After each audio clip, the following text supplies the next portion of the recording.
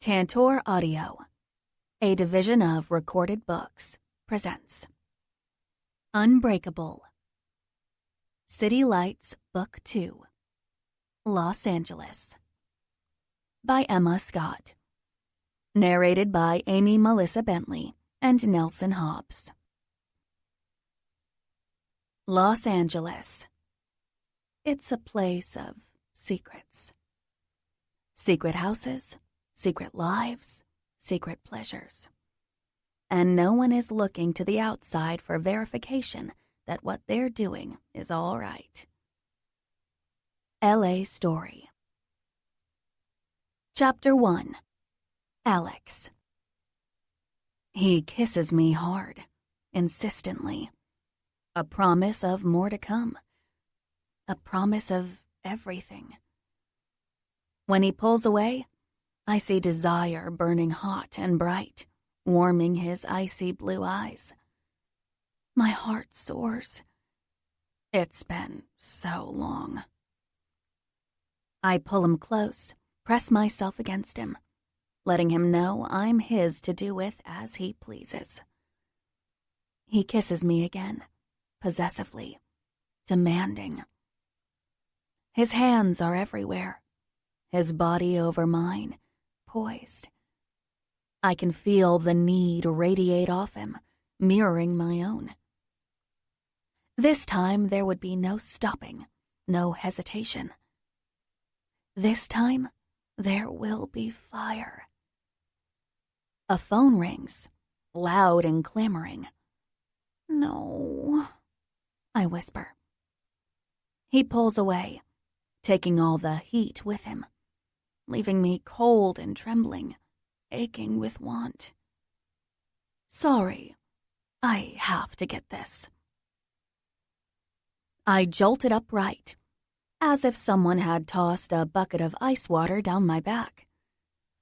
My hand snaked out to silence the alarm clock that had invaded my dreams, and I sank back into the pillows, my heart pounding, my breath coming fast.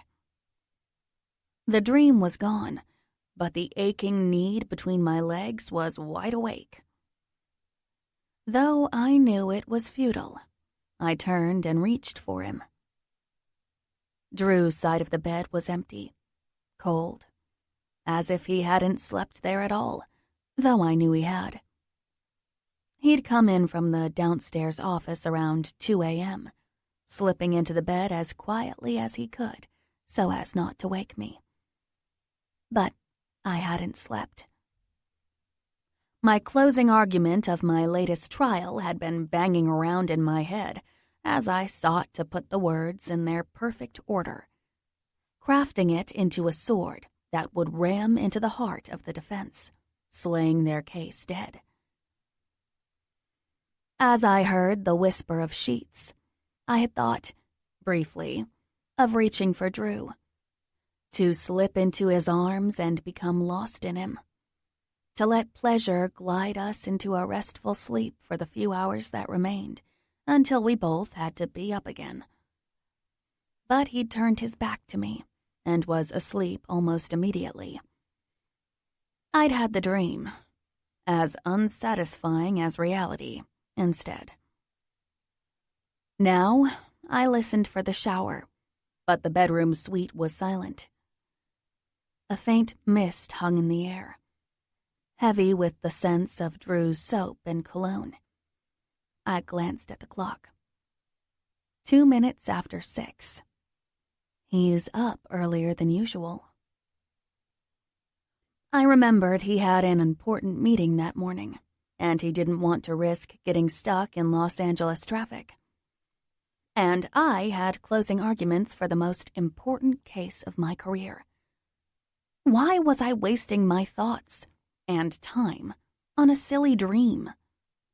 I threw the covers off and swung my legs over the side of the king-size bed, pausing a moment to mentally organize my day. Schedules, research, depositions, lunch with the posse. But first and foremost, those closing arguments. I took a deep, meditative inhale. the kind I had been taught in countless yoga classes, and let it out slowly. Monroe versus Hutchinson. I was a mere 3 hours away from giving the speech that would lock it down with a win and all but guarantee I would make partner at the law firm of Lawson and Dooney. The last vestiges of the dream slipped away, forgotten. I showered quickly and stepped out into a misty bathroom ensuite that now smelled of my perfumed body wash and the French lotion Drew had bought me on a business trip to Paris the year before.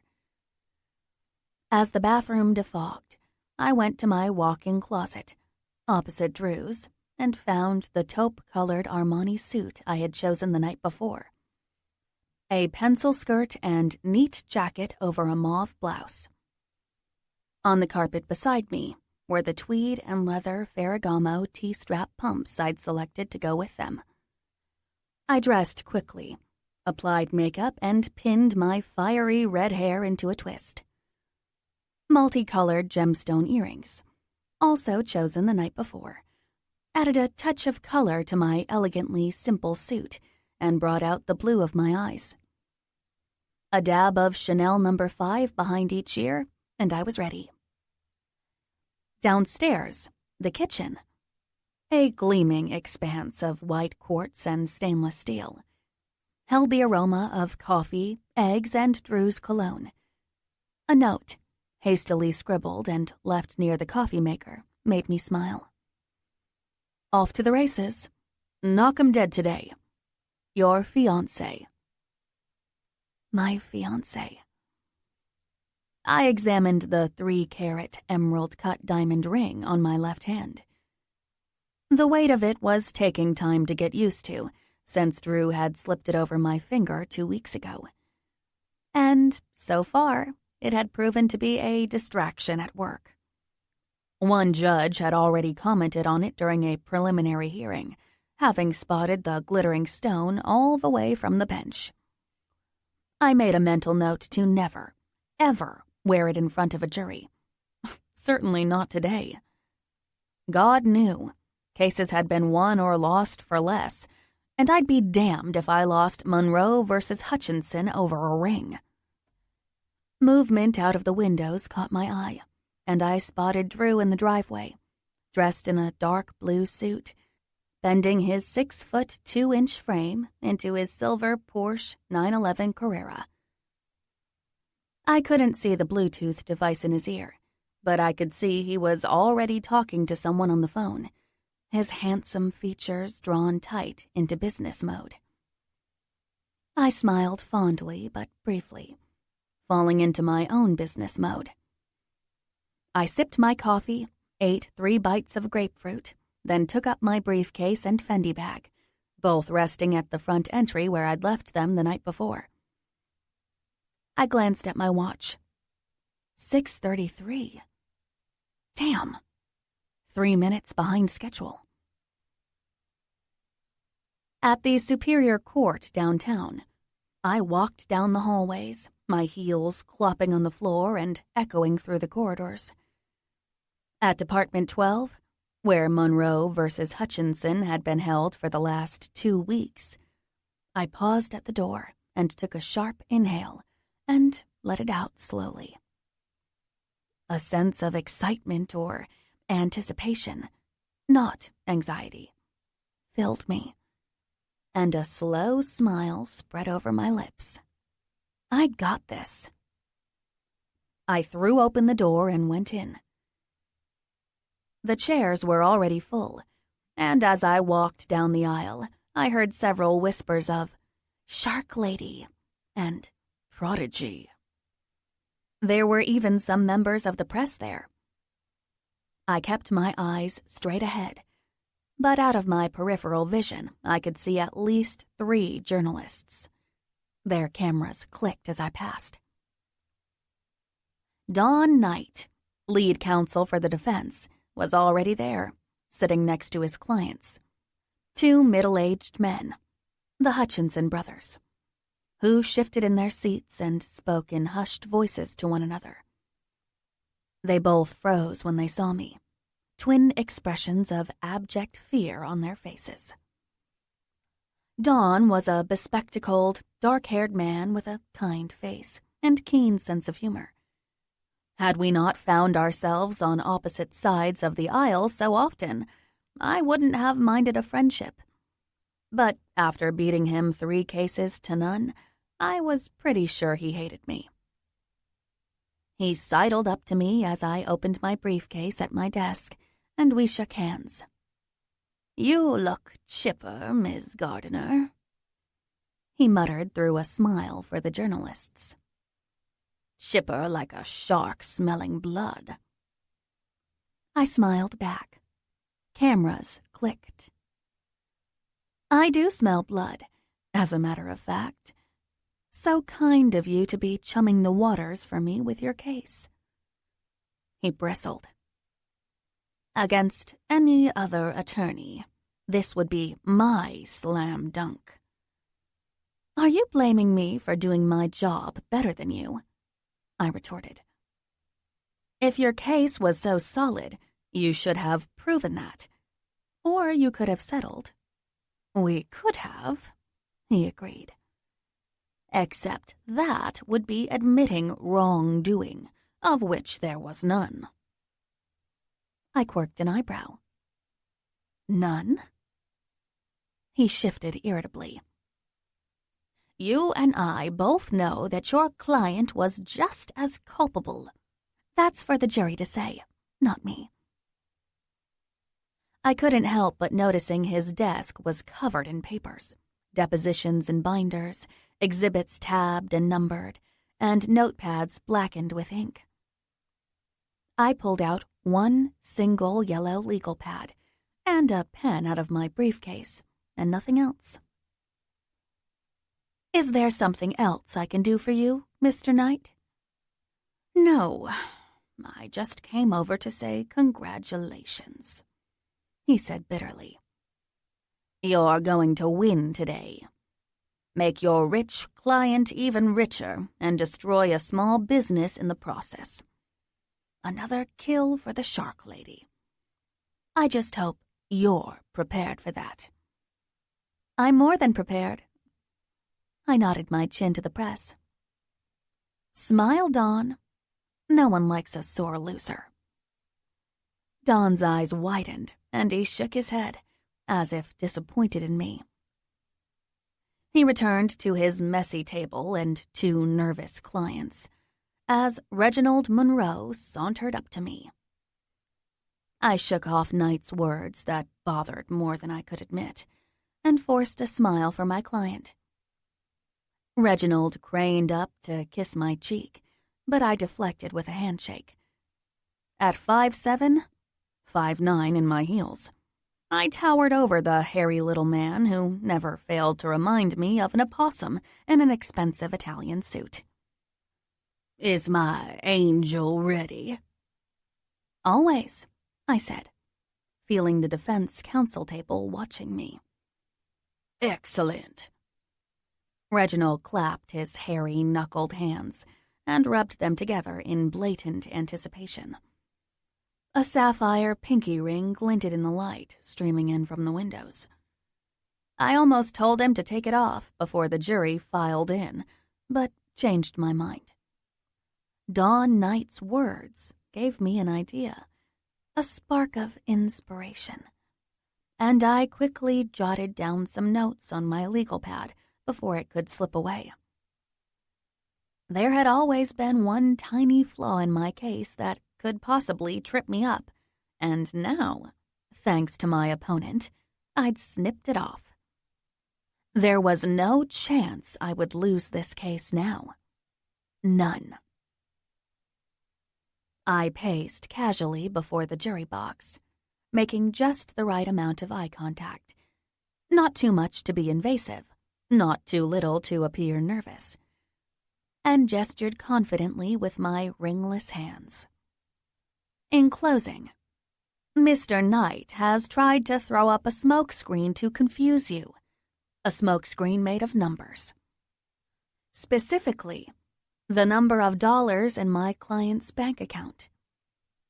The defense has worked almost as hard to show you how wealthy Mr. Monroe is as they have trying to mitigate their client's negligence. Why reward a rich man with more riches, you might wonder. And that's what they want you to be thinking. But I am here to remind you that your job is not to consider Reginald Monroe as a series of numbers. He is a human being, wronged by the defendants, and seeking appropriate recompense in the eyes of the law. If he were a garbage collector, would you feel more sympathy? How about if he were unemployed? Is the pain and suffering sustained by him at Hutchinson Hardware somehow less consequential simply because he drives a Rolls-Royce? The answer is no. You are the eyes of the law, and justice is blind to all things: race, creed, religion, and how deep a victim's pockets might be. Pain is pain. Suffering is suffering. And we can't let a business off the hook for causing both, no matter our opinions of the victim. We have to set an example because the next time they're negligent in providing for the safety of their customers, it just might be that garbage man or the single mom working 2 jobs who takes the fall. Thank you. Mr. Knight offered a rebuttal argument, but I hardly heard it. Judging by the looks on the jurors' faces, they weren't buying it either. Judge Fitzpatrick gave them their instructions for deliberations, and the court was adjourned until they reached a verdict.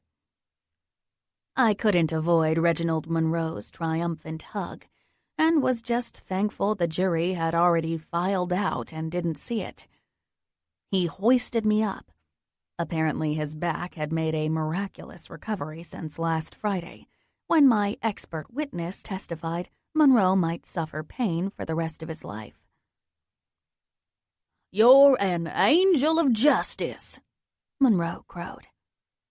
"I wouldn't say that," I said, wriggling out of his grasp. The press was still here, snapping pictures and holding up their phones to record the scene. "I have to tell you," Reginald said. "When John Lawson assigned you for my case, I had my doubts. I'd heard you were a prodigy, but hearing and seeing are 2 different things. And I've seen it all. You're the real deal, sweetheart." Condescending sweetheart aside, the compliment thrilled me. "Thank you, Mr. Monroe. That's kind of you to say." "Come on. Let me take you to lunch and we can discuss how Lawson and Dooney might be a good fit to handle the legal affairs of the entire Monroe family." He said family, but he may as well have said empire. The Monroe family was akin to the Waltons of Walmart fame, but with a thriving hotel and luxury resort chain instead of superstores. For L&D to handle all of their legal needs was akin to winning a Powerball lottery. I saw Dawn Knight watching us, but kept my face neutral. "I'd love to, Mr. Monroe, but I have a prior lunch appointment I can't skip. And besides, it's not over yet. The jury needs to come back for us." He snorted out a laugh. "So modest. All right, I'll dine alone today, but when they come back with a verdict, I expect dinner with you, John, and even that stiff-necked Dooney, and I won't take no for an answer." "I'll call you when I get word of a verdict," I told him, and eased a sigh of relief as he and his mountain of a bodyguard/driver left the courtroom. Dawn Knight fell in step next to me as I left the courtroom. "I'm an idiot, aren't I? Make your rich client richer? I planted that seed and watched you turn it into a bumper crop." I smiled thinly. You're mixing metaphors. I'm a farmer now? I thought I was the shark smelling blood. Acting as if my client's guilt was a foregone conclusion was an especially nice touch. I thought so. We reached the courtroom door, and Knight's expression softened. I admire you, Ms. Gardner. I really do. But I feel sorry for you more. Someday, I'm afraid you'll see why. Chapter 2. Alex. I tapped my fingers impatiently on the steering wheel, silently commanding the red light to change. My engagement ring captured the afternoon sunlight and sprayed it over the dash. I smiled, feeling some of the tension leave my face, but only for a moment. Dawn Knight's words resounded in my head like bats in a cave, and I couldn't sweep them out. He had ruined my triumph. I'd just nailed the most important case of my career, so far, and was fulfilling the legacy of my father, one of the greatest trial lawyers in Los Angeles before he retired 5 years ago. Now I suddenly felt like the princess and the pea, lying high on a stack of the richest mattresses and still feeling a tiny little prick of discomfort. At 12:30, 15 minutes behind schedule, I guided my Mini onto Santa Monica Boulevard and screeched into the Belvedere's parking lot. I briefly checked my reflection in the rear view. A stray strand of red hair had come loose. Knight was just bitter that he'd lost, I reasoned. If I hadn't had a strong case in the eyes of the law, we wouldn't have gone to trial at all. Was I supposed to hold back? Would Usain Bolt run a race more slowly simply because his fellow racers weren't as naturally fast? This case was going to make an already wealthy man even richer, catapult L&D into the stratosphere of law firms, and make me a partner. But, like I had told the jury, that was all window dressing. Guilty is guilty, and if Hutchinson had had sturdier shelving for their heavy supplies, they wouldn't have toppled onto Monroe in the first place. The fact that he had been climbing those shelves, and partially drunk at 10 in the morning, was beside the point. I tucked the stray lock of hair back into my severe twist. I had done nothing outside the bounds of the law. My father would be proud. With that thought bolstering me, I stepped smartly out of the convertible and handed the keys to the valet. Before I could go in, my phone rang. I recognized my paralegal's number. Abed, what's up? I tried to get the check to our expert on Folgate v. Robs, but he only takes cashier's checks, and your name is on the account. I can't write it. I nodded. He's paranoid, crazy bastard, but he's going to destroy Rob's case with one expert sentence. I'll go to the bank after I have lunch with the posse. Got it. Can I do anything else for you? Abed was my third arm, and sometimes my second brain. I didn't know what I'd do without him, and fervently hoped I'd never have to find out. You can order lunch from Picnic, I told him. Take it out of Petty. Really? I laughed. Don't sound so surprised. You work hard and deserve a lot more than a free lunch. I could hear Abed's grin. Tell that to payroll. Inside the restaurant, I shared a nod of recognition with the maitre d' and breezed through the elegant olive and peach-hued dining room, where the tinkling sounds of cutlery and glassware set a gentle undertone to quiet conversations. The Belvedere's refined elegance was soothing after the hustle and bustle of Superior Court. I reached the outdoor seating area. Graceful pillars, green plants and billowing silk above, and saw the posse immediately. 4 women sat at a table for 5, 2 dressed in expensive workout clothing, 2 in business attire. Designer bags sat beside their Nike Elite or Givenchy-clad feet. "You're late," Antoinette Phillips commented, stirring a packet of sweetener into her iced tea with a silver spoon. The sunlight filtering from between the billows of the silk awning above made her hair shine like spun gold. "This is new." Traffic. I took the vacant 5th chair at the round table and set my Fendi down beneath. "I hope you ordered my usual." "Of course." Rashida Roundtree, in a cream-colored suit and red blouse, made a motion to a nearby waiter and indicated my arrival. She turned her sharp, dark eyes on me, smiling thinly. "What kept you? Did you become lost in the throes of passion with your fiancé?" I took a long sip of ice water before answering. Lila Tran sat across from me, wearing a pale green suit and plum-colored silky scarf. My best friend gave me a commiserating look. "You know I came from work," I answered Rashida and mustered a coy smile. "The passion was this morning." "Sex on the kitchen floor?" Antoinette smirked. "So cliché." "Can we please not speak of such private things at the lunch table?"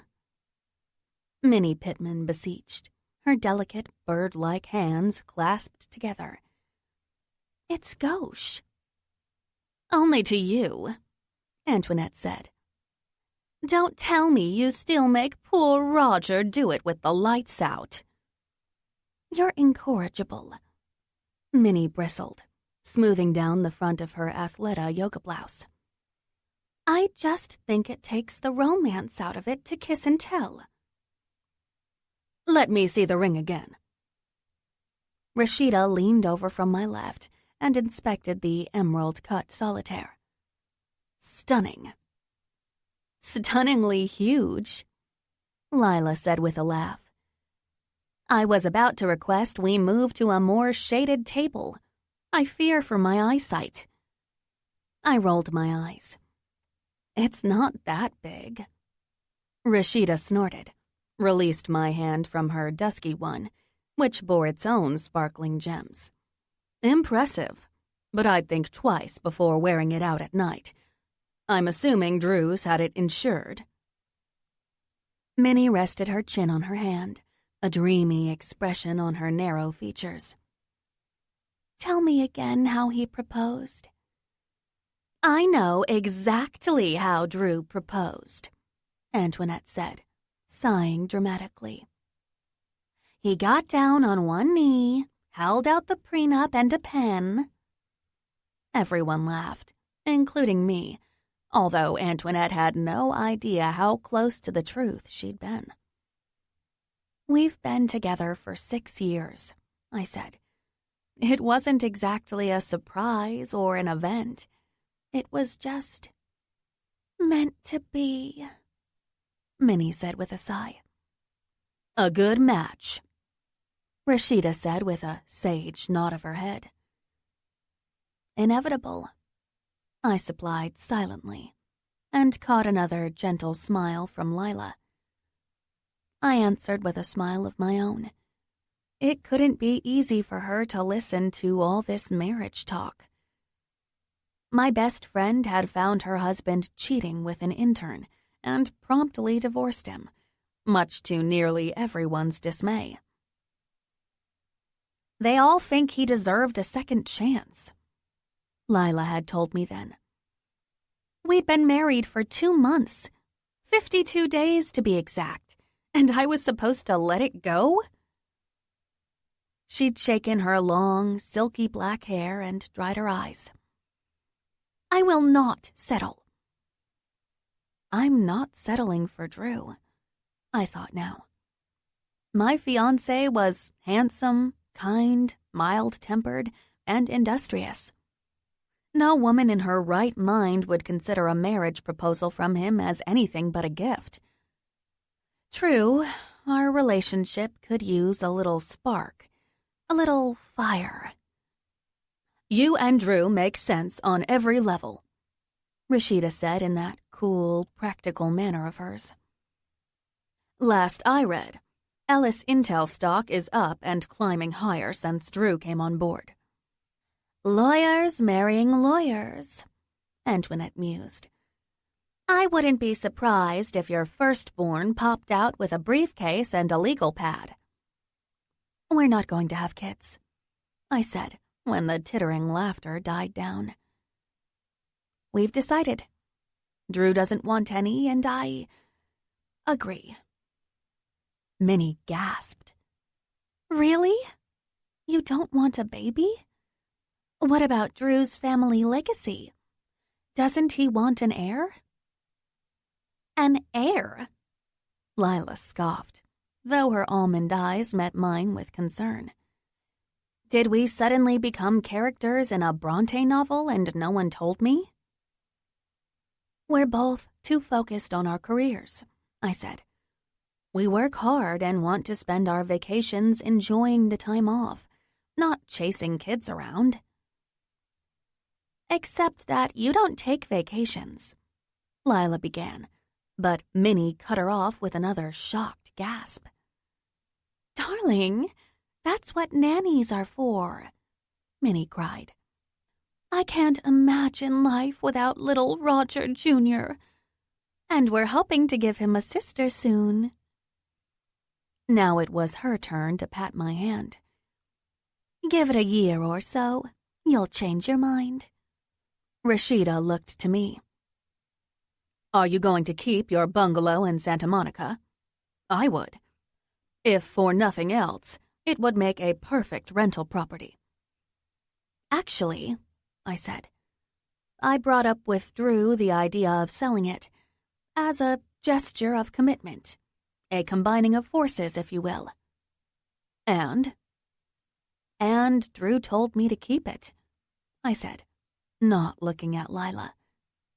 "For me, as a getaway of sorts, so that I might have time alone if I wanted it." "Good Lord, that man is a saint," Antoinette declared. "I must have him talk Paul into buying me my own bungalow. For alone time." "I'm glad he talked me out of selling it," I said. "I bought it with my own money, and I'm proud of that." That was the truth. But there was a deeper truth, in that I'd offered to sell my little craftsman house to rebel against the nagging feeling I might one day need it. That's just pre-wedding jitters talking. "Heirs and real estate aside," Antoinette said, "engagements beget engagement parties." She raised one perfectly arched brow at me. "Have you decided on a date, a venue?" "Yes to both," I said, thankful for the change of subject. I rummaged in my bag and produced a stack of invitations. "They go out today, but I may as well give you yours." "Paper!" Minnie exclaimed. "I'm so glad you didn't send one of those tacky email things. These are so much classier." "But less practical." Rashida scanned her invite. "Private dining room at Kraft. Very nice." "Century City?" Antoinette sighed. "If I must. And in 5 weeks? That's not a lot of time." The next available reservation wasn't until December. "No wonder. Kraft is beyond superb," Minnie cooed. "Roger took me to dinner there last month. Oh, Alex, this is just lovely. I can't wait." "Thank you, Min," I said. "We're not inviting a horde of people. Family, close friends, John and Mr. Dooney from my office, and a couple of others from Drew's office. And it has to be soon. With the wedding in 5 months, there's not a lot of time to spare. How on earth you think you can plan a wedding in 5 months and still work the 300 hours a week that you do is beyond me. Antoinette fished a card out of her bag. Call Patricia. She's a miracle worker. She did mine and Paul's wedding, and we only had 18 months to plan. I waved the card away. My mother has already hired someone. Aside from a few appointments and fittings, my schedule will remain blissfully unaffected. I smiled and forked a piece of hard-boiled egg from my salad. Antoinette's normally unruffled expression turned to one of shock. You're letting your mother plan the wedding? Everything? Of course not. I'll be making the major decisions. Mother is just going to put it all into place. Antoinette sat back in her chair. Still, I can't imagine turning something as important as my wedding over to my mother. Me neither, I thought. But it would only shock them to know how little I thought of the wedding. It loomed in my mind much the same way my engagement party did, as an expensive celebration of something inevitable. The butterflies and sparks I'd always imagined I'd have when I was a girl were absent. Truthfully, I worried more about how the whole affair would disrupt my work schedule. I dabbed a napkin to my mouth and set it over my half-eaten salad. My mother has meticulous taste and all the time in the world. It'll keep her busy. I checked the time. I have to get these invitations to the post office today and then run to the bank. I reached for my wallet. My turn? No, it's me, Rashida said, waving me off. You're next Monday. Of course I am, I said, rising. Ladies? I have a 1:15, Lila said. I'll walk you out. Are you okay? Lila asked as we waited for the valet. I gave her a sideways glance. Of course. Why? You were late, for starters, and you're never late. And secondly, since when do you lose track of whose turn it is to pick up lunch? I laughed. I hardly think either qualifies me for an intervention. Lila crossed her arms over her beige blazer. This is me you're talking to, not her ladyship Antoinette. I shouldered my bag. I'm fine. Waiting for the Monroe verdict, which is slightly nerve-wracking. You know how that is. Lila nodded. She was an attorney as well. The best attorney, in a small firm in Brentwood. Few things escaped her sharp eye, and judging by the way she was watching me now, that included me. She arched a feathery brow expectantly. I opened my mouth to say that nothing was wrong, that she was being overly protective, and instead heard myself blurt, I had that dream again. Again? I nodded. It was vivid and realistic. Very realistic. I woke up feeling excited and horny. Lila? I glanced around to make sure no one else waiting in the brilliant August sunshine was listening. Well, you're human, for Christ's sakes. It's allowed. I felt my skin grow hot, but Lila was the only person who knew of my and Drew's difficulties. I always felt a bit better for talking to her about it. Not that I made a habit of it. It was embarrassing enough what little she did know. if she knew the whole truth? "It doesn't matter," I said. Drew was already showered and dressed when I woke up, and I would have been late to court had we... "Had sex?" Lila puffed out her cheeks. "You can't even say the words." I ignored that. "He's working hard. He has to if he wants to make chief counsel. I'm sure he's just too tired. Most nights."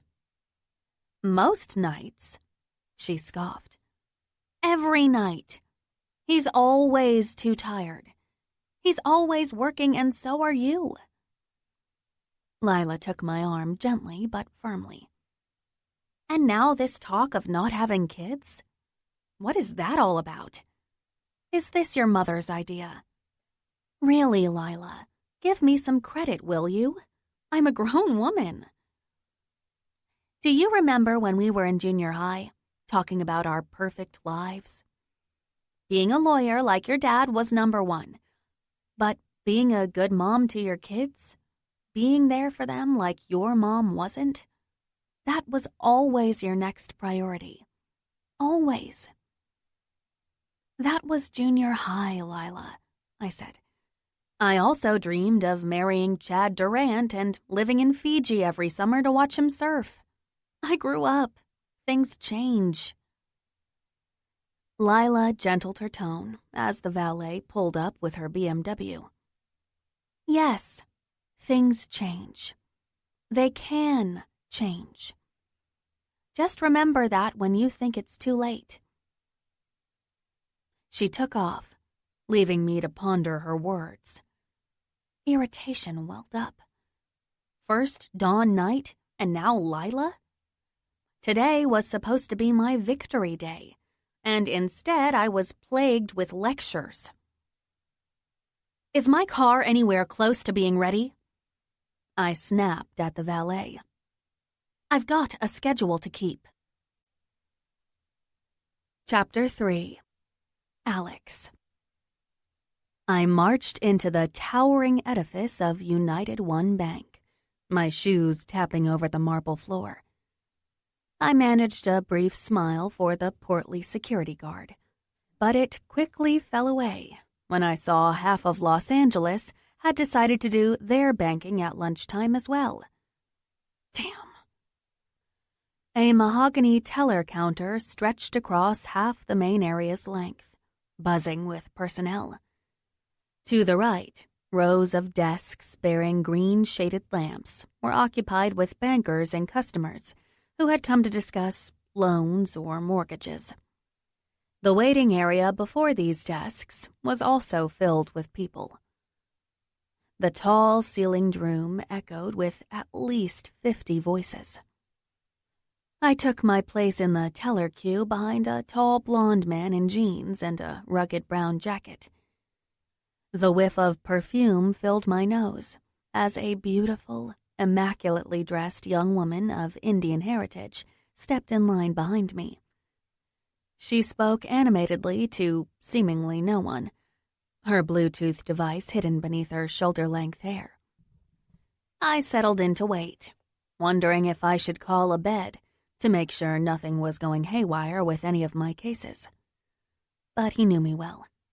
Waiting until I came into the office to give me news was a bad idea. I checked my cell phone for messages and saw none.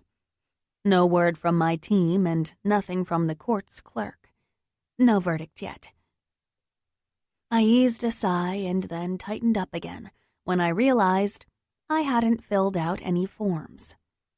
Or whatever the hell it was I needed to get the cashier's check out from my firm's expense account.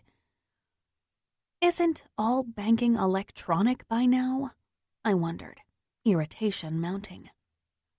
The line behind me had grown, and the line in front wasn't moving. I made a questioning motion to the young woman behind me to save my place.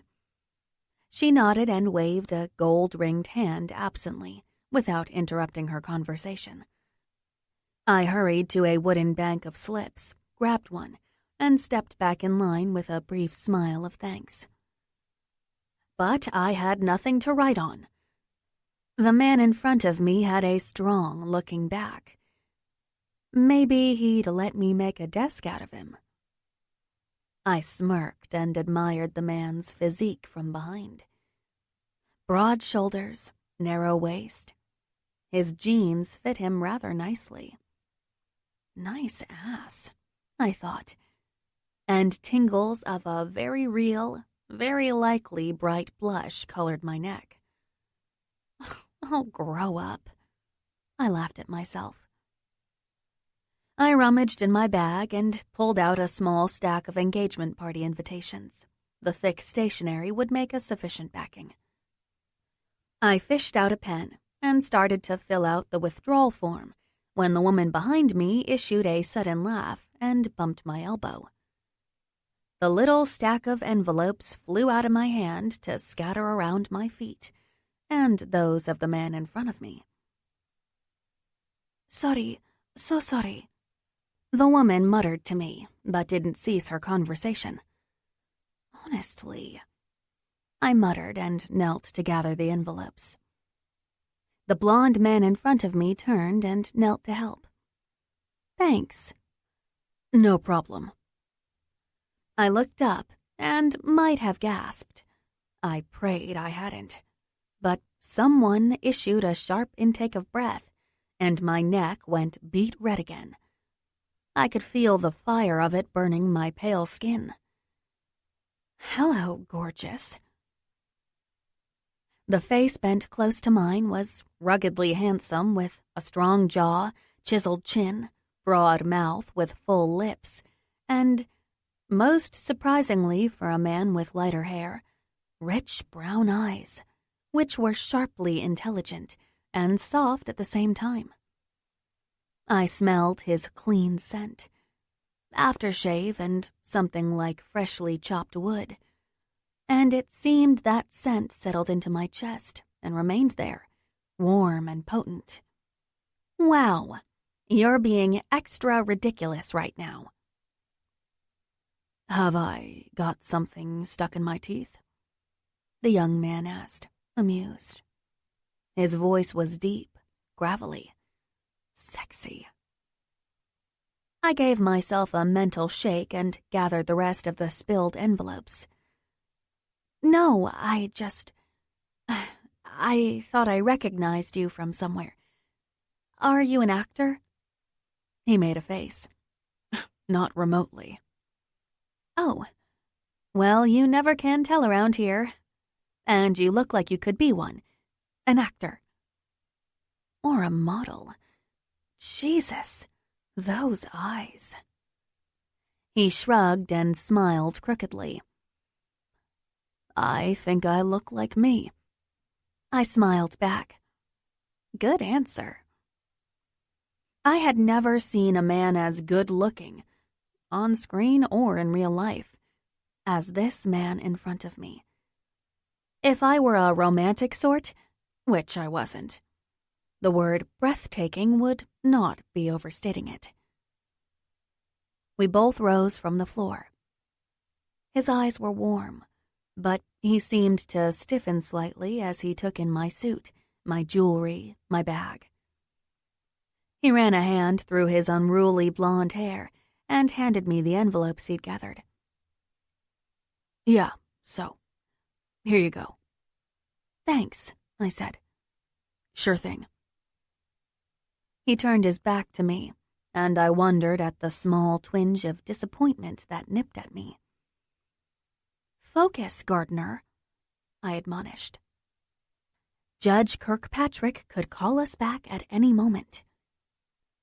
The thought wasn't a millisecond old when my iPhone chimed an incoming text from a bed. I'd told him to loiter around the courthouse after lunch in case anything important came up. The foreman has requested the jury see Exhibits 14 and 23 again. Damn. Those exhibits, Monroe's toxicology report, and the deposition of the eyewitness who had seen the idiot climbing the shelf to get at a brass doorknob he didn't even need, were the weakest aspects of my case. I wanted to demand from my paralegal when deliberations would wrap up, but of course there was no way to tell. I sent, "Thanks, keep me posted," and dropped my phone back in my bag, along with the invitations. Those exhibits, Monroe's toxicology report and the deposition of the eyewitness who had seen the idiot climbing the shelf to get a brass doorknob he didn't even need, were the weakest aspects of my case. The blond man in front of me sighed impatiently and checked his watch.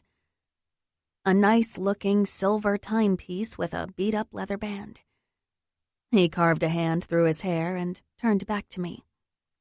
"Is it just me, or has this line come to a complete standstill?" "It's not just you," I said, steadfastly ignoring the little tingle that sparked in my belly at the sound of his low bedroom voice. I cleared my throat. "Looks like they're short a teller or two." "Or 10. Fuck me," he muttered, then eyed me apologetically. "Sorry for the language, but there isn't a worse day for this kind of bullshit," I supplied with a wry grin. He laughed, and some of the tension in his face relaxed. I tried my hardest not to stare.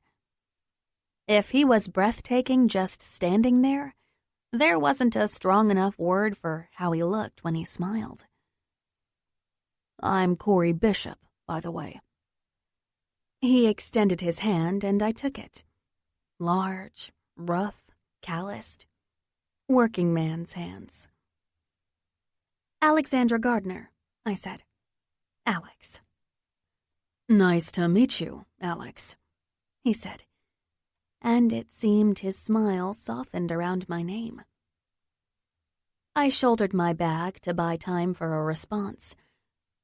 No man had ever affected me this way, and I grew irritated with myself for letting him. "It's always busy when you're in a hurry, and traffic lights are always red when you're running late. Murphy's Law." "Is that your specialty?" "No, litigation. How did you know?" "That you were a lawyer?" He shrugged. "Lucky guess. Mostly lawyers and accountants around here, or movie producers."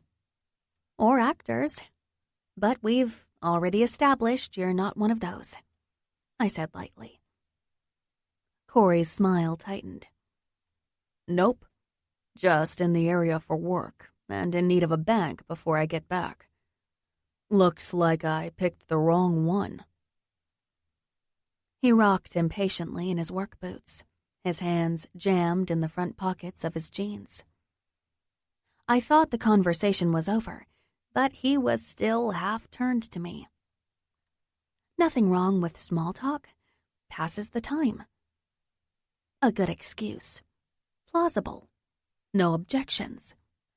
But the simple fact remained that I wanted to talk to him, to keep looking at his handsome face, and prove I could do so without melting into a puddle.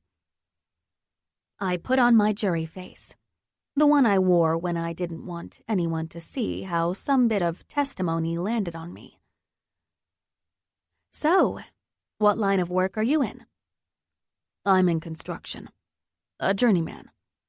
It's sort of like an apprentice to a general contractor," Cory said, answering my confused look. "You have to pile up a bunch of hours doing that first before you can become a contractor yourself." "Never heard that term before. Journeyman," I said. "Sounds rather exotic, nomadic." "Yeah, well, it's neither. Not unless you count driving to job sites nomadic." The line moved ahead by one person. I noticed that Cory and I were now standing side to side. "What exactly does a litigator do?" Cory asked. "Litigate. That's argue, right?" "Yes, I'm a trial attorney." I specialize in personal injury and some medical malpractice. He scratched the light stubble on his cheek. So, if someone's pacemaker blows, you're there to win them some money? I bristled to hear my work spoken of in such black and white monetary terms, even if that's what it often boiled down to. I straightened to my full height and still only came up to Cory's chin. Something like that. A shadow seemed to pass behind his eyes. You don't happen to do family law? No, but there's an attorney in my firm who does. I cocked my head, studying Cory's troubled expression. Do you need his number? I asked softly. Cory looked as if he were about to say something, changed his mind, and said instead, Nah, I'm good, thanks. The line inched forward, and a silence fell between us. For lack of something better to do, I checked my phone for any news from abed. Nothing. No news is good news, right? Cory said, watching me return the phone to my bag.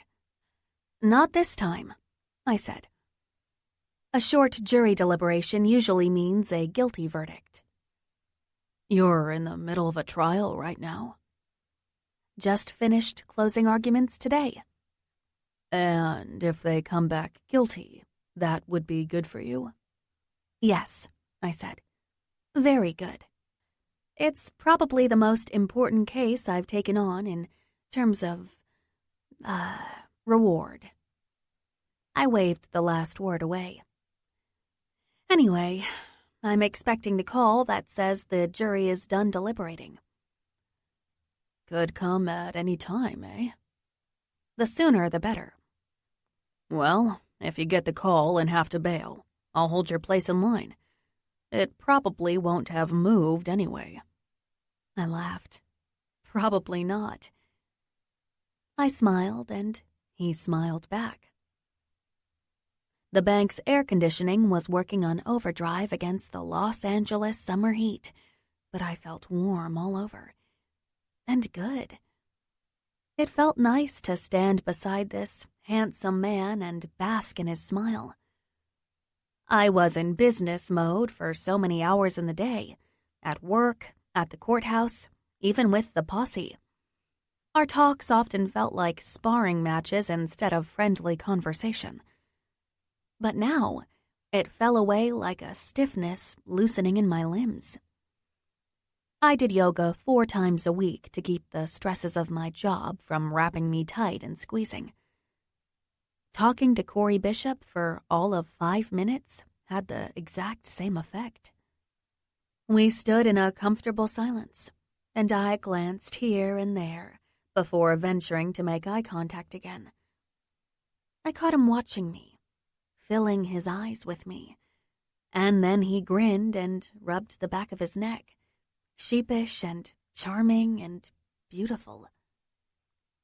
He's beautiful, I thought again. No argument there. Case closed. I blinked and realized Cory's dark eyes were holding mine intently, and my heart stuttered in response.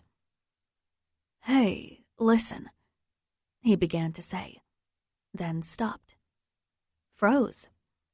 Whatever he had been about to say was lost forever. His eyes widened at something over my shoulder. I started to turn, but he grabbed my shoulders, hard, and shoved me roughly behind him. I stumbled in my heels. What the hell are you doing? The glass doors of the bank shook on their hinges, and I turned to watch with a shocked, detached fascination as 6 or so men streamed inside. They wore dark, nondescript clothes, their faces hidden behind different Halloween monster masks. Each had a huge, black, automatic weapon strapped around his shoulder and gripped in his gloved hands. A scream, the first that set off a chorus, echoed in the cavernous heights of the bank as one man drove the butt of his weapon into the security guard's midsection. Time slowed, and it felt as if some spell had been cast, turning summer to winter. I'd been suddenly submerged in ice-cold gelatin. My heart crashed hard against my chest like a wrecking ball, and I clutched Cory's arm in a vice grip. I could feel the coarse denim of his jacket against my skin. Tangible. It helped to battle the surreal scene that was unfolding before me. Cory turned to me. I saw fear spark bright in his dark eyes, but they held a grim determination, too. "Get down!" he shouted, breaking the strange, slow-motion spell. "Get down now!" Time shot forward, and I heard screams, tromping footsteps, and cries. But I couldn't move. I felt rooted in place. Cory grabbed me, and suddenly I was on my stomach, my face pressed to the cold floor, my hand still clutched around his arm. My heart was now pounding so hard I could hardly distinguish one beat from the next. It had only taken seconds. Seconds stretched and warped by a terror I hadn't thought it possible to feel. And I sucked in air to calm myself as above and around me, armed men infiltrated the bank, brandishing their enormous weapons, shouting, swearing, and striking people who didn't move or obey fast enough. "Ladies and gentlemen," said one, shouting through his vampire mask in order to be heard while pacing among the masses of cowering people. "In the event you have any lingering confusion, this is a fucking robbery." Chapter 4. Alex. I calmed my racing heart with deep breaths until it didn't feel as if it were about to explode in my chest. My left hand was shaking, and my right was clenched around Cory's arm so tightly I thought I'd never be able to pry it loose. As the initial screams subsided to low cries, I heard panicked breathing to my left, the young Indian woman, though there was no chance I was going to move my head and look. I felt pinned to the bank floor by bone-cold fear, as if an unseen hand were pressing down on me, squeezing the air from my lungs so I could scarcely breathe. The armed men in the Halloween masks fanned out. Yelling and cursing sounded from behind the teller bank, while other men wandered among those cowering on the floor, shouting for no one to make any stupid moves, to not be the hero. I cringed, and screams erupted as one robber delivered a punishing kick to a man near the desks. Behind the teller bank, another woman screamed and there was angry shouting. I had limited vision, but I saw another guy in a werewolf mask with his back to the front door, barring entry and standing lookout. The man in the vampire mask who'd announced the robbery strolled among us. "If I see anyone texting, calling, or otherwise doing anything stupid to alert the authorities to our presence, I'll break your hands. Don't make this any more difficult than it has to be." Even through his mask, Dracula, with pale, rubbery skin and blood-stained fangs. The man's voice sounded calm, cold, almost bored. He jerked his head at another gun-wielding man in a swamp creature mask, who was staring at the huge wall clock's second hand above the door. "Time, 48 seconds. Dracula nodded, and I watched, bile rising in my throat, as he walked to a woman lying on the other side of Cory a few feet away. He brought his combat boot down on the woman's hand. The crunching of breaking bone sounded a split second before she screamed. The man kicked her shattered cell phone away, and the woman curled into a ball, holding her hand and writhing in pain.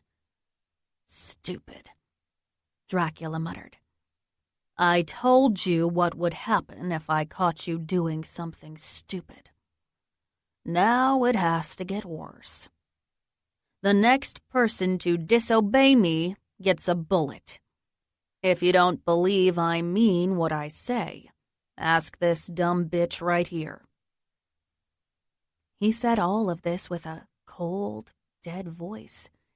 Even the insults were delivered with a detached boredom. He squatted beside the woman. "Am I a liar?" No. "And you would know." He patted her on the head, and that was almost as repulsive as breaking her fingers. He rose and resumed strolling. "Time?" "Minute 28, Swamp Creature said. Cory met my eye, as if he were checking in with me. I managed the slightest of nods. We lay facing one another, not daring to move, though I wanted to see if the woman on my left was okay. I guessed she was. Her hyperventilating had stopped. In fact, a fragile calm had descended over the bank. The robbery was occurring somewhere behind the scenes, and I thought it was nearly over, that we'd all get out of this with minimal injuries and no casualties. I was so wrong. "Hey, Drac." Another robber. This one with a smaller automatic weapon. An Uzi, maybe. And wearing a mummy mask, jogged between the prone customers. "The manager tripped the alarm, and Frankie, the stupid fuck that he is, knocked her out." 3 minutes, Swamp Creature called, panic tinging his muffled voice. The sound of sirens could be heard, faint but growing louder. "Aw, shit." "Fine," Dracula said. "Plan B. Tell the others." He addressed the bank as the mummy loped back to the rear offices. "Hear that, ladies and gentlemen? Change of plans."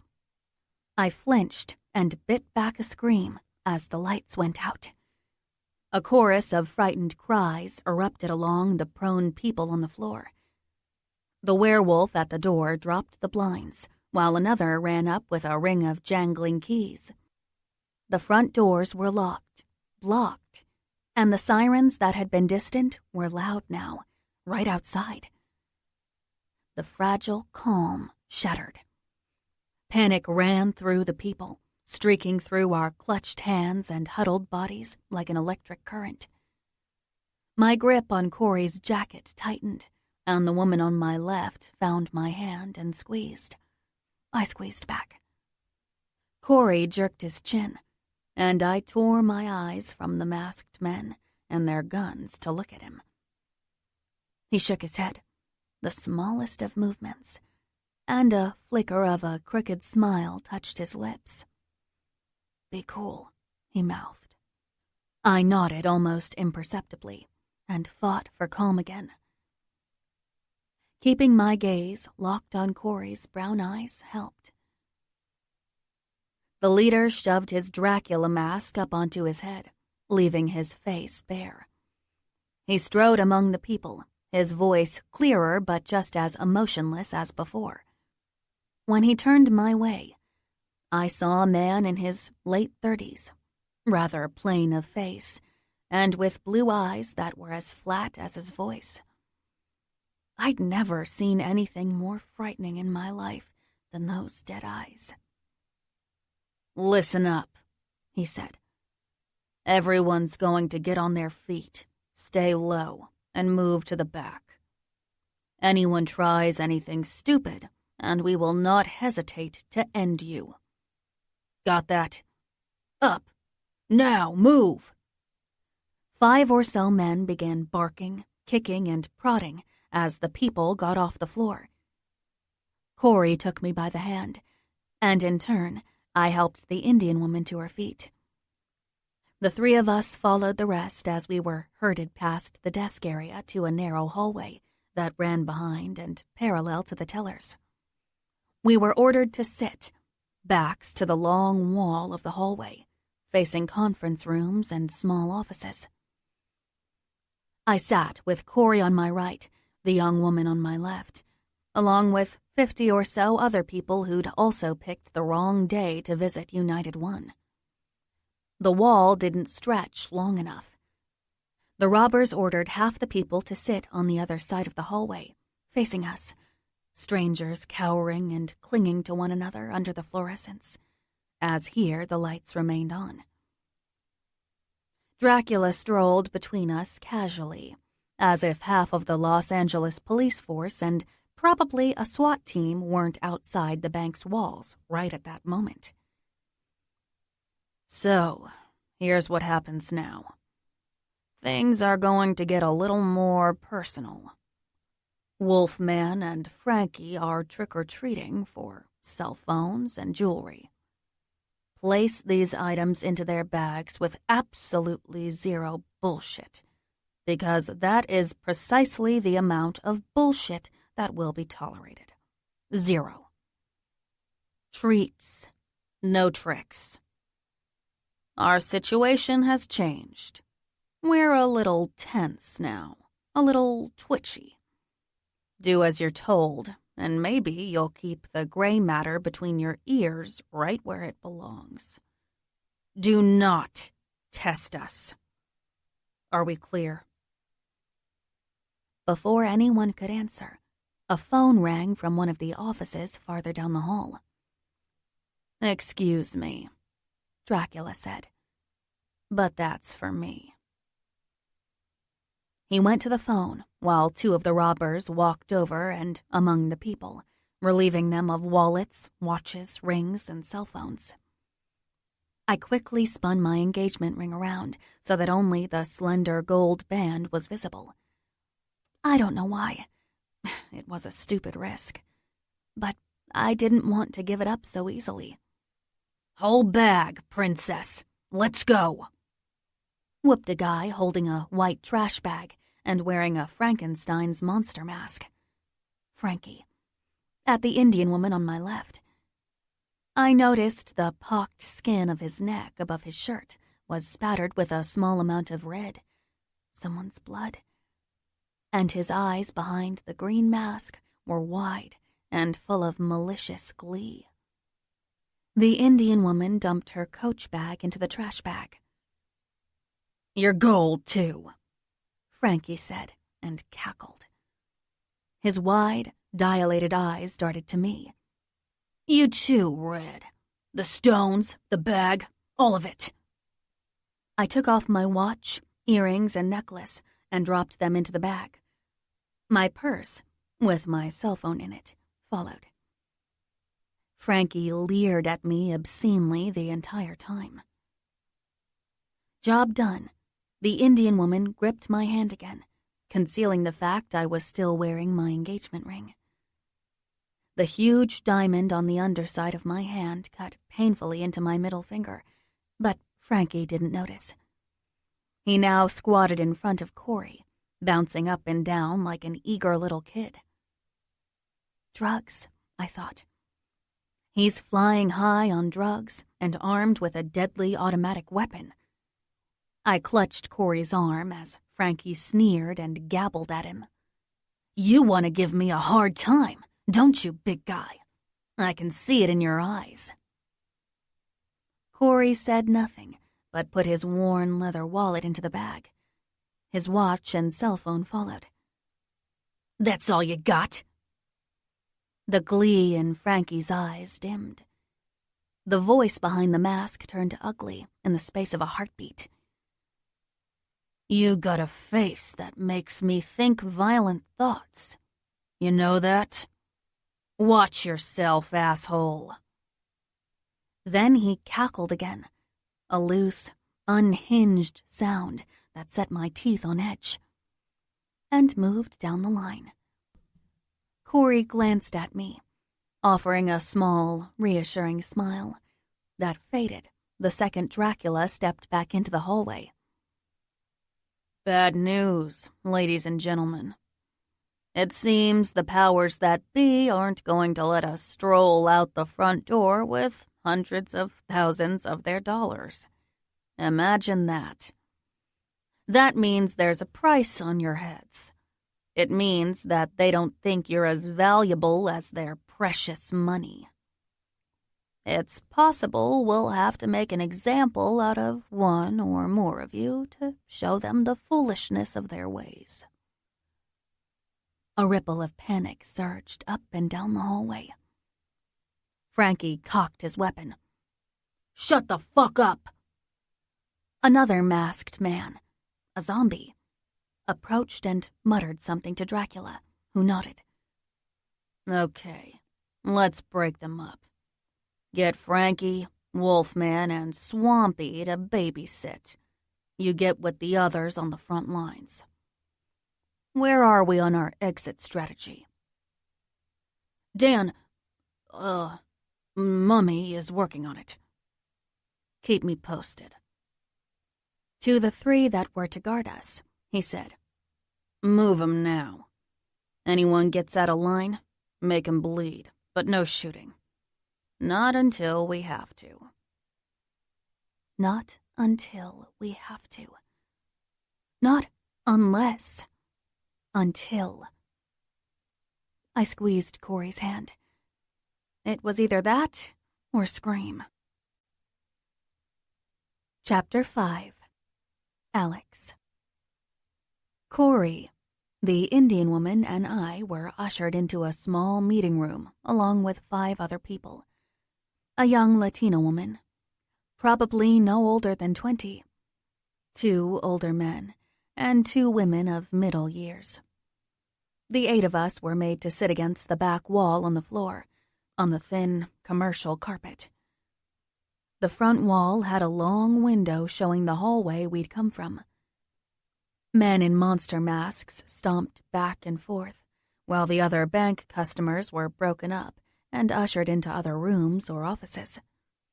My stomach lurched to see that the blood-smattered junkie in the Frankenstein mask was assigned to be our guard.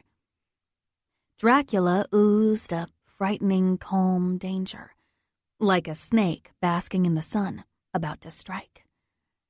Frankie was like a ticking time bomb, ready to blow at any second. Frankie smashed the computer on the desk, then the phone, cutting off all communications, and then shuffled and danced in front of us, chuckling as if he knew some private joke we didn't, until Wolfman came by and told him to stand guard outside the door. Then Frankie stuck out his wormy, yellowed tongue through a breathing hole in the mask and paced outside the closed door. The 8 hostages breathed easier without him staring at us, but we eyed each other uncertainly. One man, a big, bald-headed man with a bristly mustache and rumpled but expensive suit, scowled and leveled his finger at each of us. "Let's get something straight, right now," he hissed in a stage whisper. "Don't any of you do anything stupid to get us all killed.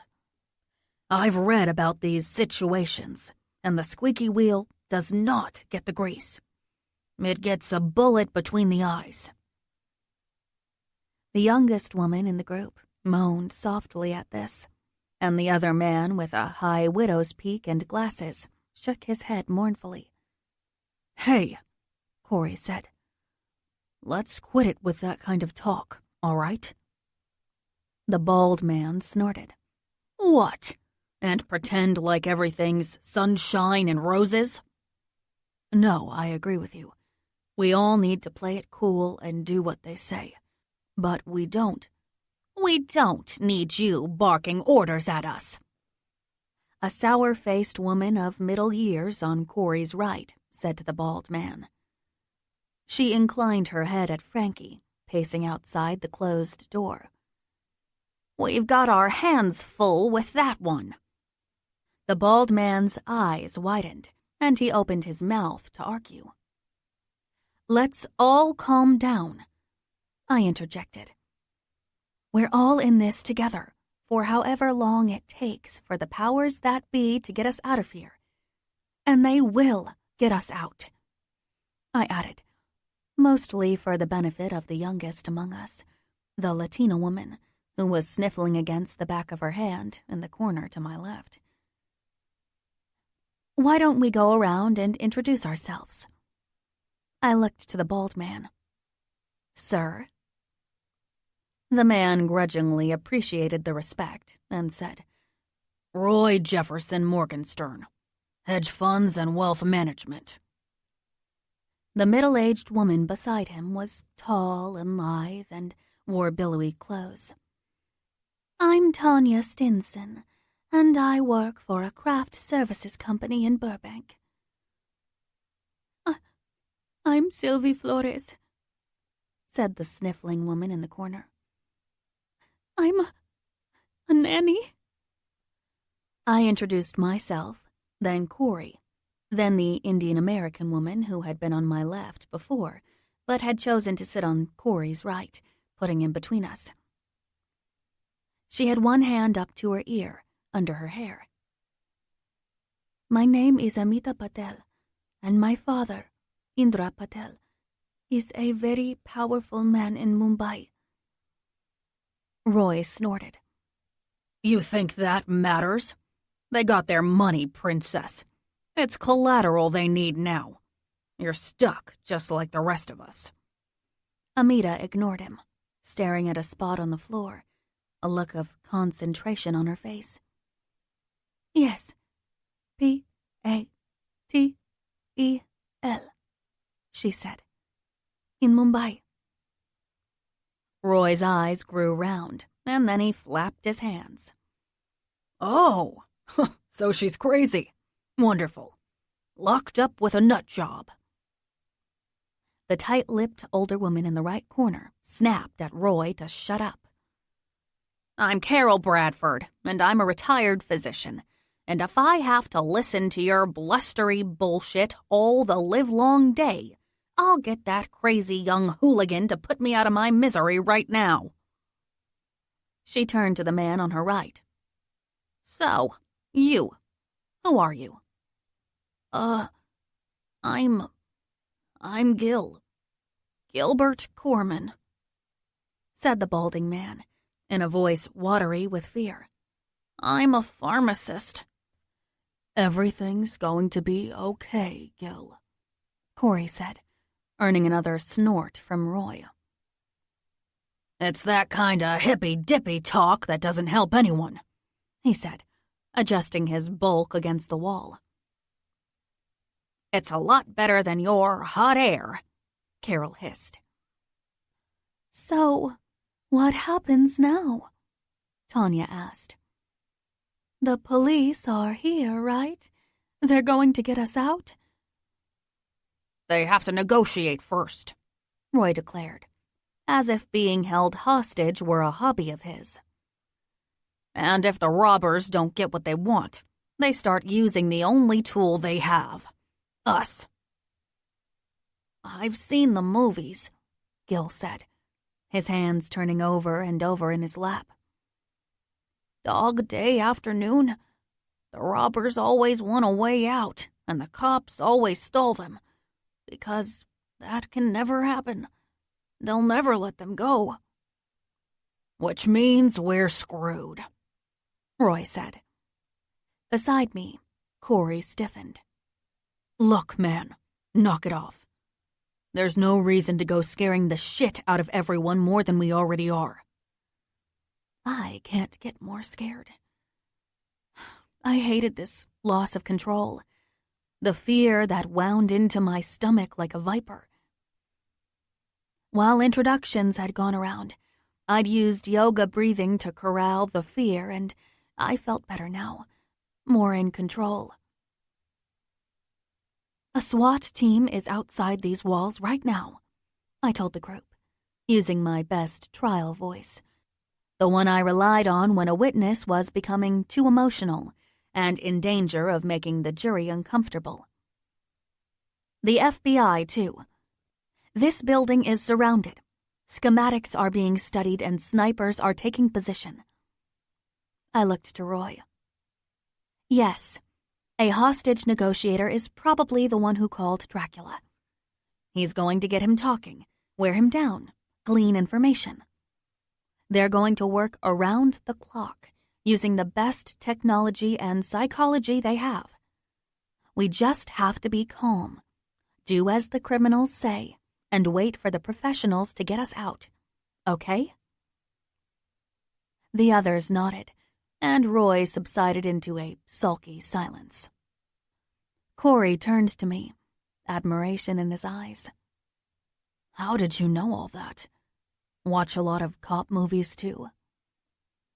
I had a client who was a former FBI agent. He had some wild stories. Cory inclined his head at the group, who each looked calmer now. You did good. Thank you, I said, amazed that, even in this horrifying situation, my heart found the room to swell a little at Cory's praise. I wanted to keep talking to him, but so did Amita, apparently. She chatted with Cory, monopolized him really, over the next hour, leaving me to my own devices. Whatever was happening between the bank robbers and the police hadn't touched us in here yet. Hours passed, and though I'd never have guessed it possible, the mind-numbing fear gave way to boredom. Carol curled up to take a nap, and I decided to follow in her footsteps. I tried to get comfortable, but the floor was just as hard and unforgiving as the wall.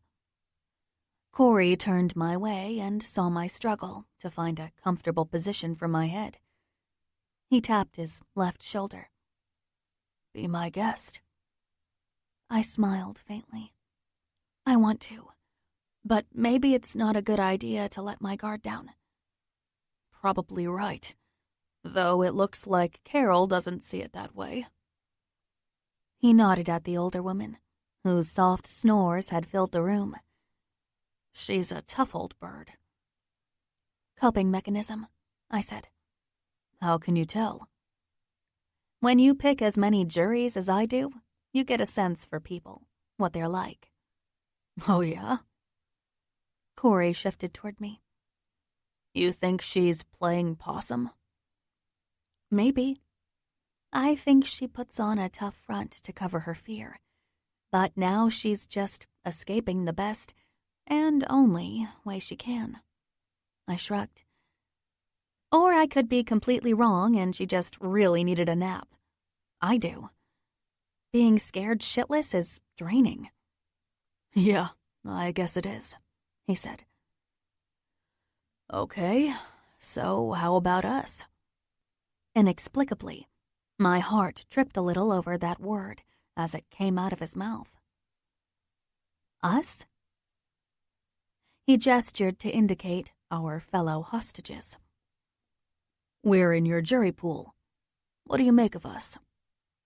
Oh, right, I said, mentally kicking myself.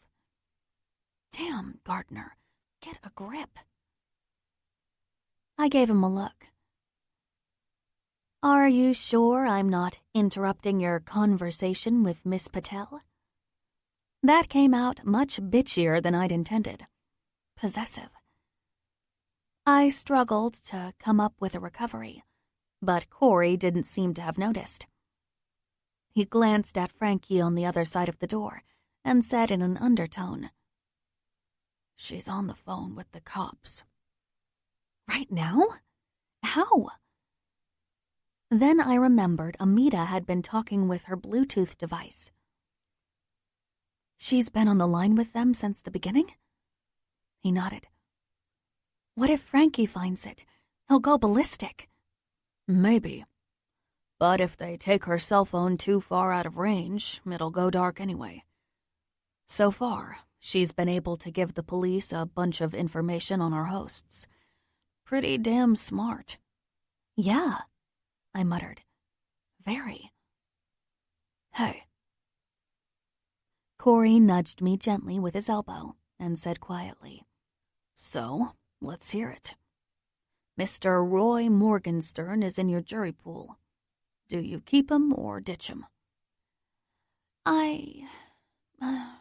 Well, it depends," I said, refocusing my attention. "If I were suing a big corporation, I'd dismiss him before he even sat down." "When would you keep him?" "If I represented the corporation. In that case, I'd pray they make him foreman." Cory's smile slipped. "Do you often take cases like that? Big corporations against a little guy?" I shifted against the wall. "I take the cases I believe I can win." "What if the winning side isn't the right side?" "There isn't right or wrong, except in the eyes of the law." "Yeah, but come on. There's a gray area." "There's no gray area," I said, trying to keep my tone neutral. "You can't let emotion get in the way, or sympathy. You have to put all that aside and look at the letter of the law. Period." "Okay, but what if the little guy is right, morally speaking, but his case is weak? You know, where the deck was stacked against him. David and Goliath, that sort of thing." "Yes, I've seen that," I said slowly. Monroe versus Hutchinson, I thought. Although in this case, David was a family-owned hardware chain, and Goliath an odious little man who barely cleared 5'4". "What I'm asking," Cory said, "is who do you fight for?" I stiffened. "Don't let him rattle you. He has no idea how hard you work or how complicated it all is." Yet the details of my Monroe case scratched around my mind like nettles. "I told you, I fight for the person who hires me. If I agree to take their case, that means I think they have a good one." "No matter what?" I crossed my arms over my chest. "It's a lot more complicated than what you see on TV or in the movies." Cory nodded, mulling this over. "Okay. So what about me?" he asked finally. "You mean in a David versus Goliath case?" "Yeah." I looked up at him, and suddenly I felt a bit lost. His eyes were like dark pools, which held a gentleness that was incongruous with his rugged appearance. The talent that served me so well in the courtroom locked in on Cory Bishop, and I saw kindness, honor. A man who rarely complained and who didn't stand for bullshit. A man who meant what he said when he gave his word. A man who would risk his own safety to help others, but who would rather eat glass than ask for help for himself. At the time, I had no way of knowing how much of what my courtroom intuition told me was true, but I wasn't considered a prodigy for nothing. Beneath Cory's broad chest was the proverbial heart of gold, beating a steady, solid pulse of goodness and integrity. I would have staked my career on it. "I dismiss you immediately." He absorbed this, seemed to be absorbing me in much the same way I had been taking him in, and then he laughed lightly to break the strange tension. "Oh, ouch. Kick me to the curb." I smiled faintly. "They don't call me the Shark Lady for nothing." "Who calls you that?" "It's a reputation I have at Superior Court." He frowned, as if he didn't like the sound of it. "And that's a good thing?" "I used to think so, until this moment." I gave myself a shake, vowing to stop letting this man unravel my thoughts and feelings with just a word. a look. My father was a great litigator, I said. The best. They called him the Great White Shark, and now I'm following in his footsteps. Or I hope to, anyway. He must be proud of you, Cory said, a strange melancholy flashing over his face, then gone again. But you don't look like a shark to me. I could find no response to that, and silence fell between us. Cory looked lost in his own thoughts for a bit before saying, It's pretty expensive to hire a lawyer, right? Can be, I said. Depends on the lawyer. As he had when we were standing in line, Cory looked as if he were about to say something more, but changed his mind. Do you need a lawyer? I ventured cautiously, remembering how he'd asked about family law earlier. I mean, when we get out? He stared at me for a moment, then turned his gaze straight ahead. I'm good. We said nothing more, and this time the silence stretched. I leaned back against the wall and half dozed, turning our conversation over and over in my mind, like clothes in a dryer. As I drifted in that strange twilight between awake and asleep, I imagined a courtroom in which Cory Bishop was the David going up against an insubstantial Goliath. And I was there, briefcase in hand, ready to go to battle. Who do you fight for? Shame burned my cheeks. I don't know. Chapter 6. Cory. Of all the damn days... I sighed and leaned against the wall, trying not to think of all the ways this robbery was screwing me over. No sense in worrying about what I couldn't fix, but I'd have a hell of a mess to clean up when we got out. So what else is new?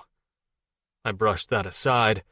If Pops heard me say something like that, and still had his wits about him, he'd smack me upside the head for feeling sorry for myself.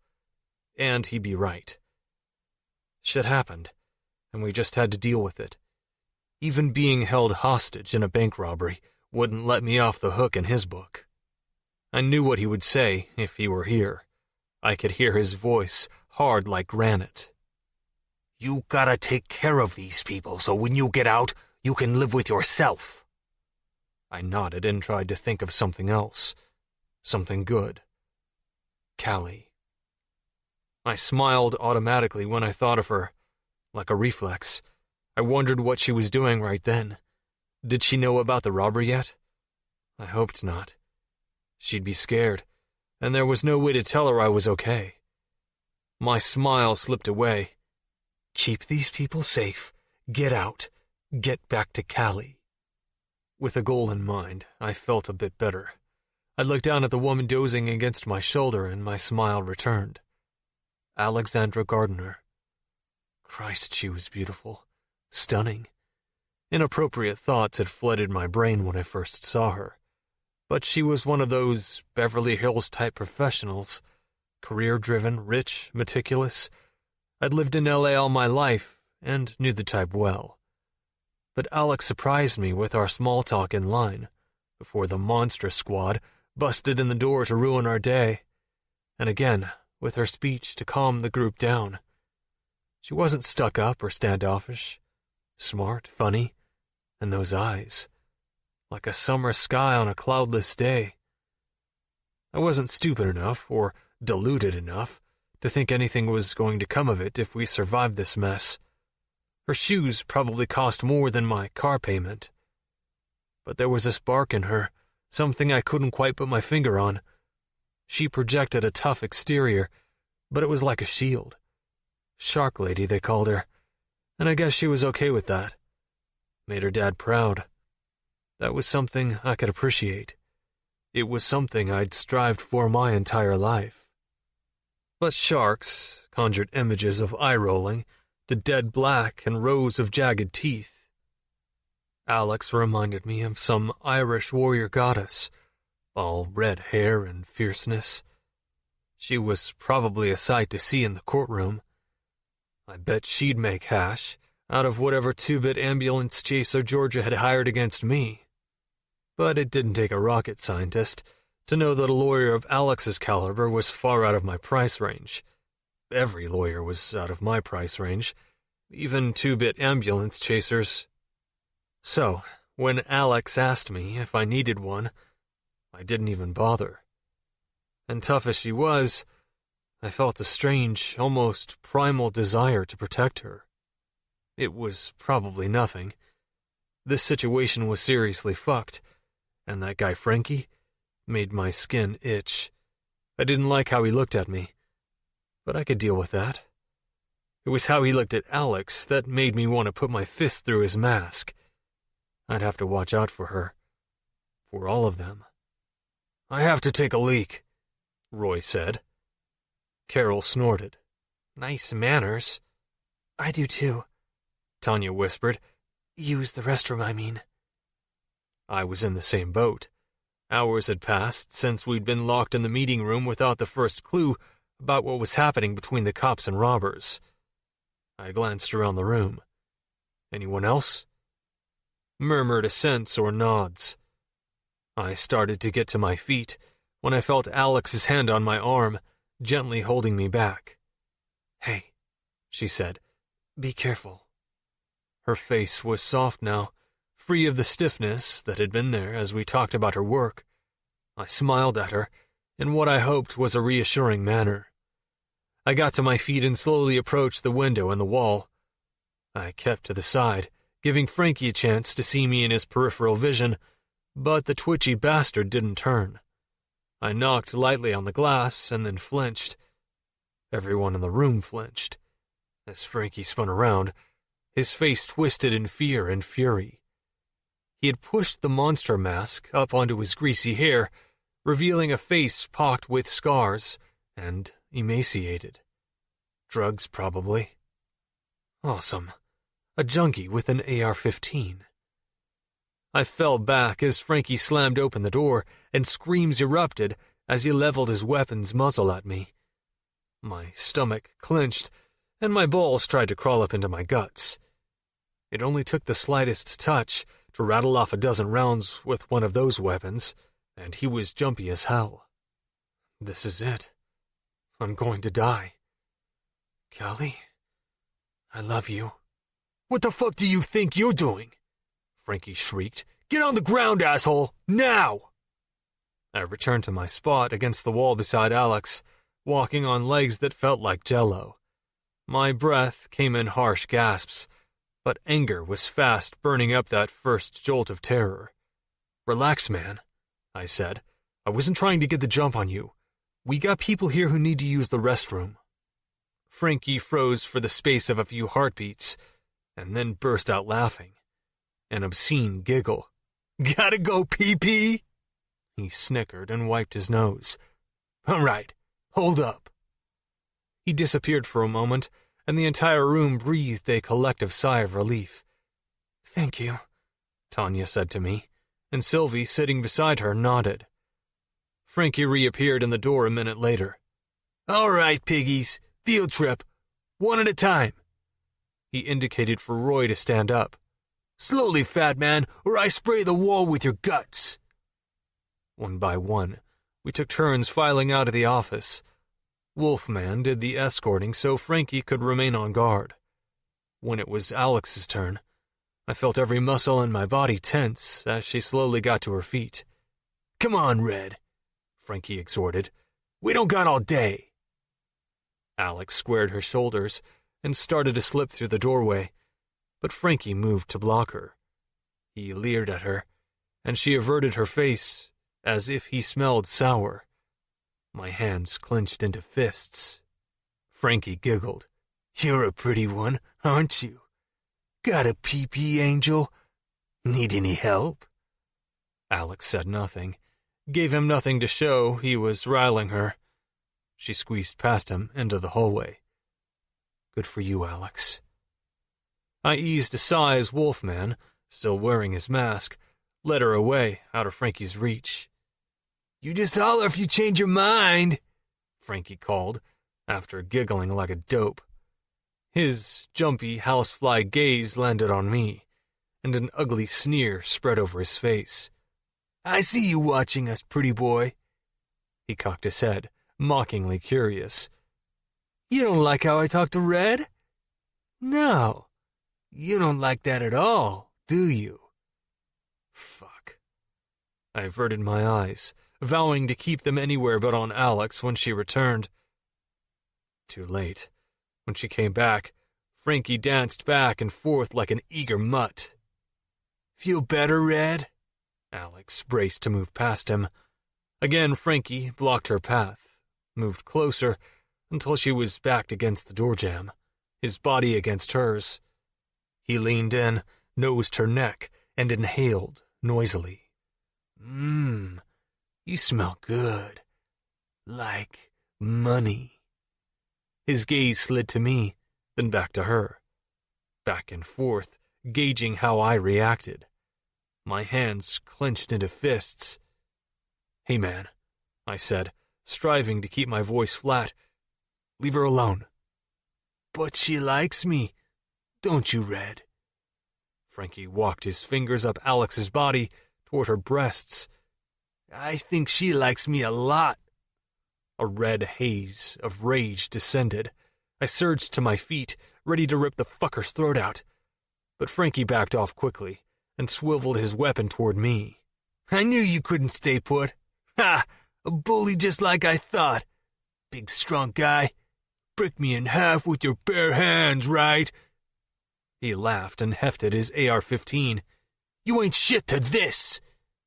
Be cool, man, I said, holding up my hands and trying desperately to follow my own advice. Just leave her alone. Fuck you! Frankie spat a wad of saliva. I think he was aiming for my face, but he was too far away, and the yellowish blob landed at my feet. Come on, Frankie, Wolfman said from the hallway. Let's wrap this up. Who's next? Frankie hesitated, and I could see 1,000 different chaotic thoughts dancing behind his eyes. Finally, he barked Alex to sit down, and she did, avoiding meeting my eyes as she passed me. I wanted to tell her it was okay, to comfort her somehow, but Frankie was jabbering at me to take my turn in the bathroom. I don't like you, he said as I went to the door. I don't like you at all. It took all I had not to shove the bastard out of my face. Feelings mutual. In the hallway, Wolfman took up position behind me. Eyes forward, no talking. We walked down a short corridor perpendicular to the hallway in which our office was located. I saw other offices filled with hostages, no more than about 10 to a room, and made a mental note to tell Amita so she could pass it on to the cops. I didn't know exactly what good it would do, but I figured the more info they had, the better, especially about the Monster Squad. By my count, there were only 6 of them, but I couldn't say for sure. I'd only seen 3 since we'd been moved. I tried to get a count of more, or anything else I thought might be useful, but the men's employee bathroom came up on the left. 2 minutes, Wolfman said. I used the restroom and then took a minute at the sink to splash some cold water on my face, trying to think. Frankie was bad news. Someone was going to end up seriously hurt or killed if he wasn't dealt with. And if he touches Alex again... My fists clenched again at the memory of that filthy bastard's hand on her. The rage had been hot and immediate, potent. You'd feel the same if it were any other woman in there, I told myself. Maybe. I knew I'd defend any woman the same way. But the ugly feeling in my chest when he touched Alex had an edge of fear to it that I couldn't explain. When my time was up, I fell in place ahead of Wolfman. Hey man, Frankie's a loose cannon, I said. You think you can put him somewhere else, away from the other hostages? I said no talking. He sounded like a regular guy, not some cartoon villain, despite the mask he still wore over his face. I took a risk and turned around. Listen, Instantly, Wolfman's AR-15 came up, and his eyes under the mask widened. The fuck are you doing? My hands shut up. Nothing, I swear. Just trying to warn you. Frankie's going to kill someone. You know that, right? Is that part of your grand plan? Under his mask, Wolfman was pissed at me, but scared too. Maybe more than a little. Shut up, turn around, and keep walking. I had no choice but to do what he said, but I kept my arms up to show I meant no harm. For all I knew, Wolfman was just as twitchy on the trigger as Frankie. Just as we turned the corner to our hallway, he said in a low voice, "He's Drax's brother." I turned my head just enough to glance back. Yeah? Yeah, Wolfman said heavily. He's not going anywhere. At the office, Frankie didn't say anything, only snickered a little, and let me move past him. The others took their turn going to the bathroom, and when the door was shut with Frankie safely on the other side, Alex took my arm. "He's got it out for you," she whispered. I noticed. "No, I'm serious. He's planning something. I saw it in his face when you left, and just now again, when you came back. When your back was turned." "I'll be careful." She huffed irritably. "Be more than careful, Cory. Don't say a word to him. No matter what happens, no matter what he does." "I'm not going to let him touch you, Alex," I said with more intensity than I'd intended. The others were watching. "You or anyone else," I added louder. Roy rolled his eyes. "Oh, joy of joys. I knew you were going to play the hero." "Shut up, Roy," Carol snapped, but the big man barreled on as if he hadn't heard. "You talk tough, Bishop, but they've got the guns. You don't." "He's right," Alex said. "And Frankie's waiting for a chance to use his, Cory. I can see it." I shrugged. They didn't get it. Roy sure as shit didn't, and neither did Alex. But that was okay. She didn't have to get it. She just had to live. I looked down to find her watching me through narrowed eyes, picking apart my silence. "I can take care of myself," she said. "I don't doubt that," I replied, not surprised that she'd read me so well. "But if he touches you again, I'm going to break his fingers." Alex sat back against the wall, taking that in, studying me again with those sky-blue eyes of hers. "I've never heard a man say something like that and actually mean it." I shrugged again. Her voice softened. "Don't get yourself killed, Cory. Please." "I don't intend to." And that was the truth. But Pops once told me that a life without integrity wasn't worth living. And sometimes, especially these last couple of years, it felt like integrity was the only thing I had left. Chapter 7. Alex. The hours dragged. The edge of fear became dulled by the slow passage of time. We'd each taken turns passing on to Amita whatever tidbit of information we had on the robbers, which wasn't much, and our names and information to let our loved ones know we were okay. Amita, in turn, let us know that an expert hostage negotiator was talking to Dracula, but no more than that. They'd told her it wasn't safe to tell us more. Everyone's watches had been confiscated, and there were no windows to the outside from where we sat. I guessed it was probably close to 9 o'clock at night. Our first basic need satisfied, the small group of people in the room began to shift uncomfortably. "I don't know about anyone else, but I'm hungry," said Gil Corman, the pharmacist. And thirsty. It was unanimous.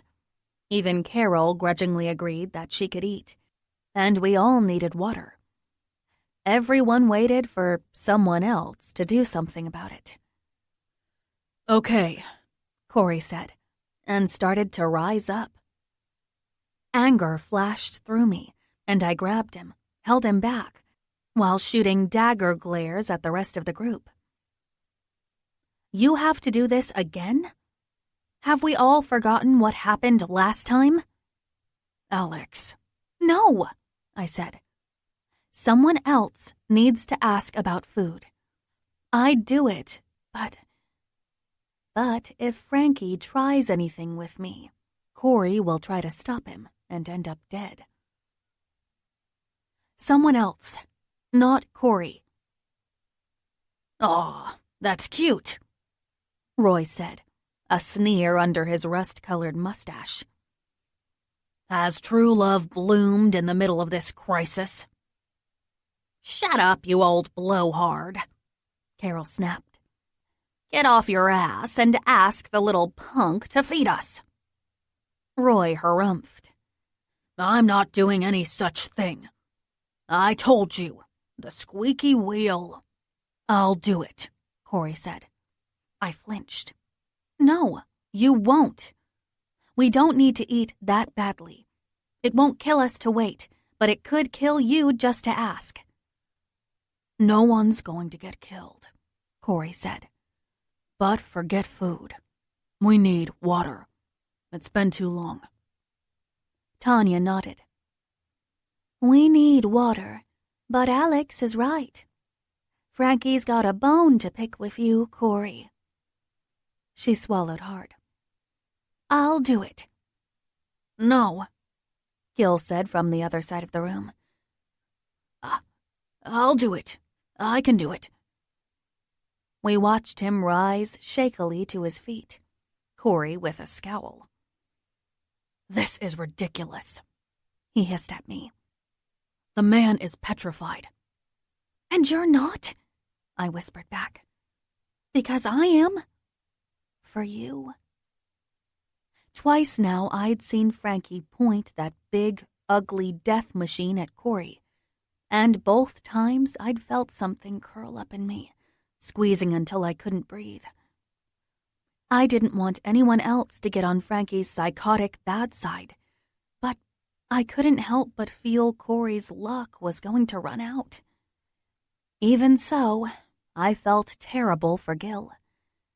He faltered after one step.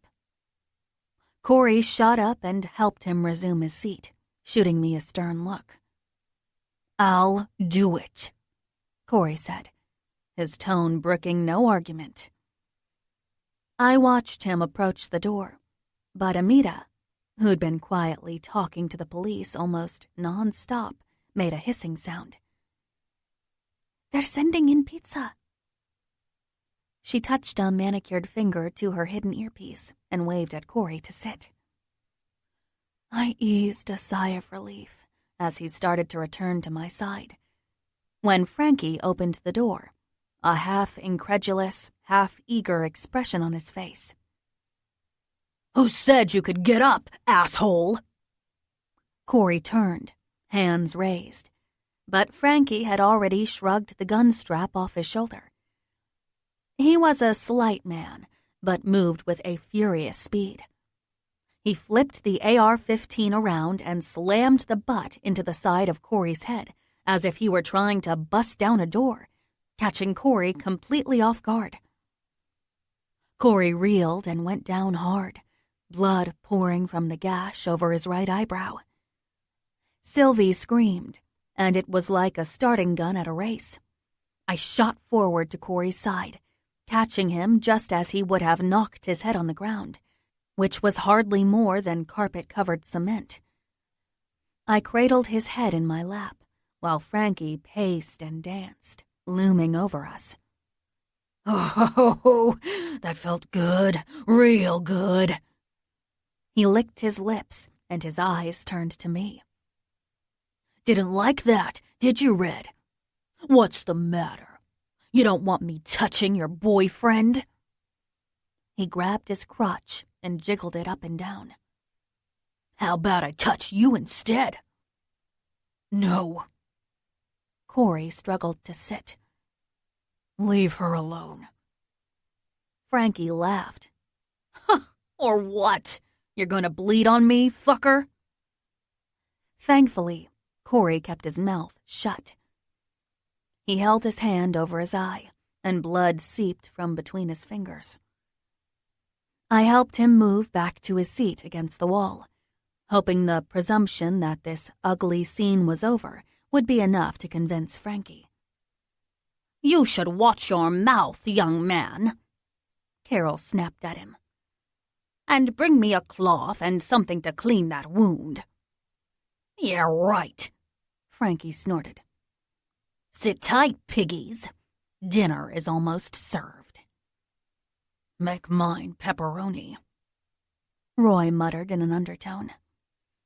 Everyone gasped, including me, as Frankie stopped, turned. What did you say? Nothing, Roy said. Just getting hungry. Frankie cocked his head. He wore his Frankenstein's monster mask on his head like a party hat. The pigs outside negotiated with Drac to get you piglets some pizza. He cocked his AR-15 at the portly man. How did you know? Roy's jaw moved up and down, but no sound came out. Speak up, fat man! Frankie shrieked. But Roy had frozen up. We all had, and now the big man was going to die. Frankie released the safety on his gun. The terrible metallic sound filled the small room. It was a coincidence, Cory said quickly. We're all just hungry, like you said. Frankie swiveled his wide-eyed stare toward him, and the hair on the back of my neck stood on end. Too many times.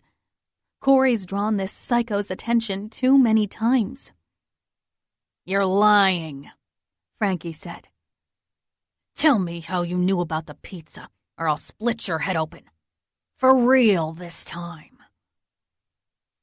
Time seemed to stand still. The air in the room vanished. I tried to breathe, and couldn't as the reality became clear. Cory told the truth, and Amita could die.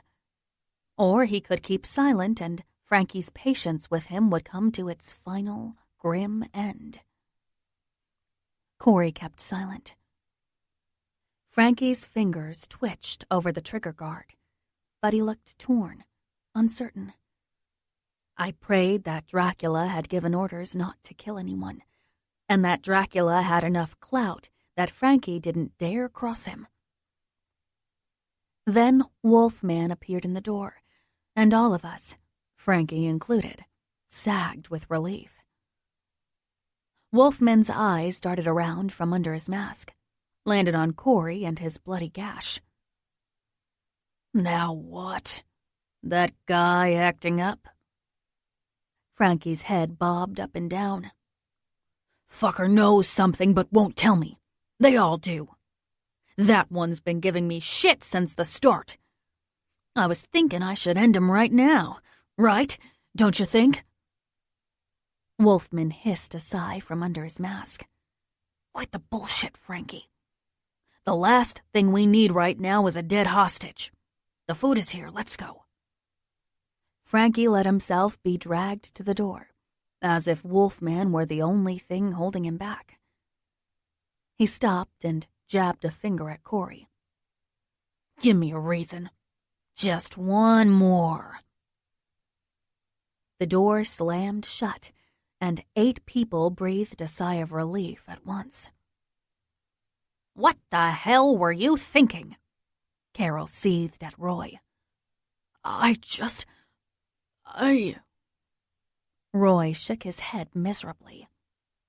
Carol flapped a hand at him irritably and crawled over to examine Cory's brow. Lovely lump. I can't tell if you have a concussion or not. Feel nauseous? No? Well, don't go to sleep. Not for a while yet. And you need stitches. At least 10. He clocked you good. And I have to stop this bleeding. Here. Roy withdrew a monogrammed silk handkerchief from his suit pocket. Tanya passed it to Sylvie, who passed it to me. I'm sorry, he muttered. Carol snatched it from my hand and dabbed carefully at Cory's wound. You should be. This young man saved your butt. She turned her pale blue gaze to Amita. And yours. Amita took the Bluetooth device from her ear. Battery's gone. She put her hand on Cory's shoulder, her large, dark eyes regarding him gratefully, shamefully. Carol's right. I was going to speak up, to show Frankie I was the one. But I couldn't move or speak or even breathe. I'm sorry. I'm sorry, and thank you. Jealousy, like a second hunger, writhed in my gut for the way Amita looked at Cory, and I averted my eyes. Forget it. I'm fine, Cory said. What's the news? Wolfman sounded tense, like things weren't going so well for them. Yes, but that's not good for us. Amita glanced at the door before saying more. Dracula has been trying to negotiate a safe way out. Seems as if he had a plan, but SWAT thwarted it, blocked him somehow. The dispatcher wouldn't give me details. Dracula knows he's in over his head, and the only way out is by using us. What does that mean? Gil asked. Use us. As bartering chips, Amita said, her voice smooth, rich, faintly accented. He released someone from another room. That's how we're getting pizza. Now the sergeant in charge wants him to release one more of us, but Dracula wants safe transport out, which the police are dragging their feet to give, of course. The dispatcher was trying to warn me. I could tell. To be careful. She glanced at each of us with large, dark eyes. If Dracula doesn't get what he wants, he's going to show the police that he's serious. How? Gil asked. We're the currency here, Roy said, some of his bluster returning. A hostage walks, and we eat. Free another, and we get some water. That's the cops getting what they want. But what do you think happens when Monster Squad wants something and the cops won't give it? Then we're expendable. The weight of his words sunk in, made all the more terrible when Amita nodded. Silence fell, and then Frankie returned to haphazardly toss a plain cheese pizza and a pack of water bottles into the center of the floor. He looked dull and tired, a complete 180 from the twitchy, jumpy bastard of only moments earlier.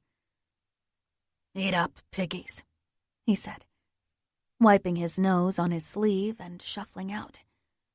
He's coming down, I thought, wondering if that was good or bad for us. Everyone snatched up a water bottle, but no one moved to take a slice. Come on, guys, Cory said. Eat. And what about you? Carol demanded. Are you nauseous? Cory smiled crookedly. I'm waiting for the beer. This helped to loosen some of the tension, and one by one, the others reached for their slice of lukewarm pizza. Everyone fell into various conversations. Gil and Roy talked across the room about certain drug companies' stock prospects. Sylvie and Tanya chatted quietly in their corner, while Amita spoke intently with Carol about their medical professions. Turned out Amita was in med school. How are you? Really? I asked Cory. I'm good. I think the bleeding's slowed. Hurts like a bastard, I won't lie. What can I do? Talk to me, he said. Keep my mind off of it. Okay, but no dozing on me. Better make it interesting then. I rolled my eyes, though secretly my stomach fluttered. I'll do my best, although I'm not sure what would make good bank hostage conversation. I'd say pretty much anything, Cory said. How about we rewind to before all this crap? To when we met. Those envelopes you dropped, they looked pretty fancy. Birthday? No, I said, my stomach suddenly heavy. No more fluttering. They're engagement party invitations. Mine and my fiancé's. Oh. Cory's smile was tense and didn't touch his eyes. So, when's the big day? January. That's good. He looked away, nodding.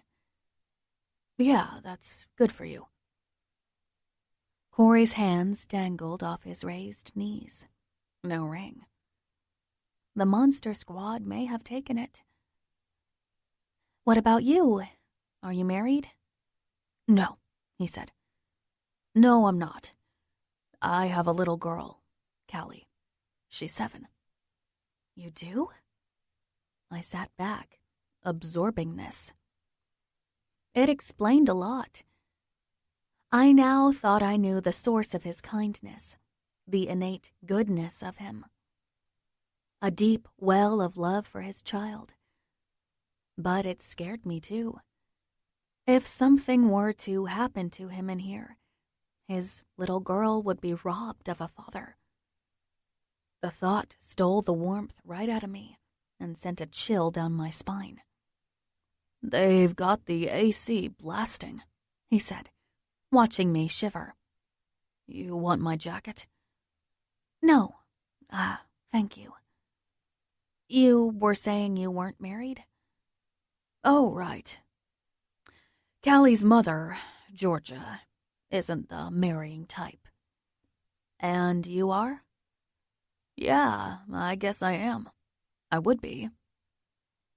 That's not something you hear from young men these days. I'm almost 30. Not all that young. He shrugged. I don't know. I like the idea of sticking with one person through it all. Help each other accomplish goals, have kids, help them accomplish their goals. It just makes sense to me. But Georgia didn't feel the same? I heard the words leave my mouth and wished I could catch them back. I'm sorry. That's extremely forward of me and none of my business. I brought it up. Cory smiled, though it was strained. So, to answer your question, no. Georgia did not see it that way. She's not a fan of my chosen line of work. What's wrong with construction, wasn't it? A journeyman? Yeah, construction. There's nothing wrong with it, as far as I'm concerned. It's what I like doing, what I'm good at. But Georgia's always telling me I'm too smart for it, as if there's nothing more to it than hammering nails into 2x4s all day. She wanted me to go to college, get a real job, but I think that's bullshit. Construction is my family business, and there was a time when we were doing well. Georgia still wasn't happy. A pained expression came over his features, but I didn't think it was because of the gash on his head. Anyway, it's money, he continued. For Georgia, it comes down to money. As in, I don't make enough for her to feel okay about being legally bound to me. The back of my leg cramped slightly, and I shifted against the wall, Cory noticed and evidently thought I was uncomfortable.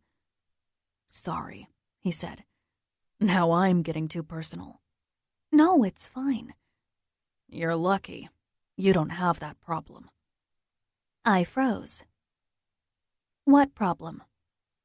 "You don't have to worry about money." He saw my affronted expression. "What? It's not a judgment call." "I have plenty to worry about. I work my ass off for what I have, and so does Drew." Cory held up his hands and said mildly, "I'm not saying you don't, but if you're trying to imply I don't have pressure..."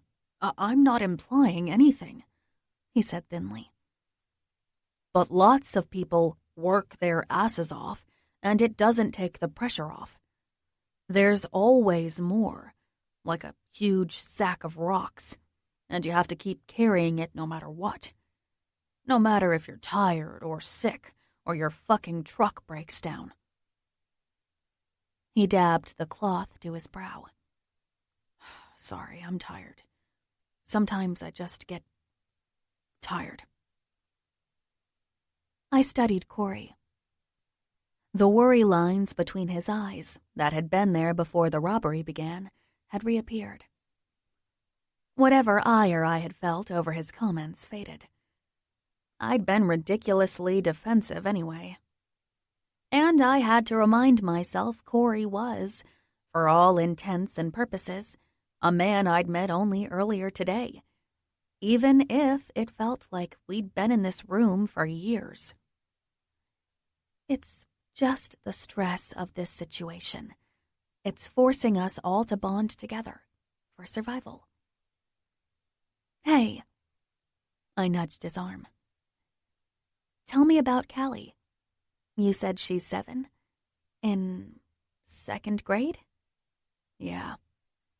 "Does she like school?" "She does. She's good at it. She likes to write stories." He laughed lightly, his whole body relaxing, his face morphing back into the breathtaking range of beauty as he spoke of his daughter. "She wrote this one story about a kid, a superhero, who flies around giving food to homeless people. That's her whole superpower, feeding the homeless." "She's got a big heart," I said. "Yeah, she does," he said. "What about you? You and your fiancé going to have kids?" I shifted again. I told myself it was just the hard floor. No, we're not. We've decided we're too busy with our jobs. It wouldn't be fair. To the child." He blinked. "Really?" "Yes, really." "Pardon me for offending." "No, I just..." He made an inscrutable face. "Nothing." "Are you one of those, you aren't a complete woman unless you have kids type of people?" "No, not at all." Cory turned so that he was facing me head on. "Kids or no kids, that doesn't make a woman any less a woman. Doesn't make her less of anything." He shifted, his head cocked to the side as if he were studying me. "But you... It surprised me is all. I had you pegged for a mom. Someday." That crooked smile of his returned. "I'd make a terrible jury picker, wouldn't I?" "No, you'd do just fine." I sighed. "I'm sorry I got pissy with you." "Twice." I laughed at his crooked smile and nudged his arm. "Twice." "You sure like to argue, don't you?" "It's in my job description," I said. "If I still have a job when I get out of here." "What do you mean?" "Remember how I said the jury was in deliberations for a very important case? My most important case?" Cory nodded. "They're not sequestered." No doubt they've heard about my situation by now, and if the defense attorney is any good, which I know he is, he's going to ask the judge to declare a mistrial. He'll argue that the jury might be overly sympathetic to me, enough to sway their decision. You think the other side would do that? It's what I'd do. So, if you lose this case, or it's a mistrial or whatever, you'll lose your job? I sighed. Not really. It'll just set me back. I'm hoping to be made partner at the firm I work for, and winning this trial would be my ace in the hole. Cory furrowed his brow. Oh. I mean, I'd have to start all over, practically from scratch, I said quickly. It would be a ton of work, and I'd have to push back other potential suits, and why am I justifying my job to him? A small voice whispered back.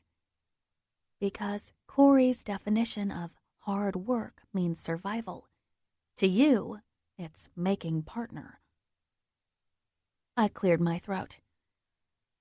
Anyway, it'd be a lot of extra work. He nodded. The worry line was back.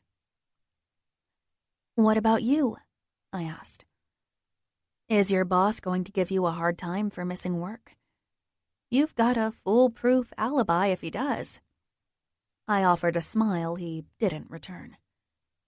Yeah, and a new scar to prove it, he said grimly. No, it'll be business as usual for the contractor I work for. It's like pulling teeth to get him to pay me, and it's usually for a lot fewer hours than I actually worked. He sighed and toyed with the bloody rag in his hand. No, the real question is going to be with my landlord. He only takes rent in cash or cashier's check. Been burned by bad tenants. That's why I was at this bank. My boss waited until the last damn minute to pay me, so I had to try to cash the check right away to pay the rent. But, thanks to being stuck in here, I'm going to miss the payment. I'm pretty sure I'll have been evicted from my apartment by the time we get out of here. Would your landlord do that?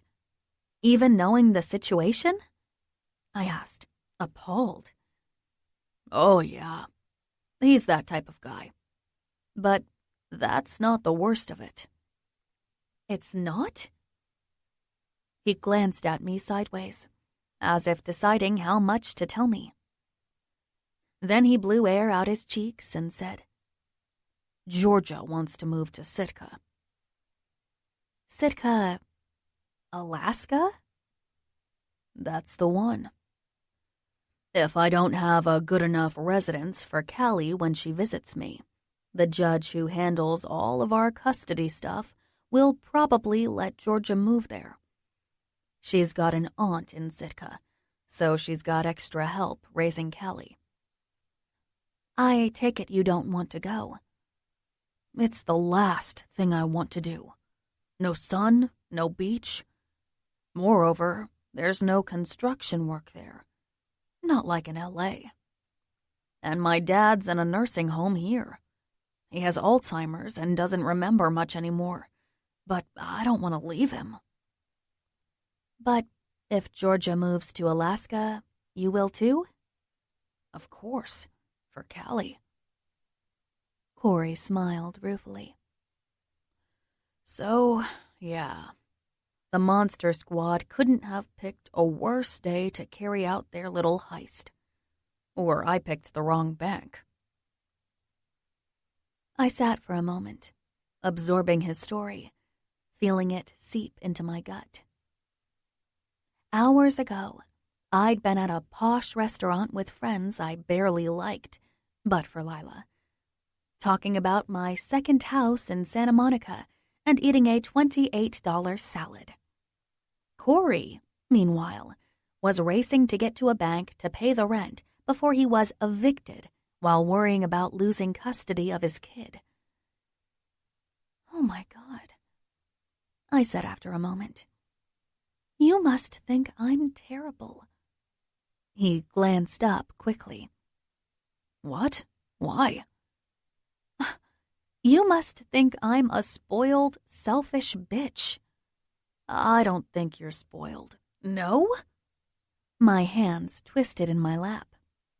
The ridiculous diamond scratched my palm. I wanted to throw it across the room. Here I am, whining about my trial. "Hey," he said gently. "We all have our stuff, right?" I looked up at him, and for a few moments, the meeting room and the other hostages fell away. Neither ugly fluorescent lighting nor the gash over his eye could mar his beauty or the softness with which he looked at me. "I wish," I began, and had to swallow before continuing. "I wish I could help you in some way." He smiled that crooked, charming smile. "You already are." God, what did that mean? He was so close. I could see the tiny lines on his full lips, and I wondered what it might feel like to touch those lips, to feel them sweep over mine and forget about this horrible, terrifying situation for a few stolen moments. Roy snorted in his sleep, and we jerked apart. I tore my eyes from Cory and glanced around us. Roy was slumped over his own chest, snoring noisily. The others were also asleep, or close to it, despite the persistent glare of the overhead lights. "I think I need to sleep a bit too," I said. "I can't keep my eyes open. Or keep from having inappropriate thoughts about you." I needed to sleep to escape Cory from the relentless, tantalizing presence of him. I needed to put some distance between us, the only way I could in this bank. I remembered what Carol had said about his wound. If he had a concussion, sleeping could be dangerous for him. "You need to stay awake for a while," I told him. "Dr. Carroll's orders. Wake me in an hour or so and we'll trade off. Deal?" "I feel fine," I sniffed. "And you say I like to argue." He laughed lightly. "All right, it's a deal." He indicated for me to rest my head on his shoulder if I wanted. "Be my guest." I hesitated. This wasn't the distance I needed. But I heard myself whisper, "Thank you." And I rested my cheek against the rough denim of his jacket. And despite the danger, the frightening circumstances, I was asleep within moments. Chapter 8. Cory. Without a clock to count the minutes or a window to show the night turning to day, time crawled. There was nothing to do but listen.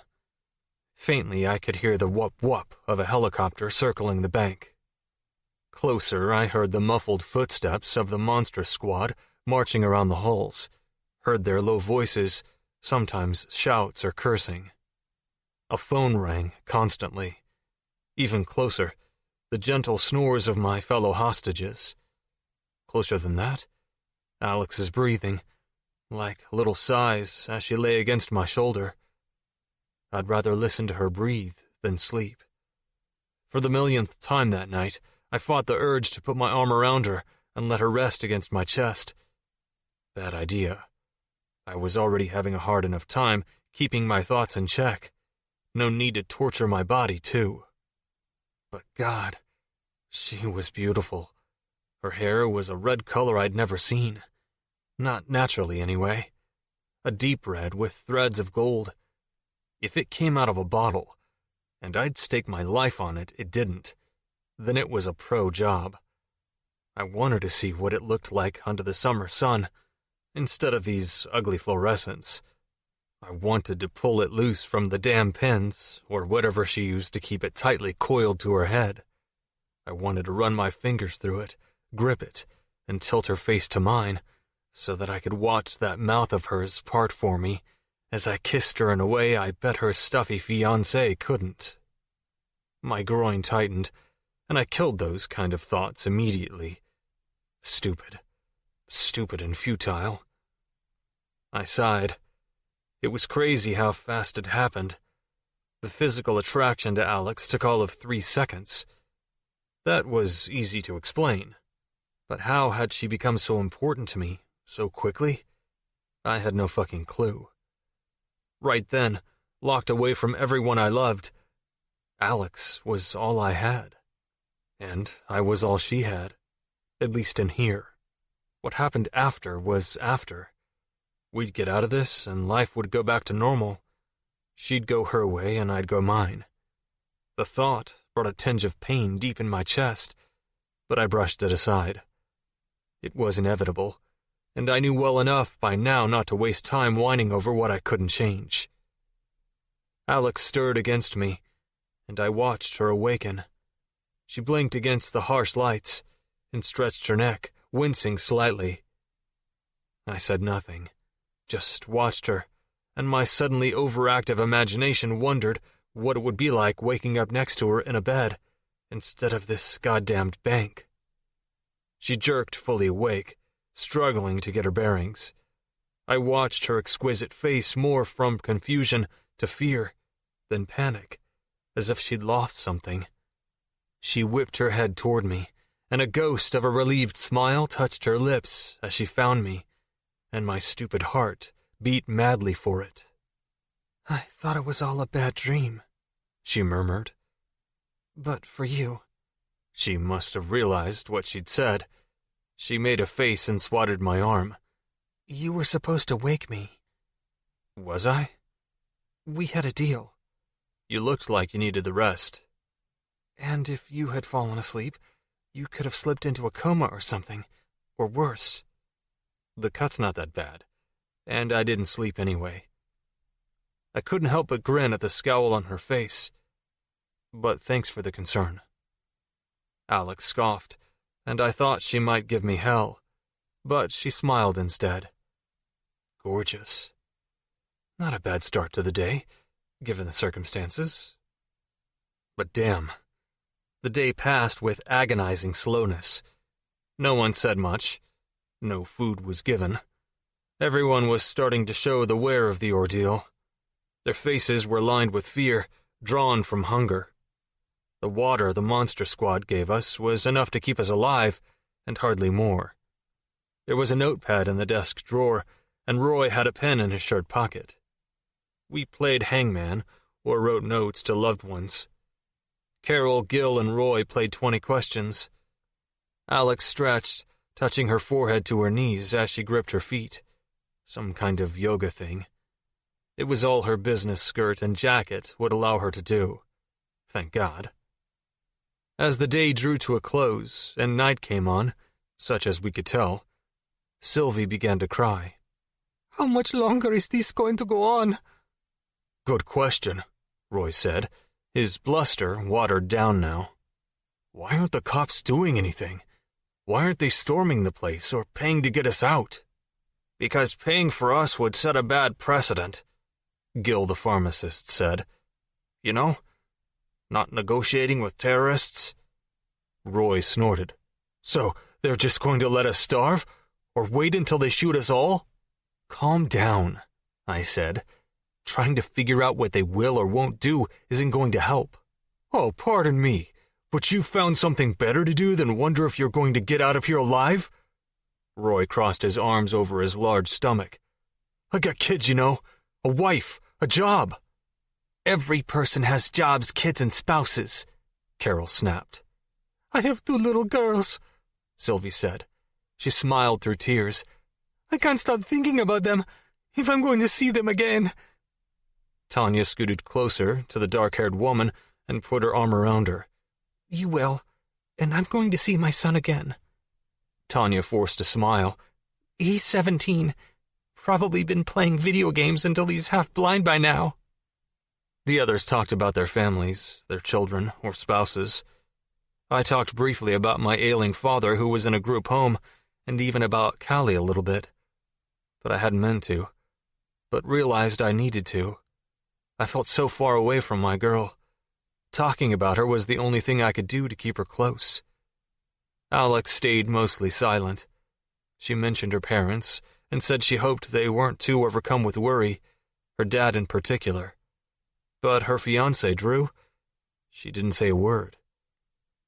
Fast food arrived at what we assumed was dinner time, but though she hadn't eaten anything in almost 24 hours, Alex only picked at her share of the greasy burgers and fries.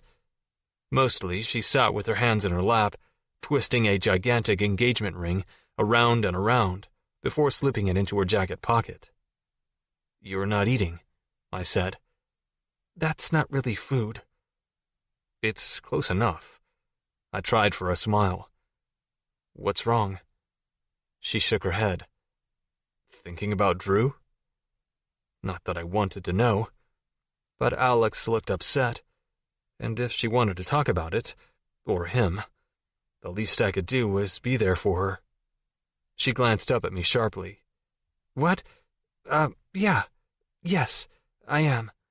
He's probably worried sick." "I don't doubt it."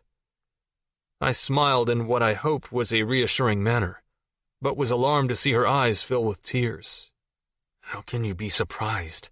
She's away from her fiancé and surrounded by danger." I wanted to put my arm around her, but thought that would be a pretty dick move if she were crying about another man. But Alex swiped the tears away before they could fall and huffed a breath. "I never cry," she said. "Never." "It's understandable." "No," she insisted. "It's not a good reason. I'm not crying because I'm scared or missing my friends or family, even though I feel both. I miss my parents, of course. My dad especially. I know he's more worried than anyone. My mother is probably cool as can be, assuming everything will work out because she demands it to." She gave a short, rueful laugh. "Life bends to Marilyn Gardner's will. The Monster Squad will soon get the memo, I'm sure." I smiled but said nothing. Just let her talk. "My friends?" Alex shook her head. "We call ourselves the Posse.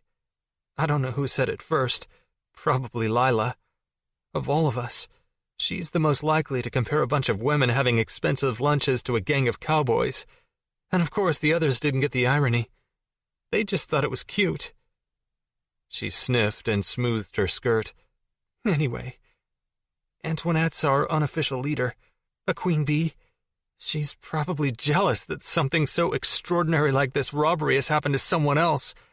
Unless I die in here, and then she'll wail the loudest at my funeral.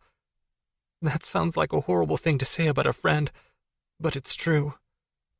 The blood rushed to my ears at the thought of Alex's funeral. A mental image of a white casket topped with a burst of red flowers came to mind, and I shivered.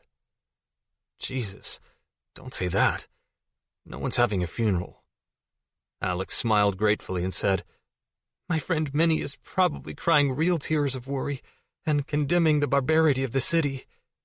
Maybe writing a strongly worded letter to the mayor, while Rashida's looking at it pragmatically. When we get out of here, she'll tell me to be thankful for surviving and not dwell on the unpleasantness."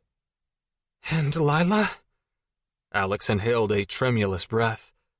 "My best friend? I miss her. And Drew." I waited for her to say his name, to talk about how she missed him and loved him, that he was the reason she'd been crying. I braced myself. Instead, she gave me a wan smile, shrugged, and picked at a French fry. "And these things are greasy as hell." Just like that, conversation over. Drew doesn't get a mention. That notion tided me over better than the fast food. Nothing happened for the rest of the evening, just small talk and a few rounds of hangman, in which I tried to get Alex to laugh with, "Frankie is a smelly little dickweed." And she did laugh until we both realized how dangerous it was if that smelly little dickweed saw the paper. Then her smile vanished for the rest of the night. I tore the paper into tiny shreds and added it to the fast food trash. After some unknown stretch of time, the others curled up on the floor to sleep. Roy's head lolled on his chest. Tanya and Sylvie were together, the older woman comforting the younger. To my left, Carol snored gently. Amita curled up beside her. Beside them, Gil was sleeping with his head on his knees. "You want to try to get some sleep too?" I tapped my left shoulder. "Be my guest." Alex nodded and laid her head on my shoulder. "Thank you. What about you? Aren't you tired?" "Nah, I'm good," I said, relishing the weight of her against me. "Yes," Alex said sleepily, nestling closer. "Yes, you are." "That's not what I meant." "I know," she said, fading. "But it's true anyway. A good man." I treasured the words, but wanted to tell her they weren't true. If I were a good man, would I spend my time thinking thoughts about her I had no business thinking? I wanted to touch her and kiss her, and put my hands on her body, even here of all places. I hated her fiancé for simply existing. And worst of all, part of me wanted to stay in the bank, surrounded by death and danger, if it meant I could keep seeing her, keep talking to her. Nothing good about that. Chapter 9. Alex. Gunshots. Screams. I jerked awake, certain I had heard both. But the tiny meeting room was dark, quiet. But for the distant whir of a helicopter circling above the bank, one would be hard-pressed to believe we were in the midst of a robbery. The other hostages slept fitfully. I lay back down and heard a thump-thump, thump-thump in my ear. I had fallen asleep with my head against Cory's shoulder and had woken to find myself huddled against his chest. His arm was slung around me, holding me. I nearly extricated myself, but changed my mind and nestled closer to him. I'm marrying Drew, but I have to survive this first. A snide voice spoke up in my mind. "Good one, counselor. No jury in the world would convict you." I squeezed my eyes shut, as if that could silence the voice in my mind, one that sounded suspiciously like Lila. It was true anyway. We had to survive this, and I felt safe with Cory. The fact that I was engaged to someone else didn't do a thing to change that. Not in here. Even so, guilt tried to creep under my skin to ruin my rest. Drew was not here. Not in the bank, and not in my thoughts. When Cory had asked why I'd been about to cry, the answer was too painful, too embarrassing, too confusing. Because I wasn't thinking about Drew at all. And shouldn't I be? Shouldn't he be occupying my every thought? Shouldn't I be yearning to get back to him? To be held and loved by him?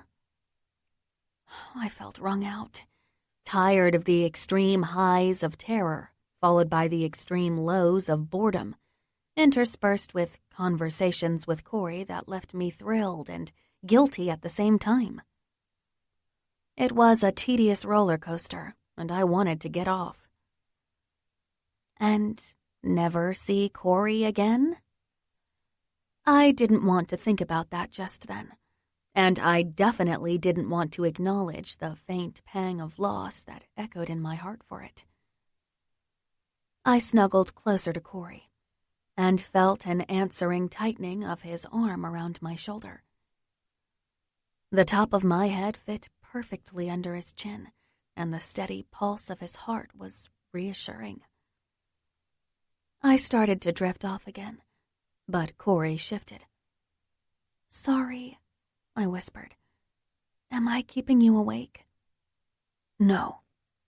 "Well, yes," he whispered back. "But it's a good thing." "What do you mean?" His chest expanded under my cheek as he heaved a sigh. "This isn't the time, and it sure as hell isn't the place. But it's kind of nice to hold you like this. It's been a while, is all." "I know what you mean." "I know exactly what you mean." Cory's voice rumbled in my ear. "Georgia, she isn't one for physical affection. Doesn't like to be touched or held." "But you do?" I shifted so I could see his face better as we talked. My view was of his profile, his jaw and cheek, which had a 2-day growth of stubble.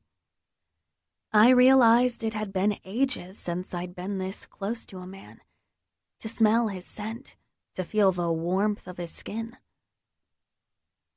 Cory's aura or presence enveloped me in something so foreign from Drew. A kind of masculinity that brought to mind salty ocean air and warm sand instead of sterile offices and air conditioning. "Yeah, I do." Cory laughed, a low, sexy rumble that started deep in his chest. "Yeah, I'm a sap, I guess. I like the whole bit. Hand-holding, cuddling." "Cuddling?" I teased. "Yep. Don't get me wrong. I like the other stuff, too. The stuff that comes before cuddling. I like that a lot." He laughed. "I don't know. It goes back to the marriage stuff. The partnership. I ran around a lot when I was younger, and I guess I got it out of my system. Or maybe Callie settled me down. Either way." He shrugged. "Like I said, I'm a sap. For all of it." "Me too," I began, then stopped. "Or at least, I think I would be. Drew and I are so busy. We hardly ever go anywhere that's not work-related. And..." Cory didn't push me, but waited silently for me to continue or not. I chose not. "Anyway," I said, "nothing wrong with being a sap. It's sweet." The laughter faded out of Cory's whispered words. "Yeah. Well, being sweet has downsides, and Georgia knows them all. She texts me all the time, mostly stuff about Callie, of course. But now and then, she'll get in this kick where she's overly friendly. She'll start adding, 'I love you' to every text for no reason. Like, 'You need to pick up C at 1 o'clock. Love you.'" He shook his head. "And I fall for it every damn time.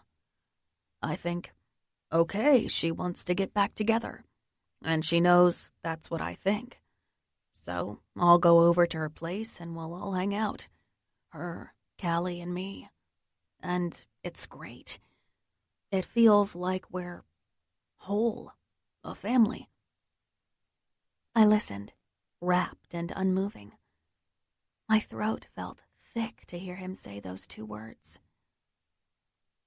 But as soon as Callie goes to bed, I realize what a mistake it all is. Georgia and I, we have nothing to talk about, and we just end up having sex, and it's not good. At least, not for me. No kissing. Just me scratching an itch for her, I guess. Because the next morning she starts talking about us not making the same mistakes over and over, and how I'm not willing to do the right thing, which is get a degree. And she's not willing to risk too much for something that probably won't pan out. And I get mad and ask her why the hell she wanted me to come, and she asks why I came. And it just falls apart. The same cycle of bullshit going round and round. Do you still love her? I asked slowly, marveling in the back of my mind that I was asking this highly personal question of the guy I'd been standing behind in a bank line not 30 hours ago. Yes and no, Cory answered. She's Callie's mom. I'll always love her for that, in some way. And God knows I'd try to make it work for Callie's sake. Because if there's love there, even a little bit, then there's a chance, right? That's what I keep telling myself anyway. Sounds like Georgia is a manipulative bitch. Doesn't quite know what she wants either. I think she knows exactly what she wants. And the way I am is not it. Cory sighed. Sorry for dumping all that on you. It's the first time I've talked about it, actually. Pretty messed up, I know. You're trying to do the right thing. It's pretty much all I can do, right? I wouldn't know, I murmured. I feel like it's been a long time since I've done the right thing.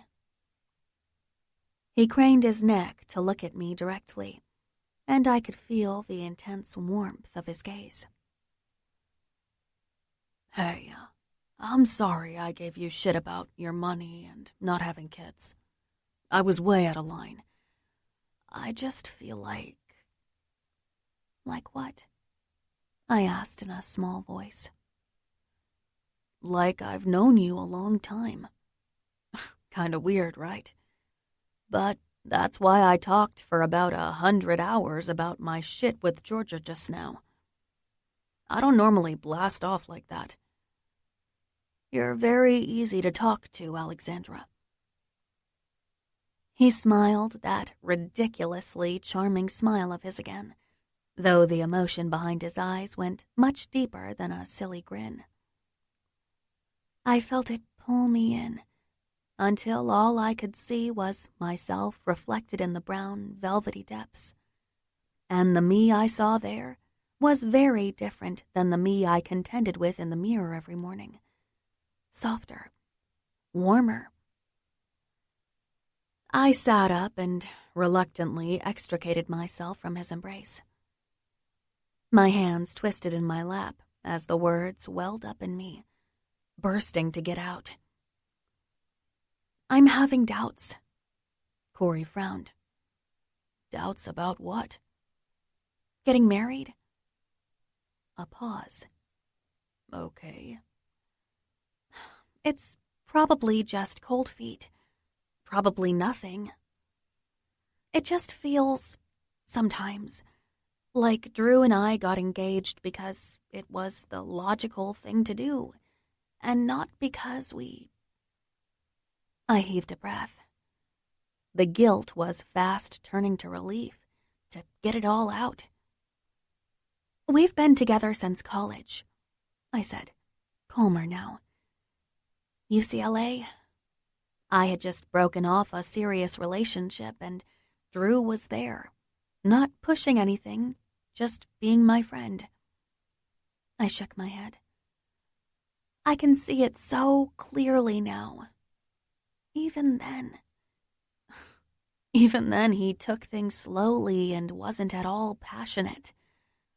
I thought he was giving me time to get over my breakup. But after we became a couple, there still wasn't a lot of passion. Cory raised a brow. My face felt hot. I thought the infrequency of our passion was because we were busy. I didn't really question our relationship. Drew and I just made sense to everyone, including us. We had the same goals. We both went on to get our law degrees from UCLA, too. Becoming engaged was inevitable. A decision or business transaction. And it's not his fault. I'm just as culpable. The night we became engaged, we discussed our life goals. We made agreements, like about not having kids. And then he slipped this ring on my finger, the way other people might take up a pen and sign a contract. I smiled and said yes. We kissed, briefly, and then he said he had some work to finish up before bed. So I stopped and looked at Cory, who was listening intently. I can't believe I'm telling you this. That crooked smile returned, faintly. I can't either. There's not a lot to say, anyway. I went to bed to wait up for him, and waited, and waited and waited, until I fell asleep. I think he came up from the home office around 2. The next morning, we got up and went about our day as if nothing had changed. And I guess it didn't. Except now there's an engagement party and a wedding to plan. Distractions from my work and not much else. Wait, Cory said. Are you telling me you and he don't... I mean, he didn't... Even after you became engaged? Do you... ever? My silence was answer enough, and he whistled low between his teeth. Is he crazy? No, he has to be. To have you and not... He gestured helplessly. Jesus, Alex. You're gorgeous, smart, and so incredibly sexy. You think I'm sexy? I asked. I couldn't help it. Call me pathetic, but it had been years since Drew had even come close to saying something like that. I felt a thrill race down my spine just to hear the words. Are you kidding? You're stunning. If you and if we were... Cory shifted against the wall and laughed. You can tell me to shut up and put me out of my misery. Any time now. I didn't laugh. I didn't even smile. The pain. A strange, hollow pain I'd refused to acknowledge existed, swelled in me, like an old wound. I don't want you to shut up, I told him. It's nice to hear. I've gone for so long not hearing things like that, not being touched or being intimate with someone else for months on end. I do yoga constantly, and I tell myself it's to help relieve the stress of my job, and that's mostly true. But I also think I do it because I'm trying to remain in touch with my body, to breathe life into it, to move blood through it, because I feel like I inhabit only my brain, and my body feels so cold and empty, if that makes any sense. Yeah, he said gruffly. I get it. I blinked. Cory's low, gravelly voice pulling me from that strange reverie. I'd never spoken the truth, not even to Lila, until just this moment. I didn't have words to describe the aching feeling of loss every single night when I went to bed beside my fiancé, untouched but for an affectionate peck on the cheek. Until now. I'd said it all out loud, but not to Lila or another close friend, but to Cory Bishop, a man I'd just met, and shame twisted a knot in my stomach. I shouldn't be talking like this. Drew is a wonderful man. There's not an unkind bone in his body. Any woman would be lucky to have him. I'm lucky to have him. Maybe I'm just selfish or spoiled, but I want... What? Cory's eyes bored into mine. What do you want, Alex? In fractions of a second, my imagination took off and ran wild. The strong workman's body I admired in Cory was now naked and in my mind's eye. The lines of his muscles were sharp and deep. His smooth skin darkened here and there with tattoos. I was positive he had a few. And those large hands of his. I saw them, felt them on my body, touching, grabbing, taking. I was there with him, my head thrown back, my hair messy and spilling free for him to tangle in his fists. I was his, captured and used by him any way he wanted. And there was nothing sexier, nothing that felt so good than to submit to Cory, to let him do whatever he pleased. Because letting him do as he pleased was exactly what I wanted. I blinked and nearly gasped aloud. God, what the hell is wrong with me? I scrambled to remember what I had been saying. Nothing. No, I don't want anything. To get back to sleep, maybe. I'm starting to get punchy. Cory nodded once, a strange, inscrutable expression on his face. And for one terrifying moment, I imagined he'd seen himself in my daydream. Then he smiled gently and tapped his shoulder. Be my guest. I hesitated, wondering if I could trust myself. Get a grip. Your highly inappropriate daydream about Cory was the product of fear and exhaustion, and nothing more. I inclined my head toward his shoulder, but he enveloped me in his arms instead. Strong arms of hard muscle, but warm and comforting too. Safe. My eyes drifted shut in that perfect safety, and I was forced to admit that the contentment I felt being there had nothing to do with being scared or tired. Nothing at all. Chapter 10. Cory.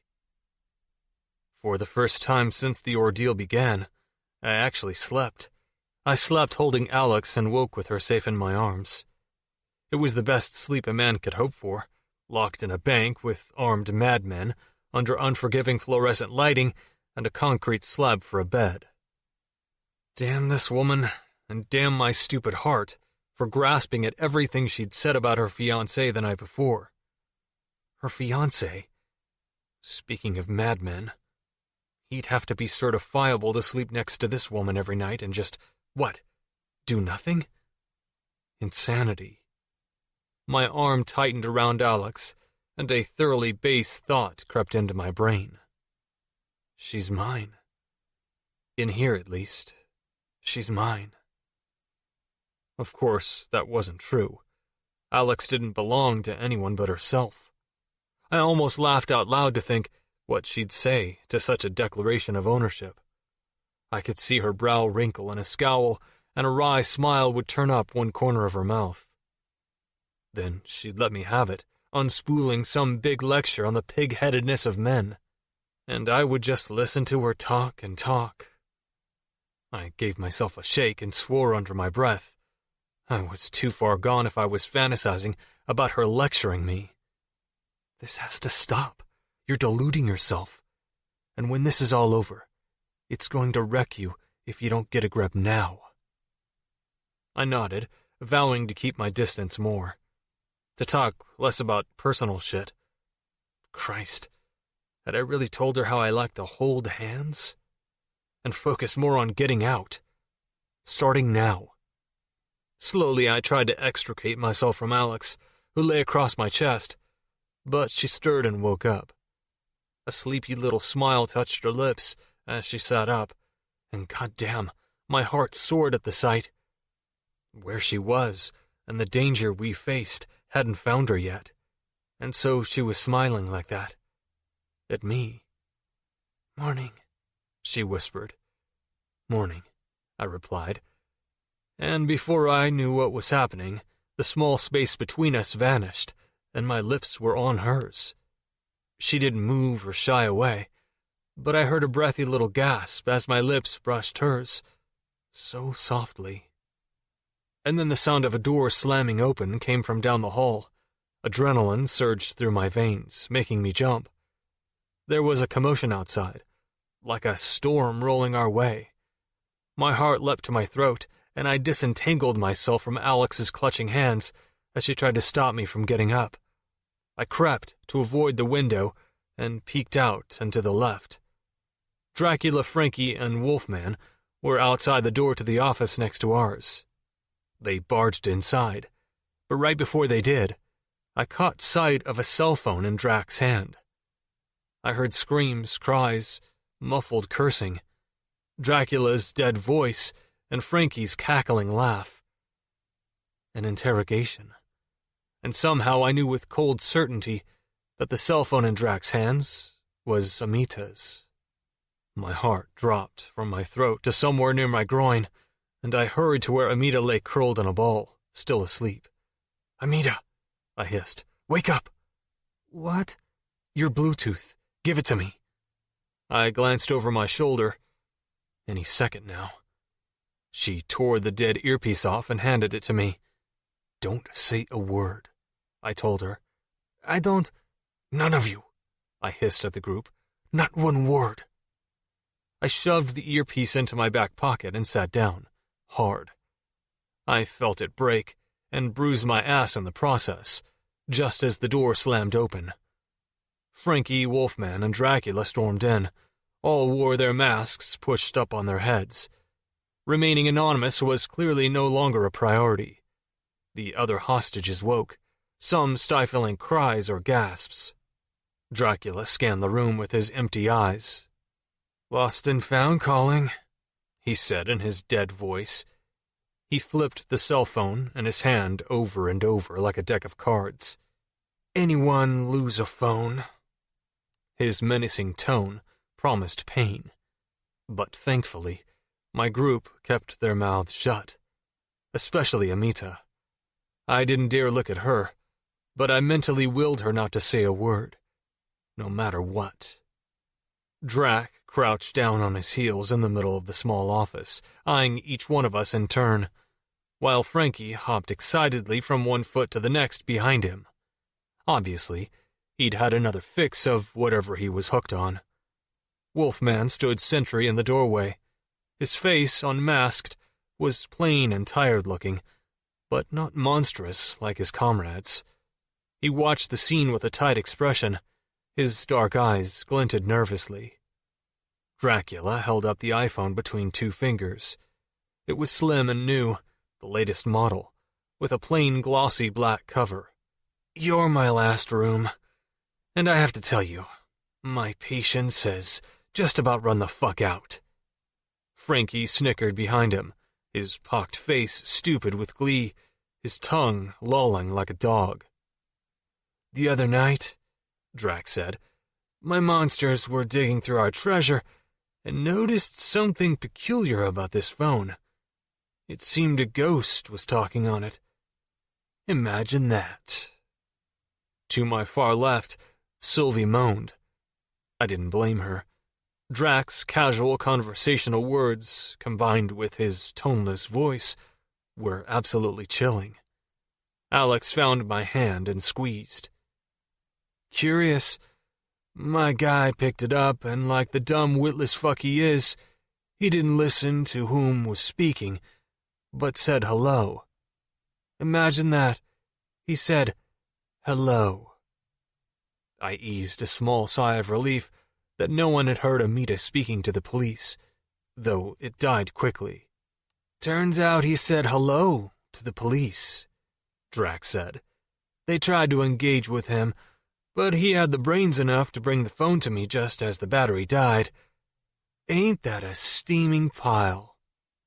Drax's jaw twitched with sudden rage, and I watched his dead eyes become flatter, emptier. Here was the shark whose eyes were rolling back in his head before the kill. I need to know who's been spilling their guts to the cops, and I need to know right the fuck now! Drax shot forward, his bellowed words still ringing in our ears as he snaked his armor on Tanya in a headlock with uncanny speed. Tanya let out a choked cry, and then made no sound at all as Drax's forearm tightened under her chin. Her face turned red, her mouth worked soundlessly, and she clawed helplessly at his iron grip. Frankie danced behind. Yeah, do it, bro. Kill the bitch. I just might, Frankie, Drax said, his voice returning to its flat, dead tone. He glanced at each of us and laid his free hand on Tanya's cheek. One little twist. In the movies, the action hero always leaps forward boldly, his voice deep and strong, as he tells the villain, against whom he is completely outnumbered and outgunned, to unhand the girl. I was no action hero. My hands trembled, and I was about ready to piss myself. I wasn't ready to die, but I couldn't live with myself if my cowardice got someone else killed either. It's mine, I said, my voice neither bold nor strong. Alex's fingernails were digging into the back of my hand now. I knew she was trying to shut me up, but the pain actually helped focus me. It's mine, I said again, stronger this time. I was on the phone to the cops. Bullshit, Frankie shrieked. He's lying. To protect one of the bitches, I'll bet. The red-haired one, or the Indian princess. Tanya's face was verging on purple now, her eyes bulging, her legs scrabbling weakly at the floor.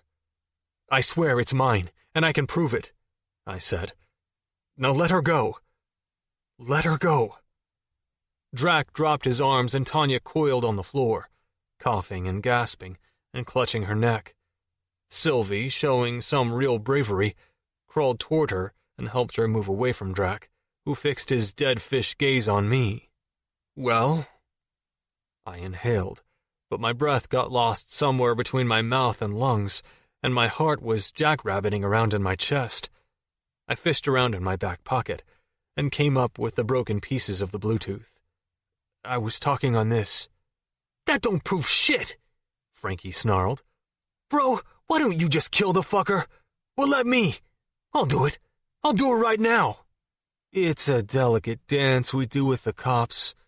Give a little, take a little.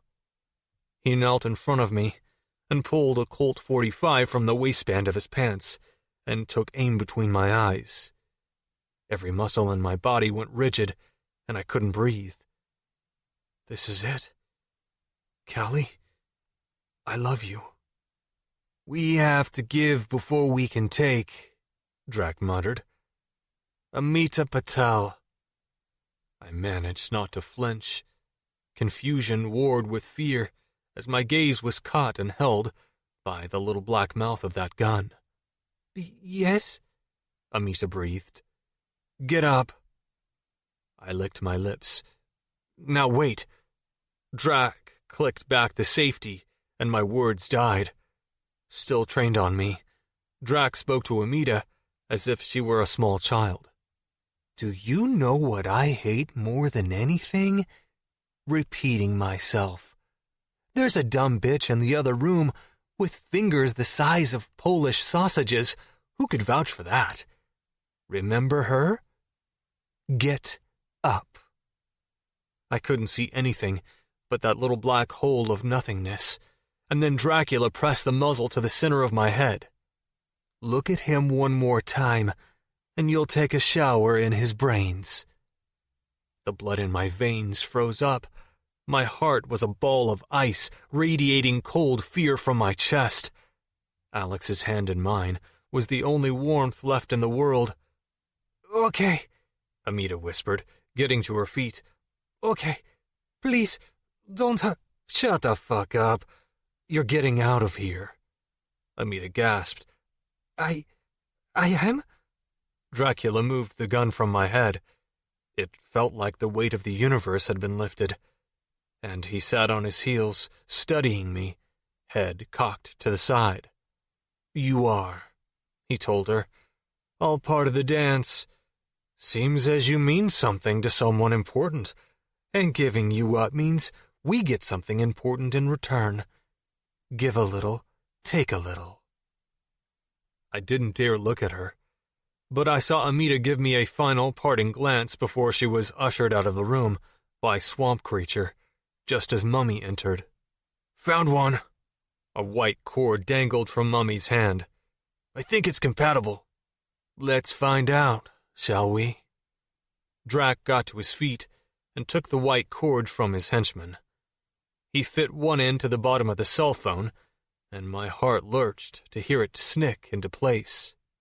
What did you expect? I thought bitterly. That you'd outsmart the bad guys with your genius plan? At least Amita was safe. There was that. Pops would approve. Drac plugged the cell phone into the wall in a socket under the window, and then faced the group again. So here's what happens next. The delicate dance betwixt the cops and myself has taken an unfortunate turn. They betrayed me by talking behind my back. Perhaps with you, he said to me. Perhaps someone else. Perhaps with Miss Patel, who we just let waltz out the front door. In fact, I'd bet 10 grand of the money we're going to steal that this is Ms. Patel's cell phone, and that you, Mr. Bishop, I said dully. Cory Bishop. I'm willing to bet that Mr. Bishop foolishly chose to play the hero in the hopes of saving her. Congratulations. Mission accomplished. A flicker of hope came to life, and then was snuffed with Drac's next words. To get something we wanted, we needed to set her free. But someone has to be punished for this transgression. Frankie snickered and wiped spittle off his chin. This phone is going to juice up, and we'll learn who its owner truly is. If it's you, Mr. Bishop, I'll reward you for telling the truth by only cutting out your eye. If you're lying. He turned to the door, stopping to nod in Frankie's direction. Kill him. Chapter 11. Cory. Kill him. Kill him. Kill him. It resounded in my head, a death knell that clanged in time to the slow, dull thud of my heart. Alex was clutching my hand so hard, her nails had left little red half-moons on my skin. Frankie danced around like an over-eager chimp, though I thought I saw fear playing in his eyes. Doubt. If he were clean, I'd have hope that he wouldn't go through with it. But whatever drugs he was taking were giving him manic, false bravery. At the door, Wolfman shook his head as if he were disappointed in the whole thing, in life in general. I forced myself to get calm and think. Maybe there was something in Wolfman that I could use to save my ass. But how long did it take a cell phone to charge up enough to open it and find a selfie of Amita on her home screen? I figured I had a minute at most to come up with something, anything, but my mind had seized up. No one looked at me. They were all mesmerized by the cell phone, waiting, as if there were some other outcome, as if we didn't all know the truth. On the floor, the cell phone screen came to life. Frankie let out a whoop, and Alex grabbed my arm with her other hand. No, she whispered. Frankie crouched by the phone, his finger dancing along the trigger guard of his weapon, his face breaking open into a wide grin. Ha! Right on the front! Amita fucking Patel! He cackled and pointed at me like a schoolyard tattletale. Liar! You're dead meat, liar. Let's do this. Don't do it, Tanya cried from our left. Please, you're no murderer, Carol told Frankie. You're a good kid. Shut up, you old bag. Wolfman glanced down the hallway, shifting uncomfortably. Let it go, Frankie. The hell I will. You heard my bro. I get to do it. Frankie's AR-15 was still strapped to his shoulder. He took it in hand and aimed at me. Get on your knees. Middle of the floor. Whoa, hey. You can't do it here, Wolfman said, coming into the room. There's another office in the back. Do it there. Frankie shook his head. No way. I want them to see. Especially her, Red. I felt literally petrified, as if my body had become heavy stone instead of flesh and blood. It took an effort to turn my head, to look at Alex, and try to give her some measure of assurance. It's going to be okay, I wanted to tell her. You'll be okay. Her beautiful face was a mask of horror. Some perverse happiness found its way between the cracks of my stony fear that she cared for me to be this scared. But it hurt more to see her hurt. Cory, Alex breathed. Then Wolfman was there, hauling me to my feet. Not here, he told Frankie. I guessed Wolfman held some authority because Frankie said, Yeah, fine. Let's just do this. I can't wait to do this. No, Alex said, with a voice breathy with fear. No. She surged to her feet, and I was too slow to stop her. She flew at Frankie, swiping and clawing at him, but he grabbed both wrists and twisted, eliciting a shriek of pain and bringing her to her knees. Not now, Red, he said, laughing. But you'll get your turn. I'm going to play with you later. Oh, yes. He looked at me. See this? See how she's on her knees in front of me? I want you to remember. I want it to be the last thing you think about as I blow you away because... He laughed, an idea coming to him. Oh, damn, yeah. That's what she'll be doing to me later. Blowing me.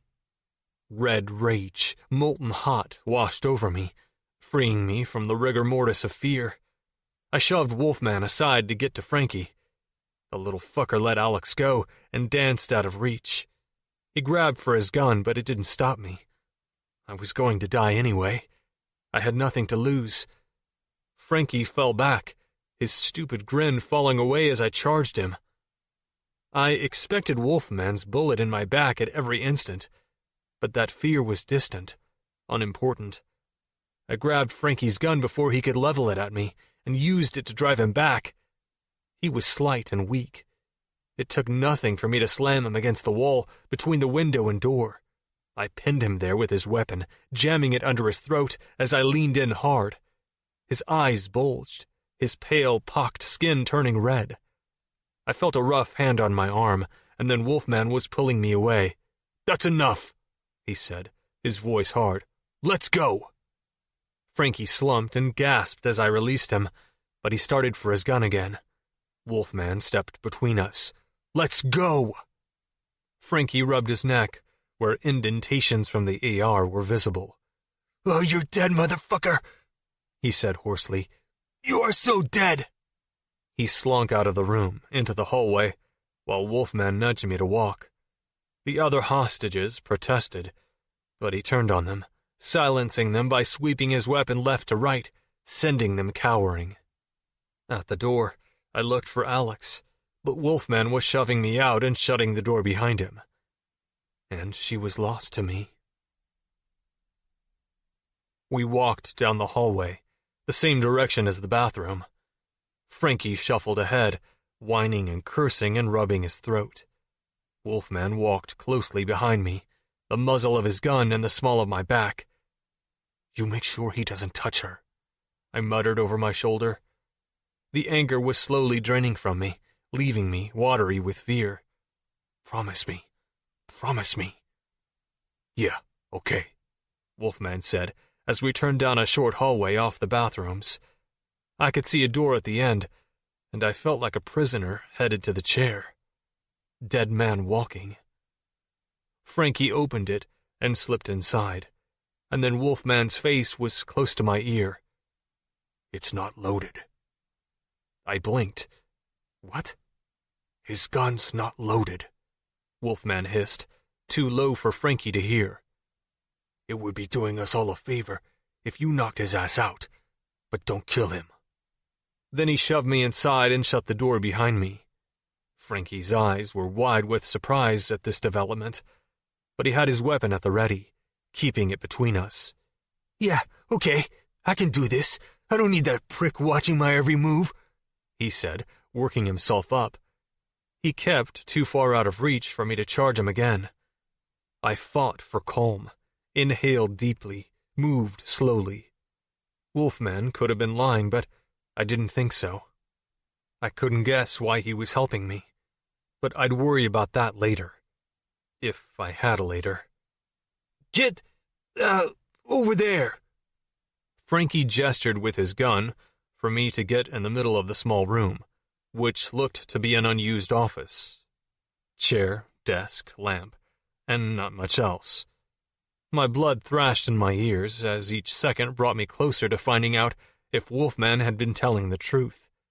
Frankie kept his distance, trained his weapon on me, and I knew then that if I survived, this moment would haunt my sleep forever. Frankie said nothing, and neither did I. I wasn't about to give him the satisfaction of seeing me beg or plead. I knew I couldn't talk him out of it, but I wasn't going to give up without a fight either. "On your knees!" Frankie shrieked, and moved just close enough. I charged. I expected to feel the punch of bullets in my chest and stomach, but the small room resounded with a series of clicks as Frankie frantically pulled the trigger.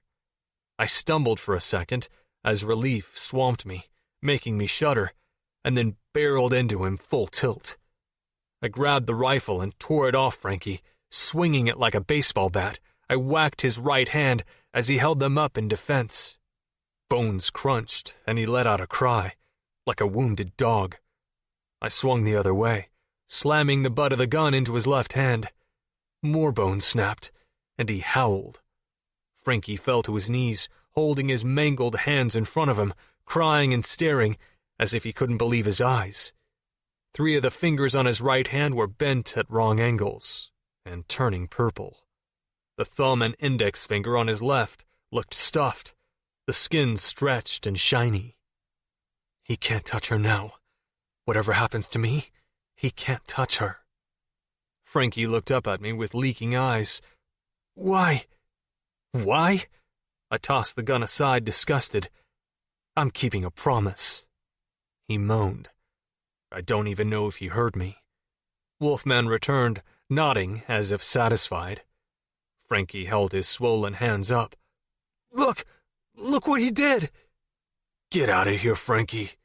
Wolfman sounded tired. "But he—" "Get out!" The other man scrambled out, sniffling, without even a parting threat to me. I looked at Wolfman. "Why?" "He's a tweaker. Dracula knows that.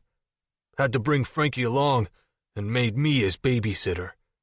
But Drac's not dumb enough to give a tweaker a loaded AR, and Frankie's too hopped up to know the difference."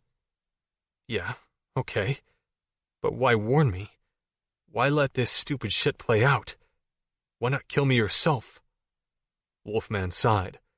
"Drac wanted to keep Frankie busy and fuck with you for lying about the phone. It's all just madness. Not what I signed up for." "It's almost over, isn't it?" I asked. He nodded. "Things aren't going too great for us. Killing a hostage right now would be not good.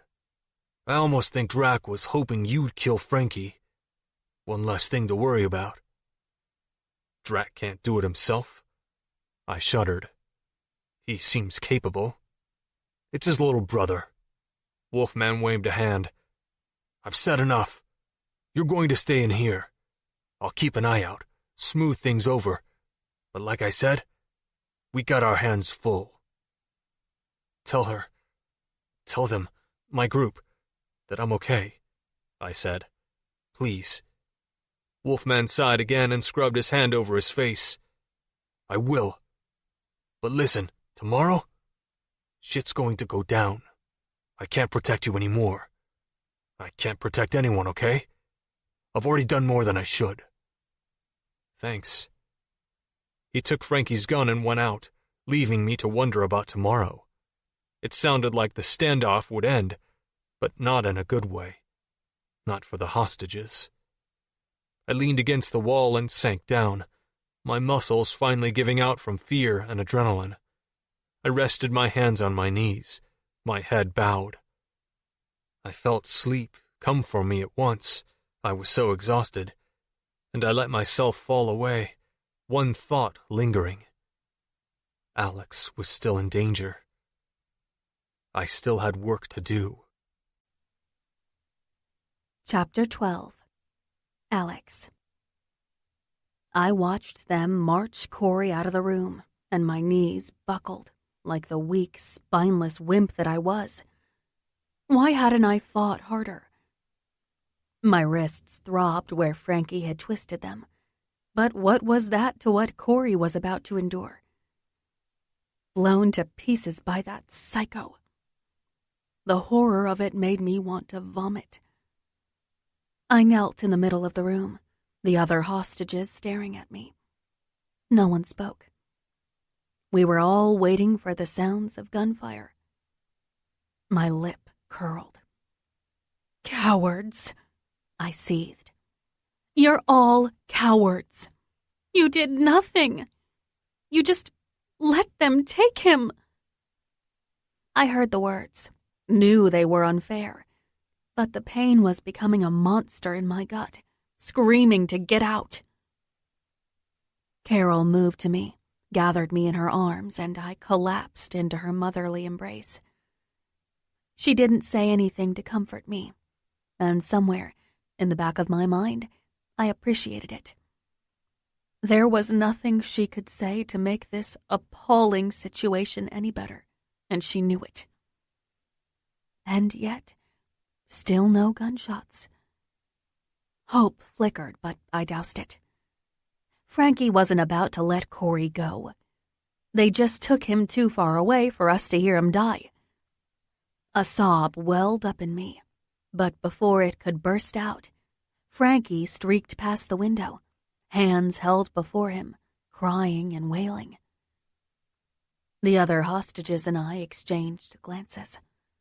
Hope struggled to catch fire in me again, and then Wolfman came to the door. He opened it enough to put his head in. Your guy's okay. Just wanted you to know. He shut the door again, and Carol held me tight. I let out a breath that felt years old and miles deep. He's alive. Cory's alive. And then on the heels of that fathomless relief came the wonder that it could be so powerful, that I cared so much. We're human, bound together by this situation, trying to survive. That's all. I nodded. Of course that was it. That was all it was. That was all it could ever be. After the intense terror passed, the remainder of the day crawled by. I felt as if we'd been in here for years. Around what I guessed was 5 o'clock or so, the power went out. The room was plunged into a grayish dimness, and the whir of the AC died. Monster Squad members ran back and forth outside our window. Wolfman, not Frankie, remained on guard. Another hour scraped by, and no Cory. They were keeping him locked away from us, away from me. No dinner either. Wolfman scrounged up some water for us, but that was it. I thought he looked harried, frightened. Whatever was happening outside the 4 walls of this office wasn't good for the Monster Squad, that was plain. But instead of comfort, the other hostages and I grew tense. If things grew too desperate for them, it meant bad news for us. More hours limped by. The darkness grew gradually. The office became shadows and dark shapes and outlines. There was light from somewhere. We weren't in pitch blackness, but hostages were able to sleep better. But for me, my engagement ring was in the pocket of my short blazer. I put my hand inside and twisted it around and around. It felt heavy. It felt like nothing, a trinket. What are you doing? What are you thinking? I didn't let myself think. I got to my feet and slipped quietly over the legs of my fellow sleeping captives and tapped gently on the door. Wolfman cracked it. What now? I need to use the bathroom. You went an hour ago. Get back to your spot. Wolfman had kind eyes. He carried a huge automatic weapon and threatened us repeatedly. But he had kind eyes. I sucked in a breath and took a chance. Where is he? Ah, Christ, lady. I want to see him. I want to make sure he's okay. I already told you. He's fine. Now sit down and shut up. Please. I continued to not think and pulled my engagement ring from my pocket. It glinted brightly, even in the meager light. Wolfman's eyes widened. How did you manage to keep it? It doesn't matter. It's yours. Just let me see him. Wolfman snorted. It's mine if I want it. He rubbed his chin, staring at the ring, then snatched it out of my hand. Christ. Come on. I gasped as the ring disappeared into his pocket. What have I done? The diamond was too big, too ostentatious, too much compensation for all that was missing between Drew and me. But it was a symbol of our pledge to spend our lives together, and I had given it away for... what? I have to see that Cory's okay with my own eyes. I have to. Wolfman walked down the darkened hallway, and I hurried to catch up. After several turns, we arrived at a door, its placard stating the office belonged to the assistant bank manager. Wolfman stopped and slipped a key in the lock. 10 minutes, he said. And then I bust the door in.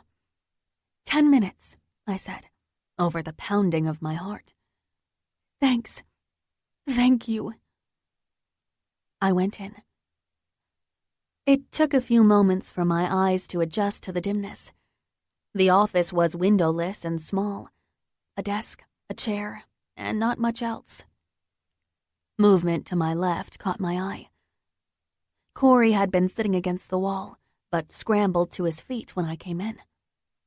Alex? Are you okay? He looked okay. The cut above his eye was a dark gash in the dimness, but otherwise he looked unhurt. He looked beautiful, alive. I'm fine. He took a step toward me. Why are you here? I had to see you, to make sure you were safe. My eyes met his in the dark. I swallowed hard and whispered, We have 10 minutes. A second passed. One heartbeat in the dark stillness. Then in 2 long strides, Cory was there, hauling me to him and crushing his mouth to mine. A knee-weakening thrill shot down my spine, one I hadn't felt in months, years even. The first sensations coursed through me, burned through me, like a spark racing along a fuse. Somewhere, Guilt and shame tugged at the corners of my mind, but they faded to nothing under the onslaught of the desire that consumed me. This is fire. Cory kissed me over and over. Or perhaps it was only one long kiss he wasn't willing to break. His breath rasped in his nose, as if he'd rather kiss me than breathe. I'd rather kiss him than anything else. His tongue swept over and then into my mouth with a ravenous hunger, as if he was starving for me. But I was the one who was starved. A block of ice within me began to melt, at long last, leaving me warm and wet. I parted my lips for him, taking him in as deep as our mouths would allow, my tongue stroking his as I released breathy little cries of want into our kiss. I clung to him until I found my legs. Then my hands tangled in his soft hair, cupped his strong jaw, confused as to what to touch first, wanting to touch every part of him all at once. I pushed his jacket off his shoulders and let my hands trail down the broad planes of his chest, down, over his abdomen, to the edge of his shirt. I lifted it enough to slip my hands beneath, and heat rushed between my thighs to feel the taut ridges of his abdomen, smooth, soft skin over hard muscle. He groaned into my mouth, and his hands surged into my hair, tore out the pins that held it. He broke away to watch, with slack-jawed awe as my hair fell loose around my shoulders. God, Alex, so beautiful. So fucking beautiful.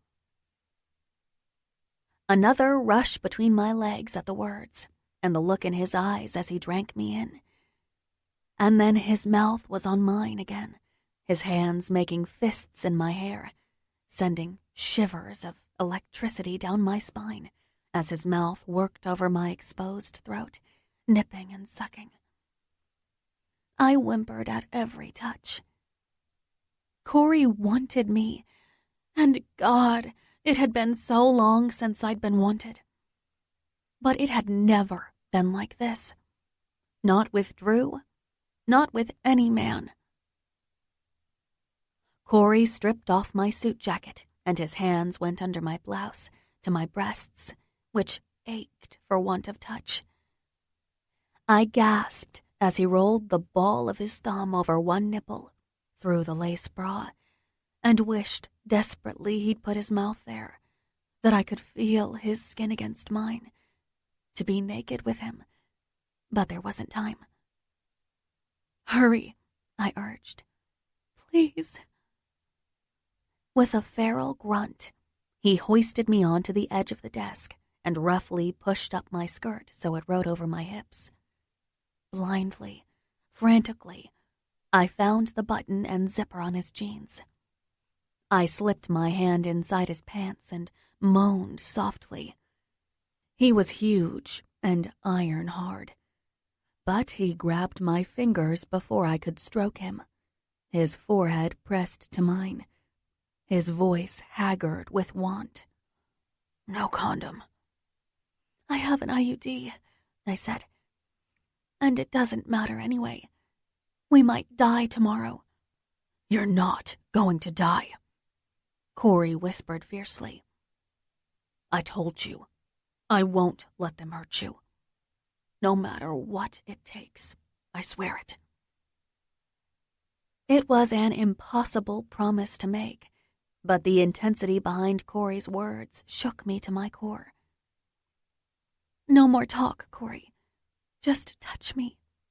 Please, touch me everywhere. I saw hesitancy in his eyes then, his innate decency wondering if I were too scared to know if this was what I really wanted. I held his face in my hands. I've never wanted anything in my life more than I want this. Right here, right now. With you." He held my gaze a moment more, and I could see the heat rush to erase all doubt, all hesitancy. He captured my lips in a kiss that rekindled the fire into a roaring inferno, and I surrendered to it completely. Cory's hand slid up my thighs and then back down, taking my black satin panties with them. When the panties slipped to my ankles, I kicked them off along with my shoes. Desperate to touch him, I pushed his jeans and boxers down and stroked the hard length of him as his hands went around behind me, grabbed me roughly to haul me to the edge of the desk. He thrust my legs apart with his knees, and I immediately wrapped them around his waist. I expected he would dive into me.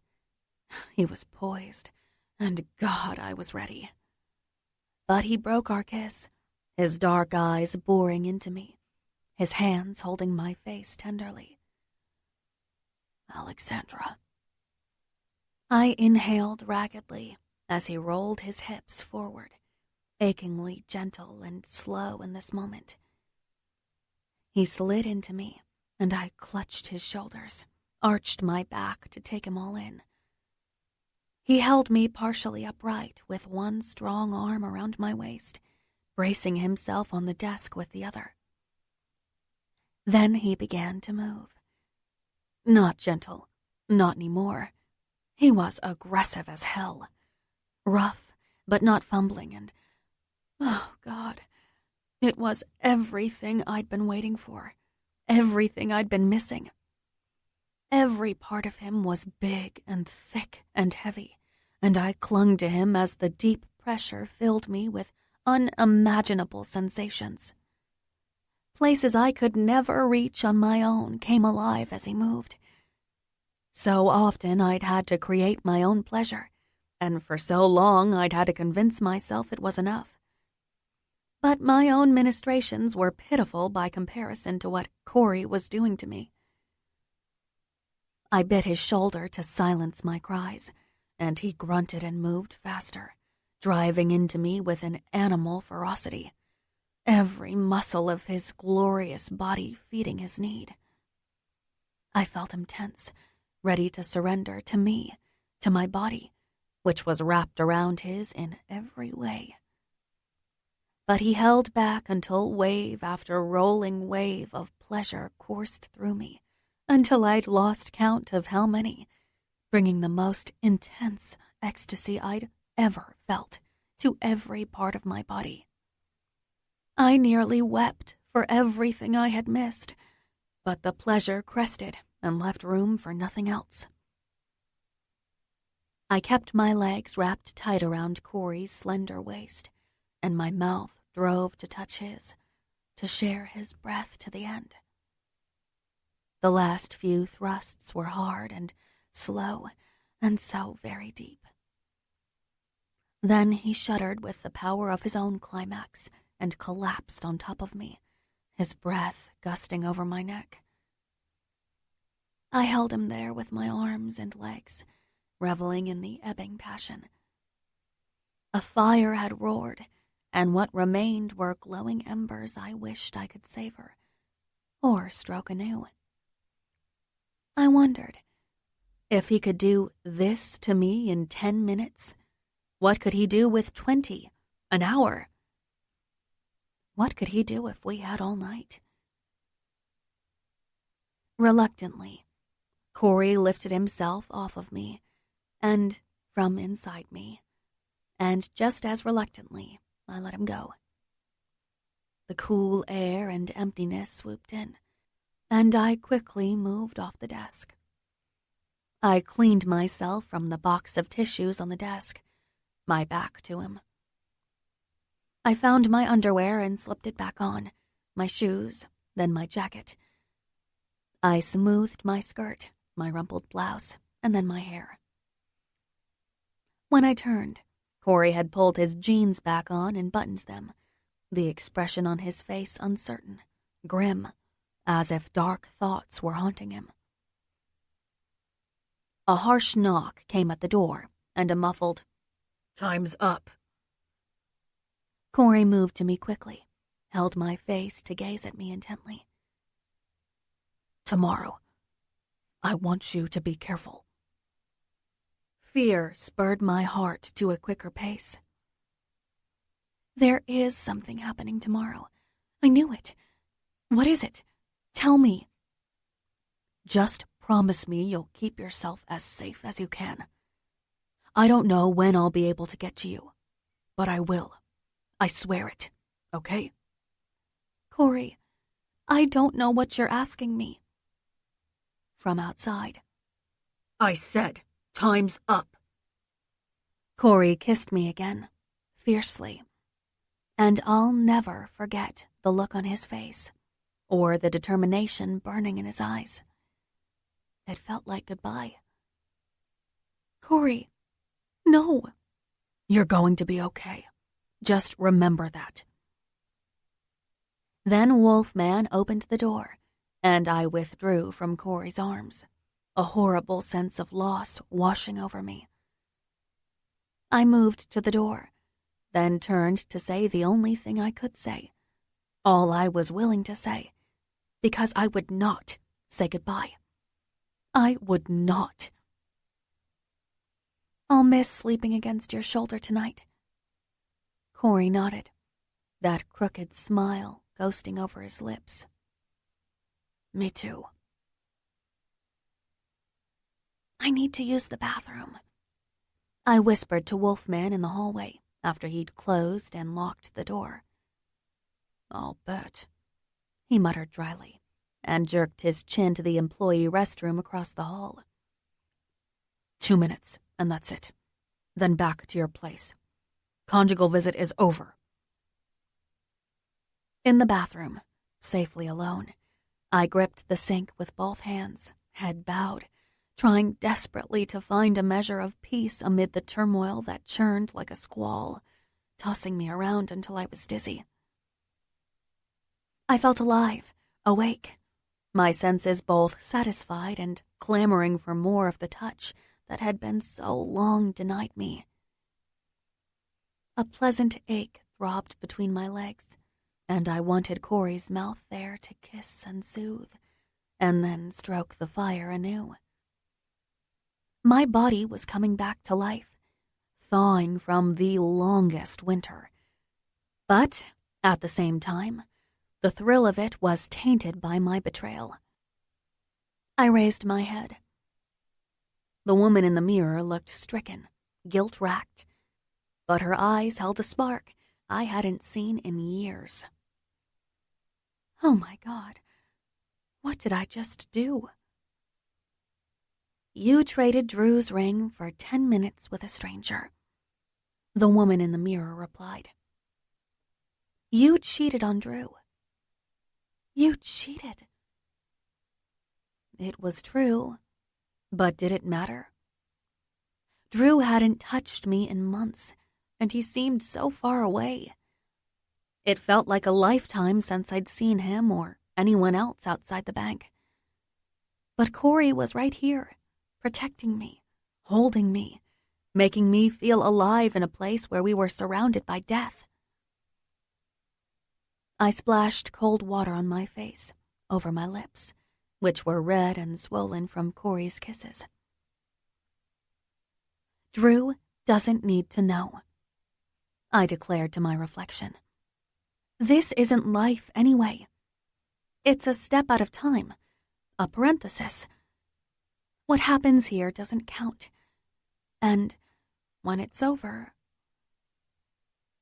After that, there were no more words, only the deafening silence of the unknown. Something was going to happen tomorrow. It all ended tomorrow, though I couldn't see how. I might live to return to Drew, or I might die with Cory, and there was no arguing my way out of it. No jury to persuade, no control. I touched my lips. I had one night, at least. No matter what happens, I had one night of fire. I returned to the meeting room, where the other 5 still slept. Without Cory's shoulder to lean against, sleep eluded me, and I waited out the night, watching sourceless gray light saturate the room until my eyes drooped. I must have dozed because I dreamt of gunshots and screaming, only to jerk awake and find I wasn't dreaming at all. Chapter 13. Alex. The door banged open, jerking the hostages awake, and Wolfman stormed in.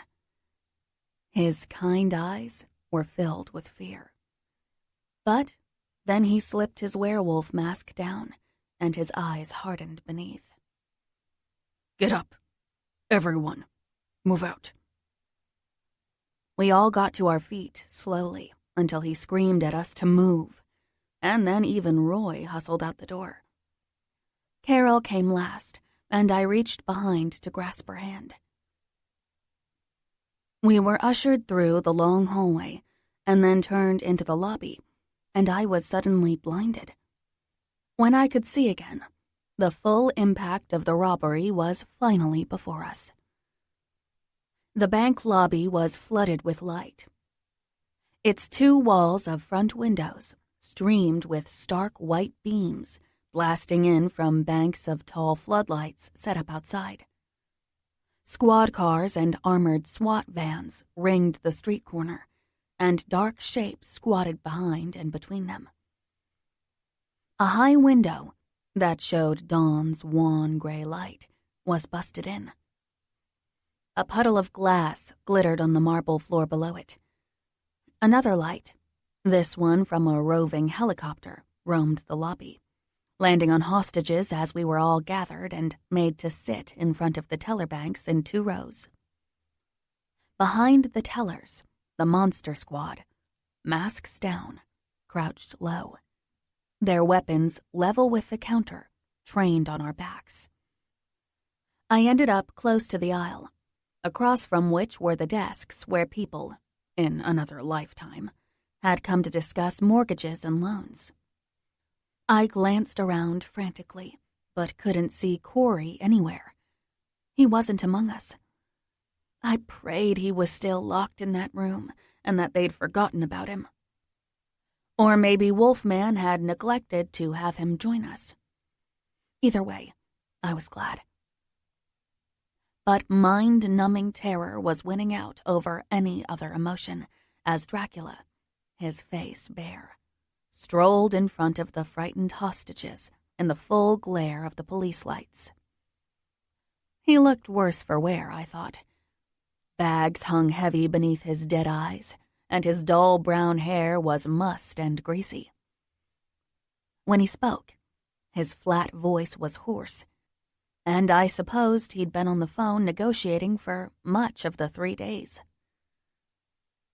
I warned you, Sergeant, Dracula croaked. 0 tolerance. A voice over a megaphone came from among the multitudes outside.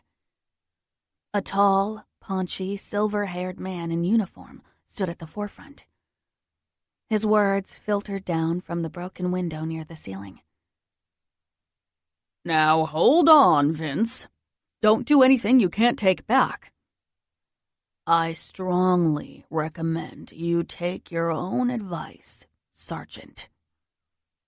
Dracula, Vince, faced the small army outside as calmly as if he faced an adoring audience instead.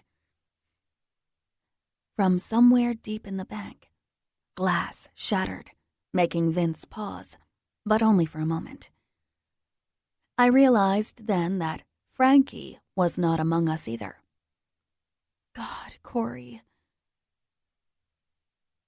Are the cameras rolling? Vince asked. You can keep the media out, but I know someone's got a cell phone. Someone's always got a cell phone. Pay close attention, because I'm only going to say this one more time. A van, in the alley out back, safe passage, No fucking around. I take 4 hostages with me. I release 1 at a time along the way. When we hit Mexico, the last one is yours. If that doesn't happen..." He paused to pull out a handgun, a Colt something semi-automatic, and continued strolling toward me. "If that doesn't happen, we're going to go one by one, right down the line. 1 hostage per minute until I get what I want." His speech ended with him standing next to me. He glanced at me briefly and stroked my head as if I were a dog at his feet. He fingered a lock of my hair. "Yes, you'll make a strong first impression. Get up." He didn't wait for me to comply, but made a fist in my hair and yanked. I bit back a scream and scrambled to my feet. The roving helicopter trained its spotlight on us, Vince shielding himself with my body from sniper fire, his hand buried in my hair and the handgun pressed behind my ear. Gunshots, a rapid series of them, erupted from the bank hallways, making everyone shudder and gasp. Cory is back there with Frankie. The megaphone officer started demanding answers, but Vince didn't relent. The safety clicked off. It sounded as loud as death, and his voice boomed in my ear. "Pay no attention to the tweaker behind the curtain." Vince laughed dryly and then jerked my head. "Tick-tock, Sergeant. 1 minute starts now." The man with the megaphone said something, but I hardly heard it. It wasn't swift agreement to get Vince what he wanted. I knew that. My limbs were watery with terror, and I struggled to think of something profound, to recall my fondest memories from a life that was rapidly ticking away to its end. Instead, all I could think about were those seconds, slipping out of my hand like sand. I tried to count them and lost track. How many did I have left? 40? No, 30? And then that low, gravelly voice I'd come to know so well over the last 3 days came from behind us, cutting through my panic. "Let her go, or I'll kill you." Cory, 10 minutes earlier. It was happening. I heard footsteps, muffled cries, doors opening and slamming shut. It seemed as if the fear of 50 people was unleashed from the enclosed offices in which they'd been held. And I was stuck in one, away from them, away from Alex. No one came to get me. Maybe Wolfman forgot about me, but there was no time to think. The doorknob had been taken off and turned around, rejigged so that it locked from the outside. If I had a screwdriver, I'd be free in a minute. I thought about pulling a MacGyver and making one out of the pins on the desk. I threw the desk chair through the window instead. The cacophony was deafening, and I expected a monster to come and get me. But the hallways were empty. Everyone was out front in the lobby. I heard a megaphone voice and Drac replying. I heard the ripple of fear sweep through a large body of people. Alex was among them. I crept down the hallway with no real plan, except that maybe some monster squad goon had conveniently left a gun lying around for me to stumble upon. Not that I was in a big hurry to ever use one. Instead, I found Frankie. He stepped into the hallway 10 yards in front of me, looking like an extra from The Walking Dead. His clothes hung off his bony frame, as if he'd somehow lost another few pounds since the night before. His eyes were ringed, and he trembled as if we stood in an ice storm. In his swollen, misshapen hands was a semi-automatic handgun. He held it awkwardly, Cupped in the palm of his right hand where his broken fingers stuck out like the branches of a stripped tree. The middle finger of his left was on the trigger, as that hand's thumb and index were purple and white sausages. Both hands shook so that the gun rattled. "Fucker," he whispered. "this one's loaded." With a pained shriek, he pulled the trigger. I dove into the nearest empty office as bullets lodged themselves in the ground, the walls, even the ceiling. A series of spectacular misses. Except for one. A heavy burning pain punched into my back below my right shoulder blade, and I suddenly felt as if the room's oxygen had dropped by half. I sucked in a breath, astonished that one body could experience so much pain, and scrambled to just inside the office door, pressing my back against the wall. I pushed the suffocating agony and terror down, willing my screaming body to move as Frankie stormed into the room, gun blasting. I grabbed his arms as he blundered past me, shoving upward so that his next shots hit the ceiling. Chunks of plaster rained down. I slammed his hand into the wall, breaking more fingers and eliciting a scream. The gun tumbled to the ground. I gripped a handful of greasy hair and drove Frankie's head down while driving my knee up. With a sickening crunch, I felt his nose flatten against my thigh, and then his body went limp.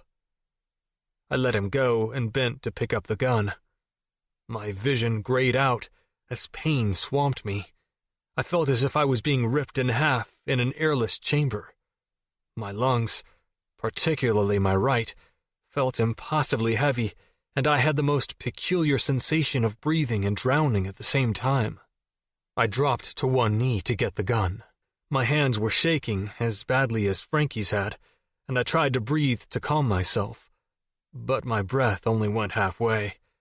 I stumbled out of the office, stopping to press one hand against the wall until the dizziness passed.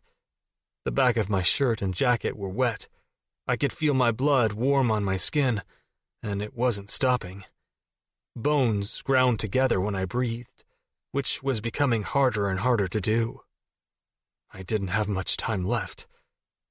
Not yet, I thought, and forced myself to hurry to the lobby, where I saw Drac holding Alex, pressing a gun to her head in the glare of a small army of police outside the bank's walls. I held the gun in steady hands and strode up to Drac. I had one more promise to keep. Alex. Relief and terror warred within me to know that Cory was there. I didn't dare move, but I could just see him in my left eye's peripheral vision as he stood behind Vince, but with his back to the empty bank, out of the line of the Monster Squad's fire. Somehow, Cory was holding a gun to Vince's head, the same way Vince held one to mine. I felt Vince's body tense with anger.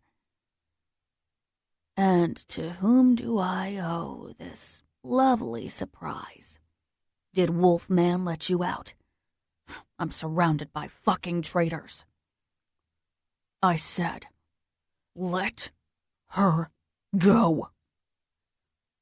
Cory's voice sounded strange now, as if he were choking, probably from fear.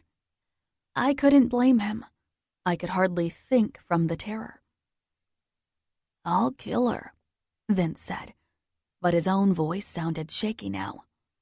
I will. You won't, Cory ground out. You'll let her go, or you're dead. You have this chance to walk away. Straight to prison? Vince's hand in my hair tightened. Been there. Not a fan. Let her go, Cory said again, and coughed. I'm not going to tell you again. It's over, Vince, said the megaphone. You're done. Put down the gun and let the hostage go. It's that easy. Behind the teller counters, I heard mutterings from the Monster Squad. It felt like the moment before lightning strikes, or before the starting gun for a race blasts. I felt Vince loosen his grip on me, and I started to sink on watery limbs. This is far from... A sound like something tearing the air whizzed over my head. Vince's body jerked, the remainder of his words unsaid. For half a second, I thought he'd pulled the trigger, and this moment was my last. A drawn-out heartbeat of life before the darkness descended. Instead, his painful grip on my hair fell away, and I was free. 1 heartbeat, 2. Then my world imploded. Heavily armored SWAT team members stormed the bank, lobbing cylindrical objects that whizzed over the hostages' heads to land behind the teller counter. Soundless explosions erupted, as if the bank had been hit with voids of airless nothing. Concussion grenades, I would later learn. My ears rang, and I stumbled, suddenly drunk and clumsy. Cory tackled me to the floor, shielding me with his body as a cacophony of gunfire, shattered glass, screaming and cursing erupted all around us. An armored SWAT team member jogged toward us, shouting, "Stay down! Stay down!" through his plastic face guard, though I read his lips more than I heard him. My hearing was tinny with reverb, as if someone were playing a theremin in my brain. Cory drove me to the left, toward the area of desks and chairs, keeping me beneath him, as we half crawled, half ran to duck for cover. The SWAT team members streamed past us, fanning out to all corners of the bank. We were nearly there, only 5 feet or so, when I felt Cory's body shudder, and I was buried under him as his body went slack. "Cory? Cory!" I crawled out from under him, and the first thing I saw was the hole in his jacket on the right side of his back, under his shoulder blade. A dark swath of blood had spread around it, down to the waistband of his jeans. My blood rushed to my ears, drowning out the tinny sounds and terror. "Oh my God!" I grabbed his arm and helped haul him to his knees. "No, no, no! Get up! Come on, we're almost there!" With agonizing slowness, he made it to his hands and knees, and then I nearly screamed as he coughed and a spray of blood stained the floor beneath him. "Can't breathe," he croaked. "Keep moving." I sensed the chaos was subsiding, but I wasn't going to take any chances. I sat him up and maneuvered my way between him and the desk, trying to ignore how ashen his face had suddenly become and the blood staining his lips. I wrapped my left arm around the front of him, holding him upright, and pressed my right palm to the gunshot in his back. The blood was hot, and there was so much of it. Punctured lung, I thought, remembering a case I'd once had over a botched tracheotomy. Cory struggled for breath, and frothy pink spittle leaked from the corner of his mouth. I pressed harder, as if I could prevent the life from leaving his body. "Stay with me," I murmured into his ear. "You stay right here." He said nothing. He couldn't. Judging by the harsh, labored wheezing, it was all he could do to draw breath. "Help! Help him!" I screamed, my voice ragged with fear. SWAT members were now milling around without the urgency of before, calming frightened hostages who had scattered like birds all over the lobby. The battle had ended, and it looked as if the monster squad had been defeated. Vince lay in the center of the lobby, where the sniper had taken him out. I averted my eyes from the exploded mess of his head. "Someone help him!" I screamed again, and could have wept with relief as officers started my way. You're going to be okay, I told Cory. You're going to be just fine. Cory's response was to slump against me heavily, his head lolling to the side. His breath had quieted to the barest whisper. No, Cory, please, stay with me. No response. His eyes were open halfway, glazed with pain, and his mouth worked silently as he struggled weakly to draw breath. Then I found myself in a sea of legs as SWAT and medical personnel surrounded us. They took Cory from my clutching arms and bent over him, working frantically. An officer knelt beside me and asked me questions, but I hardly heard him. I just watched, horror twisting my heart, as an EMT opened Cory's shirt and jabbed something into his chest. Blood spurted, and Cory gasped, jolting upright and then sinking back down, his breath deeper now. He opened his eyes to find me. Alex. I shoved my way through and took his hand in my bloody ones, trying not to stare at the instrument that looked like a pen casing jutting from his right pectoral. I'm here. I'm right here. He smiled faintly and then winced in a soundless scream as they lifted him onto a gurney. They raised the head so that he was partially upright, while another EMT bent him forward to staunch the wound in his back.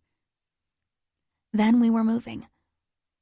I jogged alongside into the morning sunshine for the first time in 4 days, and then into the ambulance. It seemed the blood would never stop flowing. Blood from behind Cory, blood leaking around the tube in his chest. They put an oxygen mask over his mouth, and that became stained red as he coughed. I clutched his hand tightly, so tightly. Please don't go, I whispered. Please stay with me. Cory, please stay. He wheezed for breath. It sounded so labored and thick with blood. His dull gaze landed on our entwined hands, and his lips curved up ever so slightly, a weak version of his crooked grin. He held on. Weakly, struggling, in agony, he held on, drawing upon the great reservoirs of love and bravery I knew he possessed. He held on for his little girl, for his father. And I liked to think that, maybe, if only a little, he held on because I refused to let him go. Chapter 14. Alex. At Cedars-Sinai Hospital, Cory was wheeled away into emergency surgery. I tried to read the faces of every EMT and ER nurse who handled him to gauge how bad his condition was, but every person wore the same mask of grim determination. And then he was gone. I felt the strength go out of my knees. A member of the FBI and a police officer had been required to ride with us to ensure I wasn't a suspect plotting an escape under the guise of the distraught hostage, I suppose. The FBI introduced himself as Agent Paulson. He took me by the arm and helped me to a seat in the waiting area. I sank into it gratefully, and then stared at my trembling hands, my skirt, the front of my blouse and jacket, all covered in Cory's blood, the taupe-colored material stained maroon. "Are you all right, miss?" Paulson asked. I nodded absently. "I need a restroom," I said, hardly recognizing the frail timbre of my own voice. "I'd like to wash my hands." "Of course." Paulson guided me to a small restroom around the corner. He nodded at the police officer. "Officer Sams will wait for you." Inside the bathroom, I kept my gaze averted from the mirror as I washed the blood from my hands. It took a long while. When I finished, I gripped the side of the sink and willed myself not to cry. I looked up at my reflection. Get a grip. You're alive. You're... A choked sob escaped me. My face was gaunt, as if I'd lost 5 pounds in the 3 days. And given my hectic work schedule, I hardly had 5 pounds to lose. My already pale skin was even paler. The small smattering of freckles across my nose stood out in sharp contrast. I never left the house without makeup, not even to a yoga class. But now, only the barest smudges of eyeliner remained. My hair was a tangled mess. My pale eyes were shadowed from lack of sleep. Jesus. I splashed some cold water on my face and wiped off the dark smudges with a stiff paper towel from the dispenser. I looked no better, and the tears threatened again. Cory is fighting for his life, and you're worried about your appearance? I took another deep, steadying breath and started to walk out. Another woman walked in and actually let out a little cry at the sight of my blood-stained clothes. Excuse me. I slipped past her, my arms crossed over my chest. 2 steps into the waiting room, I froze, staring. Drew was there, a tall, slender figure towering over my parents.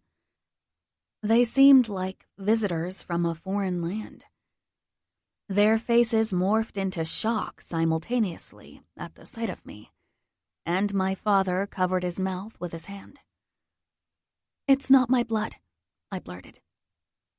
I crossed the waiting area slowly at first, and then flew into Ralph Gardner's arms and sighed against him. His voice rumbled tremulously against my ear. Oh, Alex, my sweet girl, are you okay?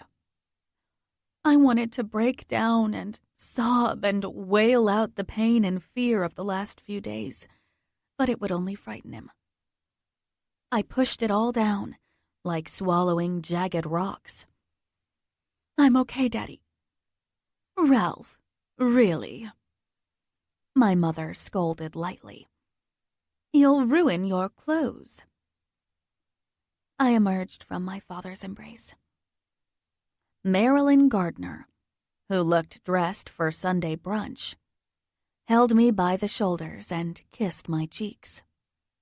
Oh, Alexandra, darling, what mess have you gotten yourself into this time?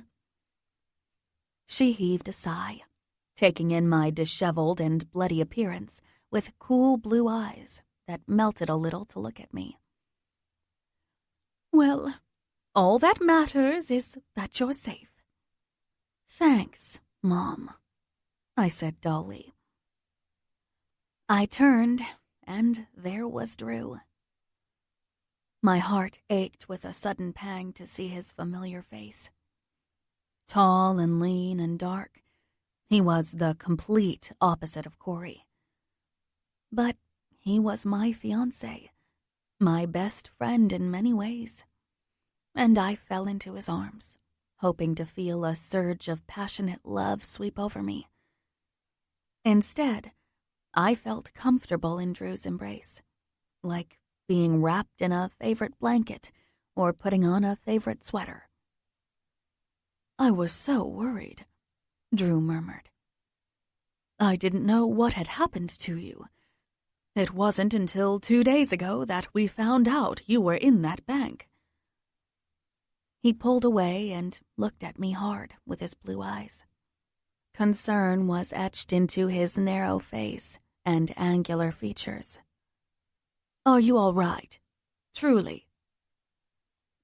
How can I know that right now?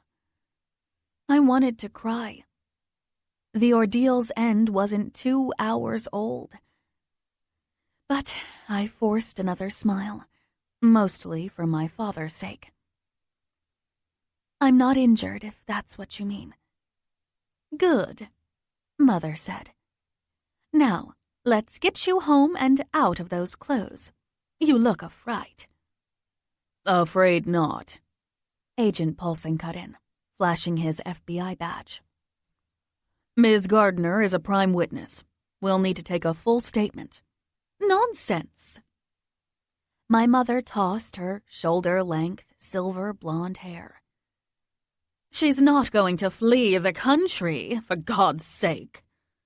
She needs to rest, shower, and change out of those horrid clothes. She turned to Drew and patted his cheek. Drew, love, be a dear and take Alexandra home. I'm sorry, ma'am, but I can't allow that. Paulson looked apologetically at me. You'll be required to come to the station for questioning tomorrow, after you've rested. But right now, I need to get a preliminary witness statement. Just a few questions. He indicated for me to sit in the waiting area. I ignored my mother's complaints and did as Paulson directed, secretly grateful and guilty all at once. The highly intimate things Cory and I had spoken of, and the few precious minutes we spent in the office alone, were vivid in my mind. I imagined every bit of it was written on my face for Drew to see.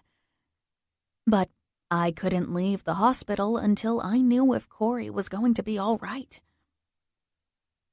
I answered Paulson's questions, mostly regarding the Monster Squad, glancing frequently down the hallway for any sign of someone who might be able to tell me whether Cory had lived or died. When Paulson asked if I knew any of the criminals prior to the robbery, my mother bristled. Really? My daughter is a very important attorney. Alexandra doesn't consort with those sorts of people. I offered Paulson a wan smile.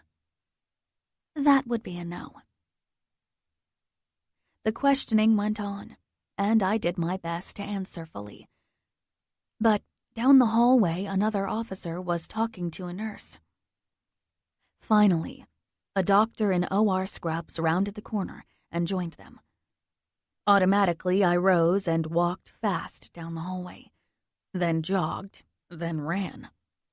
Is he all right? I demanded. Is he going to be all right? The nurse started to gently but firmly direct me back to the waiting area, while the doctor, a tall woman with dark hair and kind but sharp blue eyes, glanced briefly at my blood-spattered clothes. Are you the young lady who rode in with Cory Bishop? Yes, must be. She smiled gently. I'm Dr. Lowndes. The surgery went well. Who is this Cory person? My mother asked, coming up behind me with my father and Drew in tow. What surgery? He was a hostage with me, I said quickly, then turned to the doctor. So, he's okay? He lost so much blood. Yes, the doctor replied. He sustained a gunshot wound to the middle lobe of his right lung, as well as 2 shattered ribs. But we were able to retrieve the bullet and repair the lung tissue. He is currently on a ventilator, but we don't anticipate he'll have to remain on it for very long. He's a strong young man, that Mr. Bishop. I closed my eyes for a moment as relief washed over me. Can I see him? He's in the ICU now and under heavy sedation. But so long as his vitals look as good as they have been, you should be able to visit him sometime tomorrow. The nurse patted my hand. Have you any idea how we can get in touch with his family, dear? He has a wife. Or, no, not a wife. Georgia. I don't know her last name." The nurse smiled. "I'm sure these fine officers will track her down." She gave Drew a pointed look and nodded toward the waiting area. "Come on, hon," Drew said. "Let's go sit down." "He saved my life," I said. "I want everyone to know that." "We'll get the whole story, ma'am," Paulson said, and took me back to the waiting area for a few more questions. I was finally released to go home, with an appointment at the Westwood police station with the FBI the next day. "You and Drew will come to dinner Saturday night," Mother said, kissing my cheeks again. And then she held my chin in her manicured hand. "Oh, darling," she sighed. And just before she turned away, I saw the glitter of tears in her eyes. "Come, Ralph. You know how I hate the smell of hospitals." My father embraced me tightly. "Are you sure you're all right?" I nodded. "Yeah, Daddy, I'm okay." He kissed the top of my head, shook Drew's hand, and followed Mother out of the waiting area, leaving Drew and me alone. "I texted Lila," he said as we walked to the elevators. Drew had parked in the garage. "She was worried sick, of course, but I told her you were okay, and she said she'd tell the others. She wants you to call her the second you can." "They took my phone," I said, and flinched as a flashback of me putting my phone in Frankie's white trash bag popped out at me like a jack-in-the-box. Drew took my arm. "You okay?" I smiled thinly. "Yes, fine." The elevator took us down. "I called John Lawson as soon as I knew the hostage crisis was over," Drew continued. "He told me to tell you everyone at Lawson and Dooney is so glad you're okay, and that you're to take as much time off as you need. Just not too much." He laughed lightly. I looked up at him. "My trial? Monroe?" Drew's smile widened. "Good news. The robbery reached the jury before they came to a verdict. The defense filed a motion to have the jurors questioned, but the questioning revealed insufficient influence. Deliberations are continuing as we speak." "Oh," I said. "That's a relief." The doors opened on the parking garage, and a barrage of flashes went off. I shrieked and fell back. Drew moved in front of me as a crush of press. About 15 men and women with TV cameras and small mics thrust in my face began shouting questions all at once. "You're one of the hostages? What was it like? Whose blood is that? Did they hurt you? Did you know any of the robbers before the incident? Is it true they wore monster masks?" Drew put his arm around me and pushed through the throng. "No questions at this time. Ms. Gardner has yet to give her report to the FBI. Until then, no comment." The press and questions followed us to Drew's silver Porsche. "Are you her attorney?" "You said Ms. Gardner?" "What's your first name? Could you spell that?" Drew helped me inside and hurried to the driver's side. I kept my face averted as they flashed their cameras right into the car, only backing off when Drew gunned the engine. We left the dark confines of the garage and sped out into the bright Los Angeles summer sunshine. "That was crazy." He shook his head, amazed but a little bit pleased, too.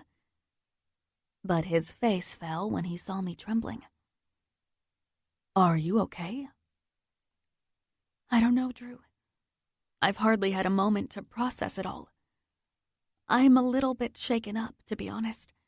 and talking to Agent Paulson felt like describing a crazy dream I had. It hardly makes sense yet.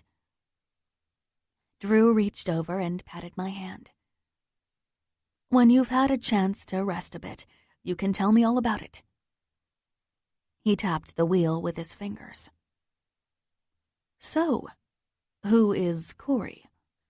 I nearly flinched to hear one man's name from the mouth of the other. Another hostage. Yes, of course. But what happened? He saved your life? Yes, I said. But I don't want to talk about it just yet. I need a shower, a nap, and something decent to eat. Then I might feel steady enough to talk. Of course, Drew said, his smile tense. Whatever you need. I took a long shower with water as hot as I could stand. When I emerged from the cloud of steam, I saw that Drew had removed my blood-stained clothes from the carpet where I dropped them. He'd probably thrown them out. There was no salvaging them, but even so, I felt a pang of regret. Or maybe grief. It was hard to know. My emotions were ping-ponging so fast I could hardly keep track. I scowled in anger that Drew would dispose of the clothes that bore Cory's blood. Blood he'd lost for me. And then I nearly burst into tears a moment later. I climbed into the king-size bed, still wearing the towel from my shower, and buried myself under the duvet. Rest, I muttered. You just need to rest. I closed my eyes and felt sleep reach up immediately to drag me down into quiet oblivion, and I was grateful for the respite from the uncharacteristic lack of control. I'll wake up better, I thought. Stronger. I will. But despite my exhaustion, I tossed and turned, bundling myself in the duvet. I heard breathing, raspy and fetid. My knee touched someone's leg. Was Drew in bed with me? I pulled back the cover, and Frankie's pocked face leered at me in an obscene grin. I'm ready for that blowjob, Red. I woke, choking on a scream, my hands clutching the duvet until my knuckles ached. My gaze roved the room, desperately trying to orient myself.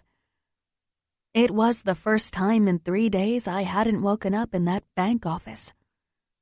Drew's large master bedroom, with its tasteful decor in dark beige, blue, and gray, surrounded me. Not the office. No ugly fluorescents. No Frankie. The clock on the nightstand said it was only noon. I'd been asleep for all of 20 minutes and felt as exhausted and rattled as if I hadn't slept at all. But there was no going back to bed. Not now. I shuddered, threw off the covers, and swung my legs over the side. I inhaled and slapped my cheeks. Come on. Keep going. I dressed in yoga pants and a t-shirt from my walk-in closet and headed downstairs. There was a note on the kitchen counter from Drew. Food's in the fridge. I'm in the office. Love, D. I went to the stainless steel refrigerator and found a tuna salad sandwich from Mayberry's on the top shelf. He must have gone out for it while I was taking that marathon shower. I opened the wrapping and stared at the food, my stomach both nauseated and growling hungrily. I nearly put it back, but the memory of my gaunt visage returned to haunt me, and I took a bite. Oh, it tasted so good. And then I almost gagged. I managed to swallow the bite and quickly rewrapped the sandwich and shoved it back in the fridge. God, what is wrong with me? Rashida's clipped voice answered me in typical Rashida fashion. PTSD. You were a hostage for 3 days, threatened with rape, terrorized by a madman. You had a gun pressed to your skull. You were a millisecond away from death and then caught in a gunfight. What, exactly, do you expect? I took another deep breath and then spat a curse. Inhaling deeply wasn't working. Swearing like a sailor helped more. I wiped my eyes and went to find Drew in the home office. He was on the phone, as usual, but began to wrap it up as soon as he saw me.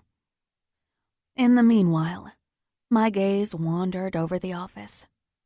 The bookshelves filled with law tomes, legal thrillers, collections of World War II biographies, histories, and encyclopedias. Drew was a history buff for that era, and had even made a few models of bombers and U-boats several years ago, before he had given it up to devote even more time to his job. Yeah, I know, but I have to call you back, Dan, he said. Give me an hour. Thanks. He hung up and turned to me, a sympathetic smile on his face. I thought you were going to nap. Feeling better? Did you find the sandwich in the fridge? It's just to tide you over. Tonight we can order whatever you want. Or would you like to go out? I waved my hands to ward off the idea and sank down into the leather couch that made up one wall of his office. I still haven't found my appetite. Okay, Drew said cautiously, and waited for me to say more. I'm not sure what to do next, I said. I know I should call John or Mr. Dooney, but I'm not ready to jump back into it yet. I feel like there's unfinished business with the whole bank thing, and I don't know what it is, or even what that means. It's a lot to process, Drew said. Telling the FBI everything tomorrow will probably help. His smile slipped from sympathetic to pitying. You need closure, hon. Making that report will probably give it to you. I toyed with a stray thread on the seam of my yoga pants. I guess so. Well, you could tell me about it. Whatever you want. His gaze strayed to his paperwork. I'm here for you, Alex. For an hour, anyway, I thought with a bitterness I instantly regretted. I came in here to talk about it with you, I said. But now, starting from the beginning seems like climbing a mountain, and I just don't think I have the mental energy for it. Drew nodded and glanced at his work. He was itching to get back to it, and irritation flared in me. Oh, why not let him work? You don't want to talk anyway. I uncurled from the couch. I should call Lila, then try to sleep again. Are you sure? Drew asked, the relief in his voice only barely contained. I paused at his desk to give his hand a squeeze. I'll let you get back to it. I shut the office door behind me and lingered in the hallway. Less than 30 seconds later, I heard Drew's voice. Dan? Okay, where were we? I went back to the master bedroom. The bed was empty, of course. No lurking psychos. I forced myself to climb in. I didn't survive sleeping on the floor for 3 days just to be evicted from my bed by a stupid dream. There was a landline for emergencies on the bedside table. I slipped back under the covers and called Lila. Alex? Oh my God, I've been worried sick. Drew texted me when you got out, but it's so good to hear your voice. How are you? I started to say, fine. I'm okay. You don't sound okay. Lila's voice became stern. Not that I blame you, but talk to me. Or do you want me to come over? I almost said yes, but the same reluctance to tell the whole story was still there. It was too exhausting to contemplate. Not to mention, I couldn't trust myself not to tell Lila everything. There was something about my best friend that demanded honesty. She had integrity ingrained in her like bedrock. Like Cory. No, I won't be any good to talk to. I just need to sleep. Tomorrow I'll be better. I just wanted to check in. A pause. I know it's early yet. You just got out.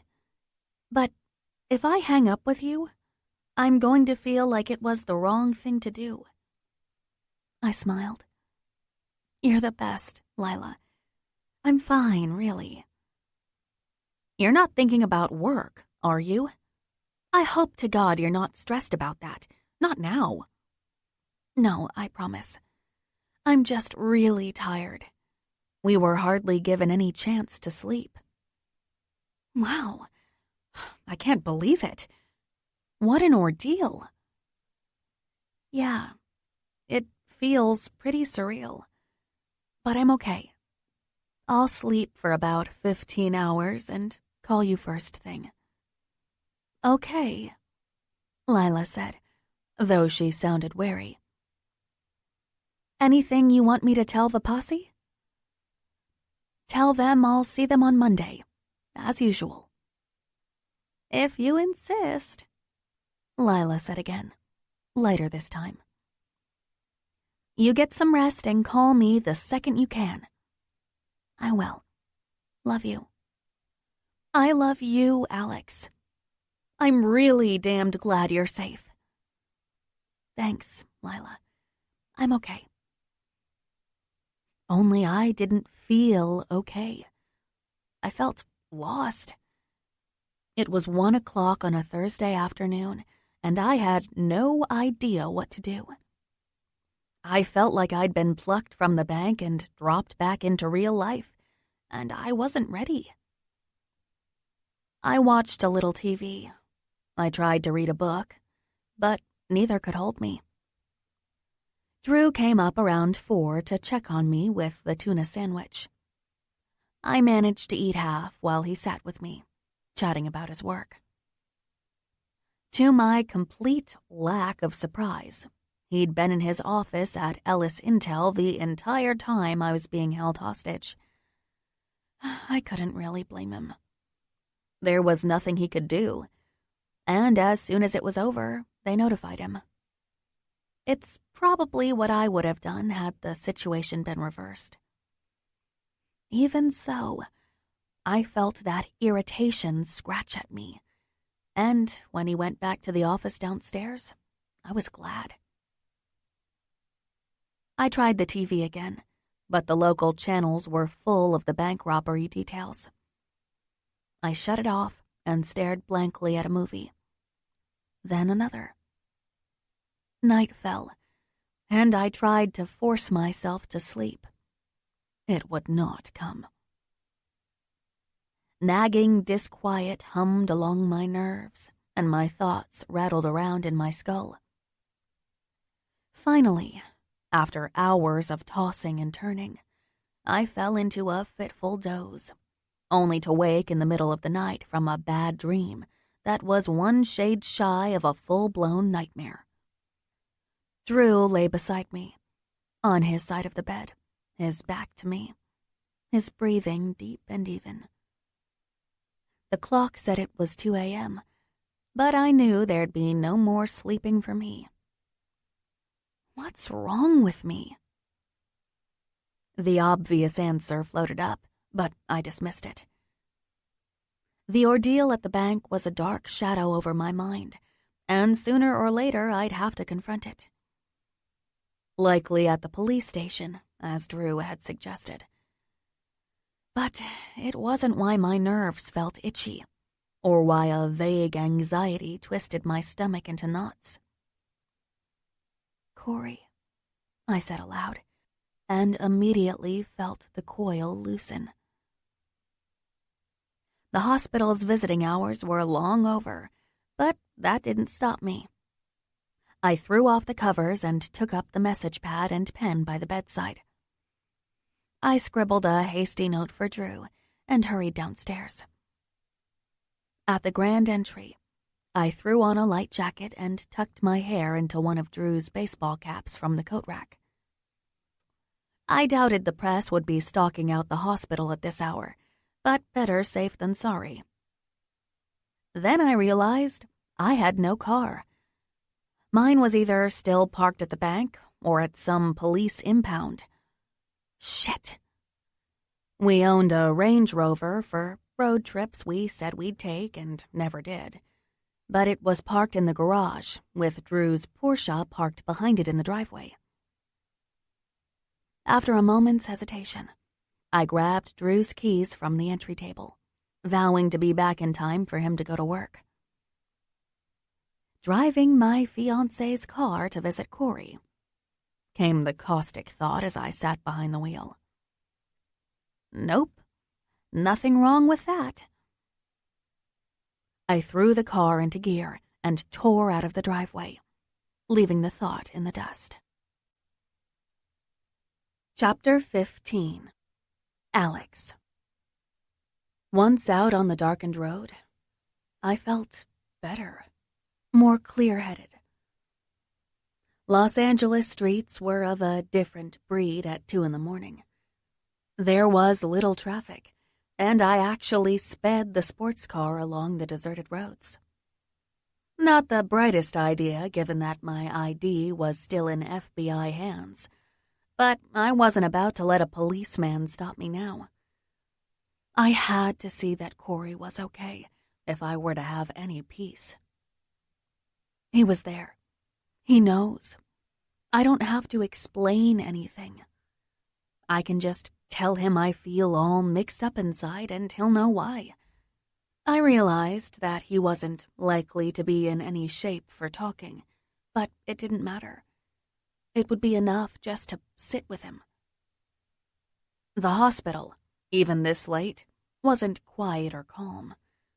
Machines beeped constantly, while nurses, doctors, and orderlies moved in and out of the rooms.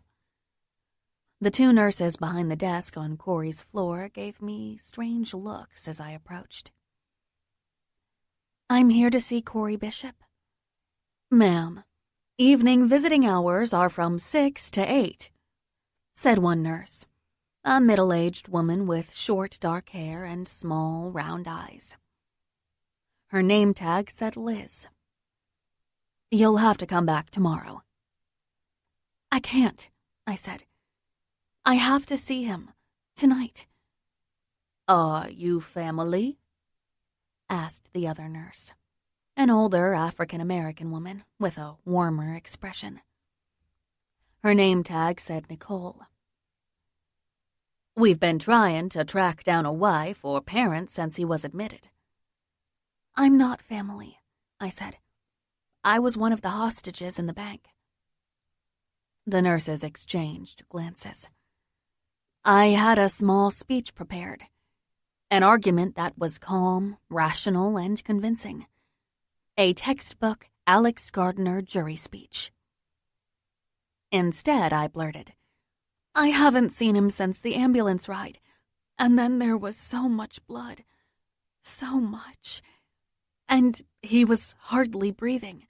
So they stabbed him to help him breathe. They stabbed him. And there was more blood, and I don't want to remember him like that. Please, I can't sleep. I won't disturb him, I promise. I just want to sit with him for a little bit. Please." The older nurse smiled gently and looked to the other. It can't hurt. Fine, Liz snapped. You have 20 minutes. He's sleeping. Do not wake him up. And sign in here. She put up a clipboard and a pen. Do you need anything, honey? Nicole asked. Our chaplain is here. No, I said, scratching my name on the paper. Thank you. Thank you very much. Room 146, Nicole said warmly. 20 minutes, warned Liz. I walked down the hallway, which smelled of disinfectant and cold linoleum. I passed dark, open doors where machines breathed for patients or beeped their pulses. I kept my eyes averted, looking only at room numbers, not wanting to witness some stranger's pain. Room 146 was toward the middle of the corridor. The room had 2 beds, but the one closest to the door was unoccupied. Cory lay near the window. A slant of silvery moonlight fell over the white bedding. I approached slowly. Flashes of the robbery and its aftermath jumped out at me, making me flinch. I saw blood spatter the bank floor as Cory coughed, a jouncing, jumping ambulance ride, and then him being wheeled away. It all faded when I saw him alive and breathing with my own eyes. They had him inclined into a half-sitting position, and he slept with his head turned toward the door. Tubes trailed into his arm, and a nasal cannula breathed into his nose. But I was relieved to see he had no ventilator, and that the tube the EMT had jabbed into his chest was gone. I pulled a chair to his bedside, trying to remain as quiet as possible. But when the wooden leg scraped the floor and Cory's eyes opened halfway, I wasn't sorry at all. The smile that split his face when he saw me made my heart ache, though I couldn't fathom why. Hi, he croaked. Hi, I said. It's late, but I wanted to see you, to make sure you're okay. I'm glad, he said, and his voice was a hoarse whisper, likely from the ventilator. Glad you're here.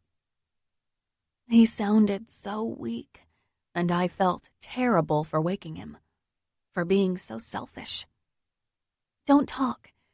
Your throat needs to heal, and if the nurses found out I woke you up, they'd have my head. And they're right. I should go. No, don't. He smiled his crooked smile, but tiredly. Everything he did or said was in slow motion. Stay. In an instant, I was back in the bank, holding him and begging him to stay with me. He watched my face, and his smile faded. What's wrong? I don't know. It all ended so quickly, and now I'm supposed to pick up where I left off. Everything feels alien now. I took off the baseball cap and studied it a moment, then let it drop to the floor to rub my eyes with both hands. I've never felt as out of control as I have lately. Lately? God, it hasn't even been a whole day. Hey, Cory whispered. It's okay. I get it. Of course you do. Tears threatened, but I pushed them down. And here I am, blabbing about my stupid shit when you're lying here in pain because some bastard shot you. Frankie shot me. My head snapped up. What? He did? I thought it was in the lobby at the end. Cory shook his head, smiling dryly. Frankie, before that. Broken fingers and all. Broken? You broke his fingers? He nodded again. I warned him not to touch you. But, Cory, God, he shot you for it. He wanted to shoot me anyway. Yes, but I keep my promises, Alex. The silence that fell between us was thick with memories. It occurred to me that, aside from the bloody chaos of the standoff, the last time I had seen Cory was in that darkened office. After we'd had crazy yet undeniably magnificent sex. God, did that really happen? Or did I dream it? But his words to me that night were stark in my memory. He'd made another promise, to keep me safe. You kept both promises, I said softly. He nodded. It hurt him too much to talk, and it hurt me too much to relive any of it. It was all too raw and painful, and I was so tired. If only I could sleep. You saved my life, I told him. You saved everyone's lives by stopping Dracula, but you saved mine first. Thank you for that, Cory. I guess that's what I came here to do, but I should go. Let you rest and try to get some too. Can't sleep. No. Or if I do, it's bad. Be my guest, he murmured. His dark eyes were getting heavy. I can't sleep on your shoulder, I said. You just had surgery. He held out his hand. Next best thing. It looked like a lifeline, and I took it. I rested my head on the side of his bed, pillowed it on our clasped hands. It's not the same as your shoulder. It's nice, he said, and then drifted off, a ghost of his smile on his lips. I tried to get comfortable, thinking I would never fall asleep in such an awkward position. And that was my last thought before warm, comforting dark descended. And there were no dreams. Chapter 16. Cory. I dreamt of soft red hair against my cheek and expensive perfume in my nose. I dreamt of arms around my neck, thighs parting for me, a voice whispering, yes, yes, yes, like a heartbeat, and then ecstasy beyond anything I could have imagined. And then pain, a heavy, hot pain that tried to drown me. The voice turned frantic. Stay with me. Yes, I tried to say. I'll stay with you forever. But I couldn't talk, couldn't breathe. And then another voice, loud and chafing, like metal scraping against glass. He's in here. I opened my eyes. The sunlight streaming in the window was searing. Not the bank. A hospital. But Alex was there, sleeping, holding my hand. I smiled. Cory? Alex jolted awake, disoriented at first too. The owner of the chafing voice cleared her throat. Georgia stood in the doorway, wearing a man's blue button-down shirt, one of mine, with the sleeves torn off at the shoulder, and black leggings. Bracelets jangled on her tattooed arms as she put her hands on her hips. She glared at Alex. Who are you? I'm Alex Gardner. She slipped her hand from mine, leaving it cold and empty. You must be Georgia. I must be. And how do you know Cory? Alex was a hostage with me. I whispered and winced. My throat felt like I'd been gargling rocks and glass. I fell asleep, Alex said, rising hastily. I didn't expect to. I'd better go. I wanted to tell her to stay. I wanted to tell her a lot of things. But my voice was so weak, and she was already halfway to the door. Alex turned. Goodbye, Cory. I'll, check in on you later. Nice to meet you, Georgia. It's not even visiting hours now, Georgia said when Alex was gone. How'd she get in? Why do you care?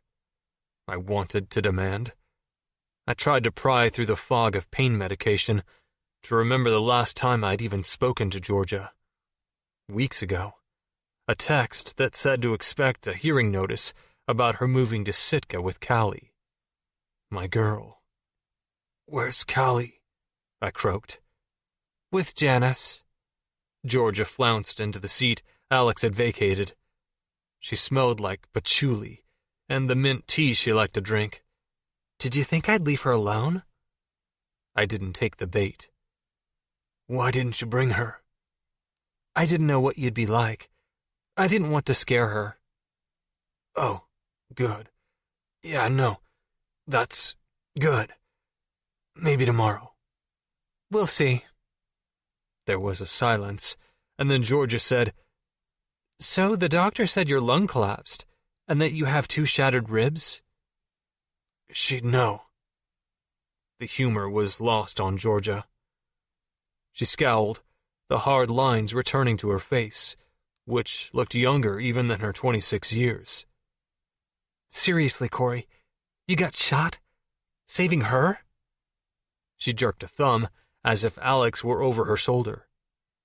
The nurses are saying you're a hero, but the whole robbery ended when you jumped out like fucking Rambo and started shooting at the bad guys? I didn't shoot anyone. I had to fight through the press to get here. They asked me all about you. Don't talk to the press, Georgia, I said, suddenly feeling even more tired. You'll just make it worse. Worse? She snorted a laugh. How can it get worse? Cory, you have no health insurance. Your heroics are going to sink you. I'll figure it out. Oh, because it's just that simple? You think your lying bastard of a boss is going to help you out? Randall doesn't even pay you when you work. And you're going to be out of work. For months. Not that long, I said, not knowing if it were true. I couldn't be out of work for months. I couldn't be out of work, period. I closed my eyes again, the terrible weight that pressed down, like an unseen hand, to take up just where it had left off before the robbery. It doesn't matter, Georgia was saying. You've had surgery, an ambulance ride. Hell, just lying here costs thousands of dollars a day. You'll need to win the lottery to pay it off, or declare bankruptcy. No, I said, then coughed painfully at the jagged pain in my throat. Another faint pain, deep in the right side of my chest, was slowly waking to join it. I said I'd figure it out, Georgia, and I meant it. I always do. She leaned back in her chair and bit her thumbnail like she did when she felt guilty. You should come with us to Sitka. And do what? Work as a bouncer? For minimum wage and all the free beer I can handle? You can still do construction. They do build houses there, you know. It's not enough money, and you know it. A silence fell, and then I said, Why? Why what? Why do you want me to move? So that we can be together? Or so that you don't feel so guilty about taking Callie away from me? That's not fair. You know how hard it is for me to take care of her on my own here. It doesn't have to be that hard.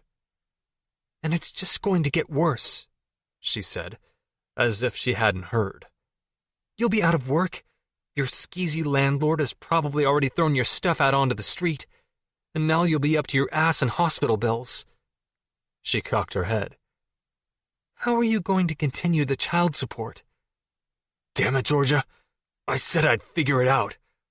The pain in my chest grew stronger. "You're not moving to Sitka." She bit her nail again. "The hearing is in 2 days. "Don't do this," I said. "At least wait until I get out. You have to wait until I can be there. There's probably some law that says I get to be there." Georgia threw her hands up and got to her feet. Okay, fine. I'll tell my lawyer to move the hearing. But it's still going to happen, Cory." "You do what you have to, Georgia."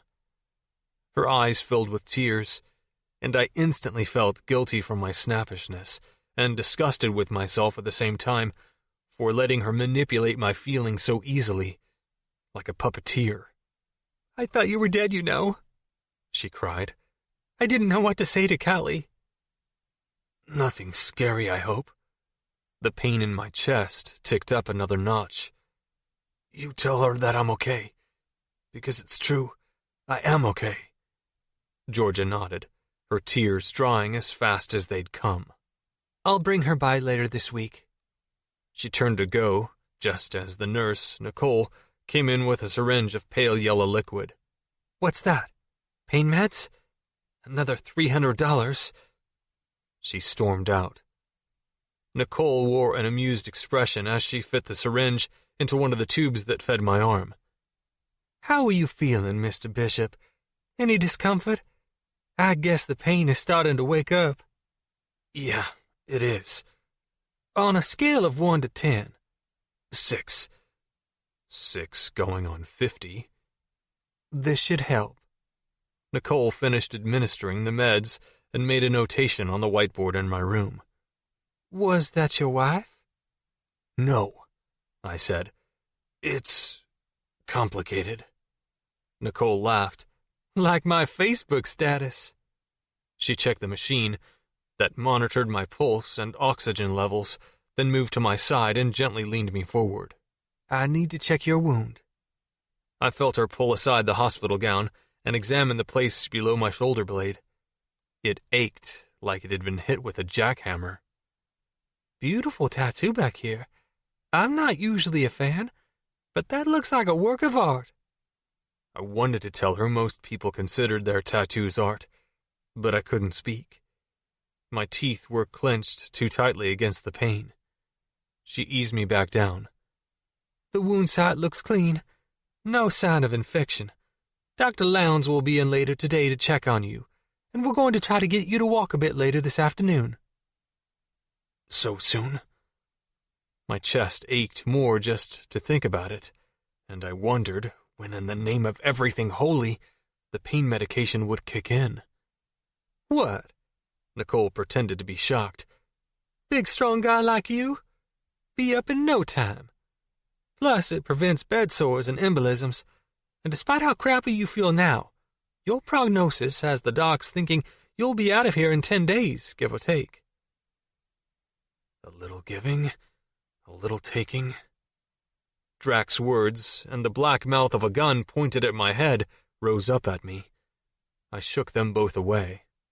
10 days is better than months. I mustered a smile. That's sooner than I thought. Okay, good. And, I'll probably need to talk to someone about arranging payments. I heard there's someone appointed in hospitals to do that. "There is," Nicole said, adjusting the IV bags on their hooks above me. "But I don't want you to worry about that right now. You need to concentrate on getting better, okay?" "Yeah." I nodded dully. No sense in worrying about what I couldn't change. "You want some TV? What you did is all over the news. They're calling you the United One hero." I closed my eyes. Oh, no. "Oh, yes. You don't want to watch?" Absolutely not. Nicole put her hands on her hips. "Honey, 53 people are alive because of you. You got to own that." I just want to rest. Mm-hmm. She started to leave when something caught her eye. She bent and retrieved the baseball cap off the floor, the one Alex had been wearing when she came in last night. "Your pretty red-haired friend. She left this here."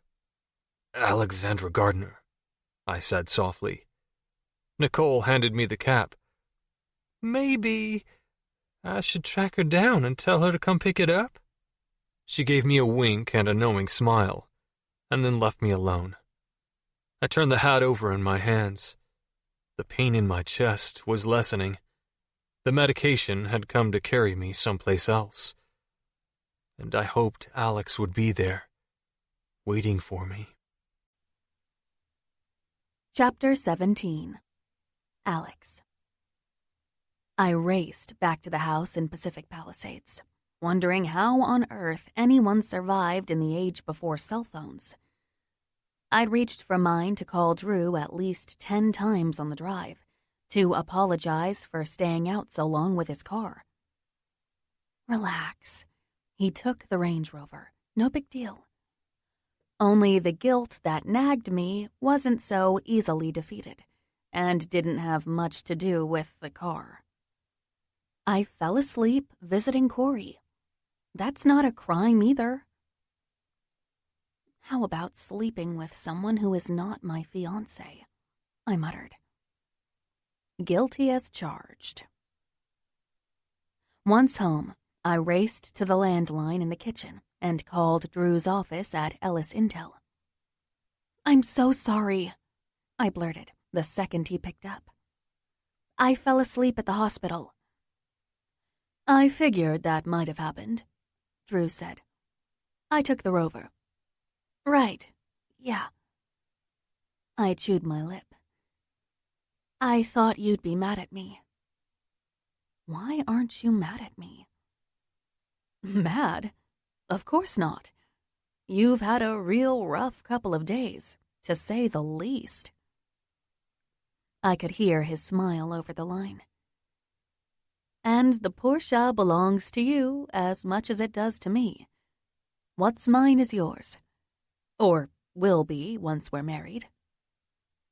He cleared his throat. How is Cory? Better. They think he's going to be fine. Wonderful. Yeah, it is. Alex, I feel like a broken record asking you, but are you okay? Maybe you should see someone, a therapist. No, I said, snapping to. I have to talk to the FBI today.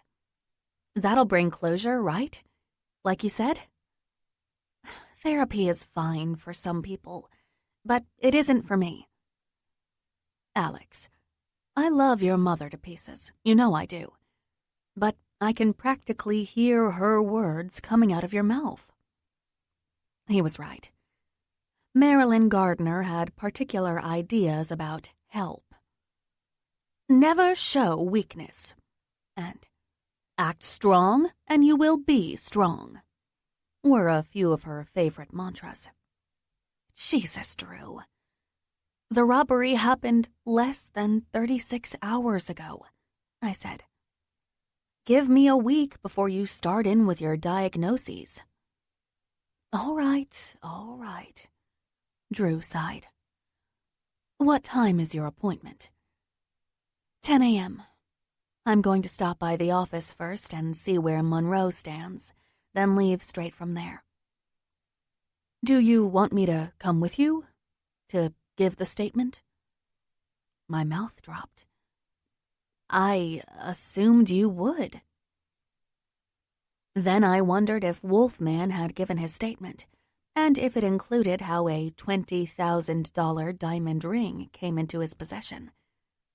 My conjugal visit. No, of course I'll be there, Drew said. For moral support. I'm sorry, I'm just buried and wasn't thinking clearly. Okay, I said weakly. Thank you. Of course. See you there. See you there. We hung up, and I steeled myself. I had to tell Drew. I should tell him before we walked into those offices to avoid an unpleasant scene. But then a fierce desire to protect those private moments came over me. It was no one's business what happened that night, but Cory's and mine. A stolen handful of minutes amid a terrible ordeal of pain and fear and death. It was private, and it was going to stay that way. A parenthesis, nothing more. I showered and then dressed in another of my designer suits. I coiled my hair in a tight twist and applied liberal amounts of makeup to conceal how tired my eyes looked. After, I studied myself in the mirror. I had the sallow visage of someone recovering from an illness. But I am recovering, I declared. I don't need therapy. I need to get back into it. I took a few breaths, yoga style, and realized I did feel better. More like myself, dressed in my work uniform, my armor. I went to the kitchen and ate the last half of the sandwich Drew had bought me yesterday. Nothing tasted better than that day-old tuna salad, and I burst out laughing. The drive to the offices of Lawson and Dooney sobered me slightly. I wasn't expecting great news about the Monroe case, but I'd fix it. I'd put back together whatever had been broken, and my reputation would remain intact. My whole life would go back to the way it was. It was already on the right track. I could feel it. Shocked stares from my coworkers greeted me. They converged to embrace me and tell how horrified they'd been to learn what had happened and how glad they were I was safe. "I'd have had a party ready for you if you'd told me you were coming in," Abed said. "It's strange not getting 20 texts a day from you." "Sorry, did I say per day? I meant per hour." "The FBI still has my phone," I said. "I'll get it back today, and the deluge will continue." Abed grinned and, after a small hesitation, gave me an awkward hug. "Bad cop's not happy," he whispered in my ear. "Be warned." John Larson came out of his office just as Michael Dooney emerged from his. Mr. Lawson beamed to see me, while Mr. Dooney's narrow face looked pinched, his eyes hard. "Alex," Lawson approached, arms outstretched. "You gave us quite the scare." He gave me a fatherly hug and then held me at arm's length. "Are you okay? Nothing broken?" he teased. "I'm fine," I replied. "I'm ready to get back on board with Monroe. I heard yesterday that the judge questioned the jury for influence." "Ms. Gardiner, would you step in here, please?" Mr. Dooney didn't wait for an answer, but retreated into his office. The entire staff suddenly had something better to do and got back to work. Abed gave me a sympathetic parting glance as I followed Mr. Lawson into Dooney's office. I felt as if I were back in high school and being sent to the principal. Michael Dooney's office resembled a museum. Tasteful pieces of art peppered the glass and steel motif, and the room always seemed 10 degrees colder than any other part of the building. Mr. Dooney waited until we were both inside and shut the door behind us. He sat at his glass desk. I couldn't imagine working on a glass desk. His back to the Los Angeles skyline, and indicated for me to sit in one of the 2 black leather armless chairs across from him. Mr. Lawson leaned against the other. There was nothing on Mr. Dooney's desk but a leather desk set, also in black, and a sleek MacBook Pro, open and facing him. He sat in his chair, a higher-backed version of the one I sat in, and steepled his narrow fingers together as he regarded me with cold blue eyes. Older than John Lawson by 10 years, He reminded me of Ebenezer Scrooge, before the ghostly visitations. Miss Gardiner, you were given Monroe versus Hutchinson because you assured us that you could handle it. No, scratch that. You guaranteed us a win. I nodded and said only, "That's correct, Mr. Dooney." After working at Lawson & Dooney for 3 years, I knew when it was time to speak and when to keep my mouth shut when it came to the senior partner. But inside, my heart clanged in my chest. He can't possibly be blaming me for being held up at a bank robbery. The word from the courthouse was that your closing statement was, quote, like nails in a coffin for the defense, unquote. "I'm glad to hear that, Mr. Dooney," I said, and suddenly wondered if things weren't as terrible as I thought. With Dooney, it was impossible to tell whether you were going to get a raise or be fired. His demeanor was the same delivering either news. I was glad to hear it too, Mr. Dooney said, sarcasm tinging his words. Until yesterday, when I wasn't quite so very glad. I shifted in my chair. Just tell her what happened, John Lawson said, irritated. She's been through a terrible ordeal. Dooney held up a bony hand, his eyes boring into mine. When it was first discovered that you were a hostage in that bank robbery, the defense attorney requested Judge Fitzpatrick to question the jury for influence. He did and found none. Nothing sufficient, anyway. Some jurors expressed concern over your well-being, naturally, but all felt they could continue deliberations and come to a just verdict regardless. I eased a sigh without showing that I had. My hands were clasped so tightly in my lap, my nails cut the skin. Yes, I'd heard. I'm so relieved. And then this happened.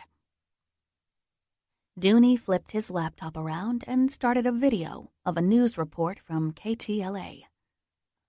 The female reporter stood in a darkened underground parking lot, along with a dozen or so other reporters milling about. By some miracle, only 2 of the hostages were injured. One, a woman, sustained 4 broken fingers. The other, a man, credited with almost single-handedly ending the standoff between the bank robbers and police, sustained a gunshot wound to the back, but apparently is in stable condition. We have just confirmed that another hostage is inside, and there was a flurry of movement, blurred images, and the reporter shouted, "Here she comes now!" I watched the jerky, handheld footage of Drew and me stepping out of the hospital elevator. The reporters converged, and Drew shielded me, rushing us to his car, but not before the glare of a dozen cameras lit up the gory splatter of blood all over my clothes. Dooney snapped the laptop shut. "They're calling you the Jackie Kennedy of United One." "Sorry, kiddo." John Lawson patted my shoulder. "You can imagine what happened next." Defense requested a new line of jury questioning, I said dully. "Correct," Dooney said. "Almost unanimous for influence. Mistrial." He leveled a finger at me. "We were home free until your little hospital photo op sunk the case." "Mr. Dooney, I didn't know the press was there. How could I know? I had just been freed." My words trailed, drowned in disbelief that I had to speak them at all. "It's not your fault, Alex." Lawson glared at Dooney. "Is it?"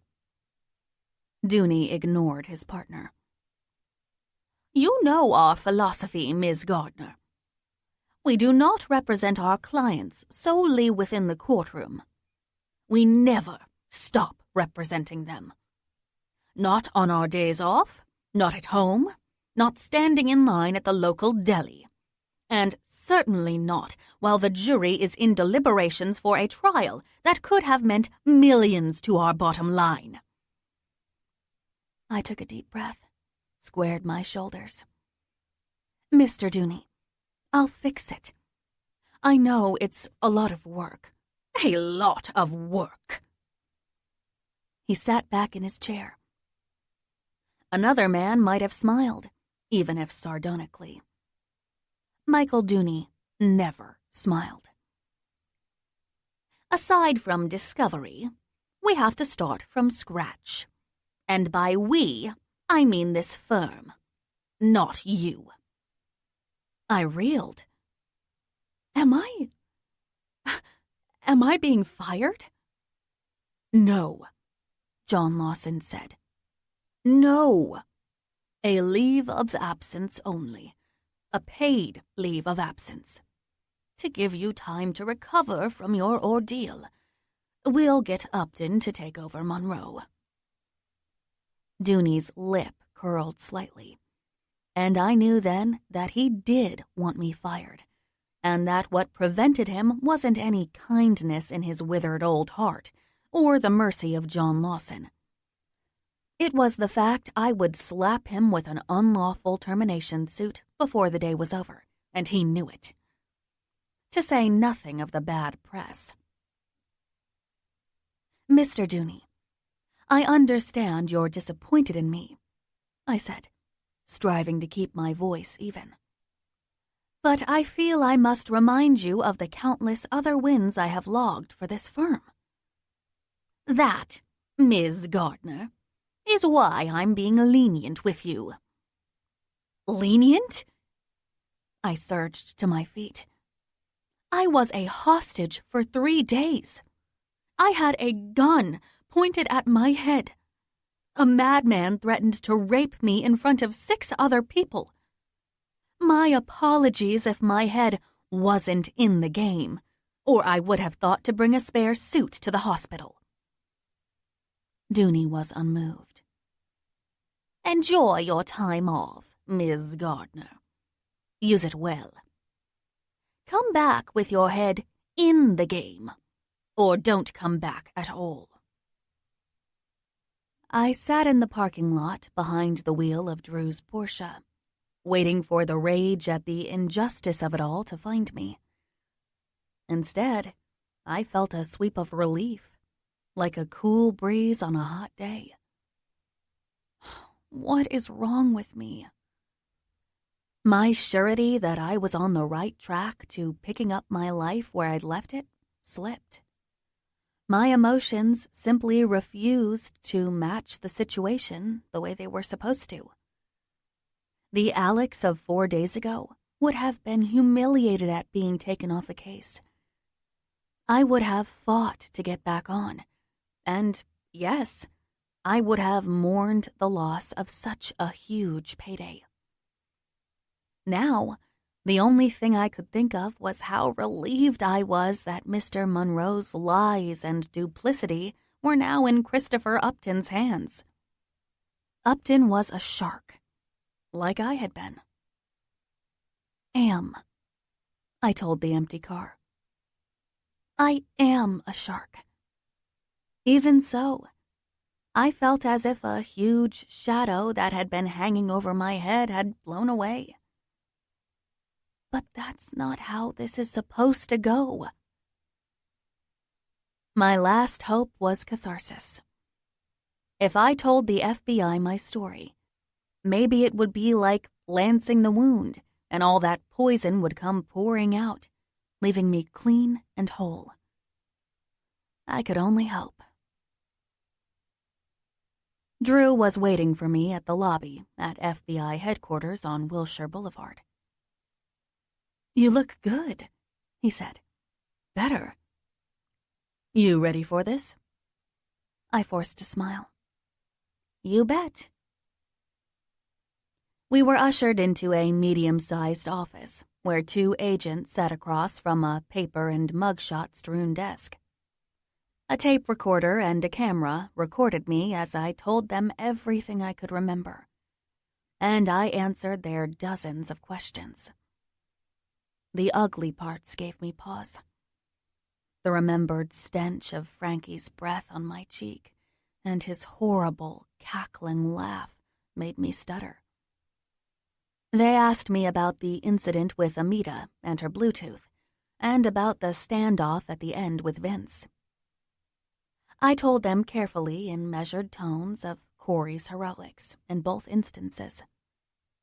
I was a witness to a terrible crime, and yet, with Drew sitting right there, I felt like the criminal in the hot seat. "Tell us about Mr. Bishop and the other hostages in your group. What did you do to pass the time?" "Not much," I said. "We all just talked and slept. There wasn't anything else to do." Talked and slept. I could boil down my entire relationship with Cory to those 2 words, and I wouldn't be lying. I talked with Cory, and I slept with Cory. Although what we did on that desk was about as far as you could get from sleeping. But technically, I had told the truth. And they bought it. The agents and Drew. They all just listened and nodded and believed me. They trusted me. The agents, Vife and Trice, told me that I likely wouldn't have to testify. They had done a thorough background check on me and found no connection between me and any of the robbers. Every Monster Squad member had made a plea and would be going straight to prison, but for Frankie Harris.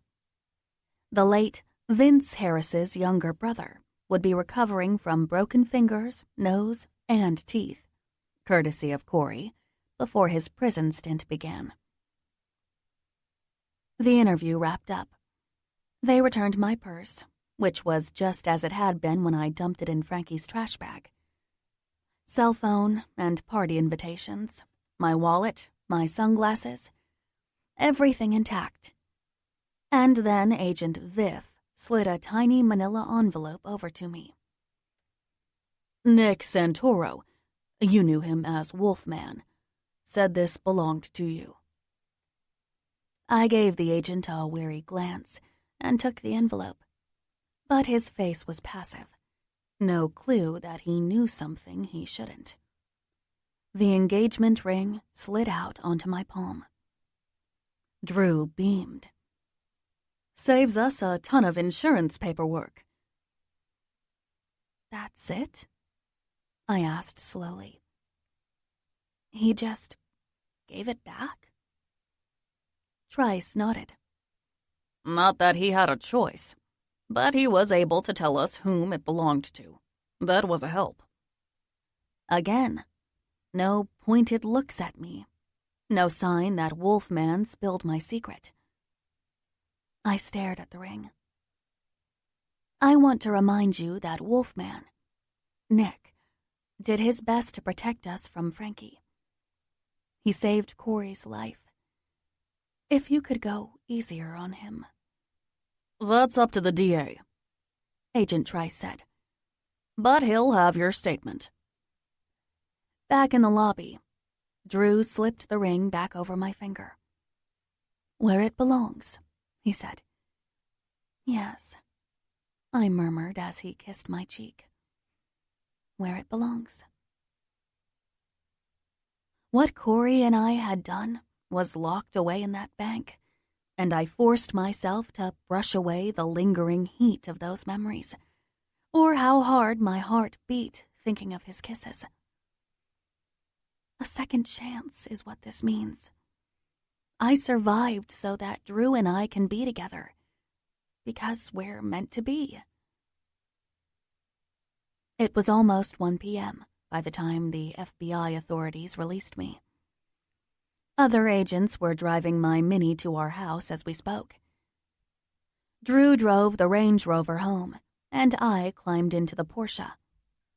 But before I started it up in the FBI parking lot, I turned on my cell phone. It lit up with dozens of messages and texts from friends and coworkers. "Where are you? We just heard. Can you read this? Talk to me. Are you okay?" I'm more than okay. I was alive. I'd never felt more alive. Talking to the FBI had helped me solidify the robbery as something real and not a strange dream. And now I was back, ready to pick up my life where I'd left off. A reset, not just for me, but for Drew and me both. We could have a life full of fire and passion. Maybe we'd only needed this frightening brush with death to realize it. Maybe I had needed my body woken up by another man in order to know what I had truly been missing. Back home, I found Drew in the kitchen, pondering the fridge's contents.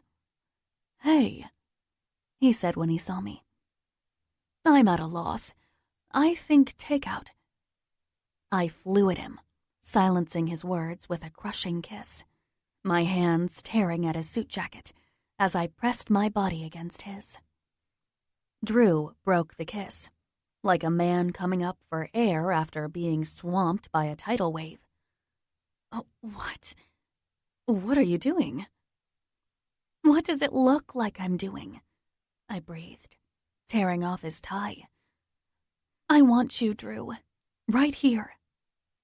"Alex, we're in the kitchen." "Exactly." I kissed him again, harder. "Touch me, Drew." I took his hand and pressed it between my legs. "I want you." "Alex, or I'll touch you." I shrugged out of my own suit jacket and knelt so that I could unzip his pants. "I want to kiss you." Whoa, wait." Drew held me by the shoulders. "You know I'm not into that." "Then do it to me, Drew." I rose and wrapped my arms around his neck to trail kisses along his jaw. "I want to feel your mouth on me," I whispered hotly. "And then you, inside me." "Jesus, Alex!" Drew thrust me away from him. "What the hell has gotten into you?" I stared at him, breathing heavily, feeling as if I'd just been submerged in ice water. "What is... Nothing. You're acting like a goddamned harlot." "A harlot?" I staggered back and clutched the countertop. I'm your fiancé. We're supposed to be attracted to one another. We're supposed to want each other. We do. I do, of course I do. But not like this. I don't want to just go at it on the kitchen floor like animals. I crossed my arms over my chest, as if to keep from shivering. "Fine. Then let's go upstairs to the bedroom like civilized adults." Drew ran a hand through his hair. "Alex, I have an hour for lunch, then I have to get back. Tonight, maybe." "No! I don't want to wait. I feel alive. I survived a horrifying experience, and I want to celebrate that with you." I moved closer to him, ran my hands up his chest, not willing to give up yet. "Don't you want me, Drew?" "I'm sorry, Alex. I just don't feel the same right at this moment. I've missed a lot of work for your FBI statement. You what? It's not your fault. It just is what it is, Drew said. And now I want something to eat.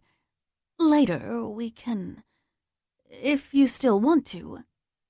You mean if you still want to, I said, stepping back. And I can tell you right now, you won't. You never want to. That's not true, Drew said. Isn't it? When was the last time we had sex? I don't know. I don't keep track of such things. No? I do. It was your dad's birthday. You had too much to drink at his party, and then we came home and did it. Barely. And when is your dad's birthday, Drew? Jesus, Alex, this is uncouth. It's in February. It's now August. Shall I do the math for you? Honestly, Drew, we didn't even have sex the night you proposed to me. Drew paced the kitchen, rubbing the back of his neck. I'm under a lot of pressure at work. I'm frequently tired. It's not just that, I said. For years, even in college, you were so reticent. And when we did, it was always the same. In the dark, missionary. Alex, honestly, you really want to talk about this? We have to talk about this. It's been this way for years. And I thought I was okay with it. I get busy and tired too. But sometimes I'm not tired. But I don't want to behave like some horny frat boy trying to coerce you into something we should be doing at least more than twice a year. I think you're blowing this out of proportion. No, I think it's just about right. Alex, we're going to be married, Drew. That's man and wife, not brother and sister. You can't even talk about the honeymoon. Why? Because what do couples do on their honeymoon, Drew? I know perfectly. They fuck. That's what they do. Oh, for God's sake. What's going to happen on our wedding night? What happens on everyone's wedding night? We'll sleep together. Oh, God, you can't even say the word. I love you, Alex, Drew said helplessly. I always have, and you know that. I know you do, I said and sighed. The fight going out of me for how distraught he looked. But I couldn't go on like this. They're making me take a leave of absence at work because I lost Monroe. Drew's eyes widened. What? How can they do that to you, after all the work you've put into that case? It's okay. I want it. I looked up at him. And I want another leave of absence. From us. He blinked. You do? For a month or so. Until the engagement party, maybe. I'll go stay at my bungalow. It'll be good for me to sort things out with the robbery. And it will give us space. The flash of relief that flitted across Drew's face hurt me more than I thought, but also solidified that it was the right thing to do. Are you sure you want to be alone right now? I think I need it. I forced a smile. It'll be like the olden times, before husbands and wives shacked up together. We've been together almost every day for 6 years. Maybe the distance will kindle something that's been lacking. Well, if you think it's best. I do. I'll go pack now. I started to turn, but Drew stopped me, his voice heavy.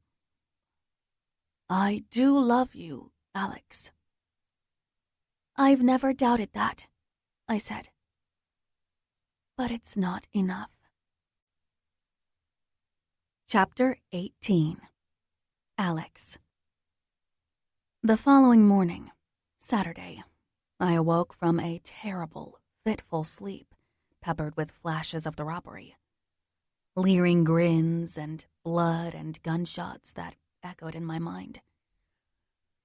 I had lain down with my head full of hope that sleeping in my bungalow in Santa Monica, my own space, would provide me a good night's sleep. Now I sat up, my hair hanging in messy tangles from tossing and turning, trying to muster some energy for the day. My bed in my room here was softer than at Drew's, as he preferred a slab. And yet, I had slept better splayed awkwardly across a hospital bed. Cory. He was still in the hospital. He wasn't getting to move on with his life. He had weeks more of pain, maybe respiratory therapy of some kind to look forward to, and hospital bills. I didn't know what a journeyman was paid, but I somehow doubted such a job came with a full insurance plan. I bit my lip. You're trying to move on. You're putting your life back together, and letting go of the robbery is the first step. I threw off my covers and patted around my bungalow. It had been months since I'd been in it. A single-story craftsman built in 1922. I had fallen in love with it the moment I saw it 3 years ago. The exterior was pure craftsman, with the signature pillars over the front porch, and with both stonework and wood for the front facade. It had 2 bedrooms, one of which I'd turned into an office/yoga space, 2 bathrooms, and a cute little backyard. The decor was much more homey, more feminine than Drew's big house, though I had redone the bathrooms and kitchen in granite counters and new fixtures to give it a touch of elegance. Even better, for Los Angeles, my house was in walking distance to all the shops, restaurants, and boutiques on Ocean Ave, 3rd Street Promenade, and, if I were feeling ambitious, the Santa Monica Pier, with its twinkling lights and enormous Ferris wheel. Not that I ever took advantage. I worked too much to take any time off, even for a stroll to the beach, and I'd been living at Drew's house for over a year anyway. My bungalow was neglected and dark, so I busied myself by making it habitable again. I opened the windows to let in the ocean breeze and summer sunshine, and dusted off a year's worth of dust from the bookshelves, the flat-screen TV in the living room, and the low, square coffee table before it. Then I vacuumed, gave the windows a wipe from the inside, and aired out the office. Work done, I stood in the center of my living room, wondering what to do next. Time off was an alien concept. Even weekends and holidays were typically spent on a case. As one was wrapping up, there was always one, or more, waiting to be prepped. I toyed with my phone, wondering at its silence. No texts from a bed, no updates on where my other cases stood, no chiming of the calendar to remind me of deposition dates, or interviews, or client meetings, or hearings, or court appearances. Silence. The days, hours stretched before me. Are you kidding? I muttered to myself. Read, take a walk, go shopping. Visit Cory at the hospital. The thought slipped into my mind like a cat through an open door. A walk, I declared loudly. Once upon a time, I had chosen Santa Monica as the place to buy my first house solely because of Ocean Avenue. So go, and stop talking to yourself. My closet here was just as full of clothes as the one at Drew's. I dressed in a pair of yoga pants, t-shirt, and running shoes, my off-duty uniform for as long as I could remember. I stuffed my wallet, keys, and phone into a purse and headed out. I walked the 5 blocks from my place on California to Ocean Avenue, which ran parallel to the Pacific Ocean. Traffic was relatively light at 10 a.m. on a Saturday, but it was summertime, and tourists walked the picturesque avenue to and from the Santa Monica Pier, which was bustling this time of year. I strolled Ocean Avenue, then up Arizona, and meandered past the shops and restaurants of the 3rd Street Promenade. But the fact that I was alone began to unnerve me. I sat at the Café Crepe for a late breakfast and coffee, feeling completely unlike myself, feeling as if everyone was watching me and commenting on me being alone. Ridiculous, but I couldn't shake it. My time off from work was so rare that it was an event I made the most of. Now, I felt like the kid at recess who had no one to play with. But the feeling of unease grew from mere pity that I was alone to something worse. I felt nervous, exposed. A car backfired and I nearly screamed. I shouldered past happy couples and groups of laughing friends. I tried to battle back, to not give in to the fear. But instead of perusing a bookstore or doing some shopping, I headed home. I walked up Wilshire Boulevard, intending to cut over to California on 5th, when I came upon the Vanilla Bake Shop. The heavenly smell of warm, sugary cake greeted me from the sidewalk, easing some of my disquiet. I stopped at the window to admire the delicate pastries. The cupcakes were little works of art themselves. I often rewarded my staff with them after a particularly grueling work week, or if someone had a birthday. I'd already satisfied my own sweet tooth at the creperie, but hospital food is notoriously bad. Before I'd even consciously decided to, I turned into the bakery. The scents hung thicker in the air, enveloped me in their sweetness. I glanced at the cupcake menu for Saturday, unable to decide. Does he like chocolate? Or maybe fruit? I chose a banana chocolate chip, and then took a vanilla bean confetti on the off chance he didn't like chocolate. The woman at the counter placed the cupcakes in a little box, wrapped them with cellophane, and tied the whole package with a ribbon. I walked back to my bungalow, double time, and hurried inside. Being stuck in a hospital can't be fun. If it were me, I'd think it very thoughtful of someone to visit and bring sweets. No big deal. No big deal. The wry voice in my head, which always sounded like Lila, spoke up. Then why are you changing into something prettier to wear? I froze in the act of pulling on a short designer dress with a blue and green hibiscus floral pattern. Because I don't need to look like a slob every time I go out.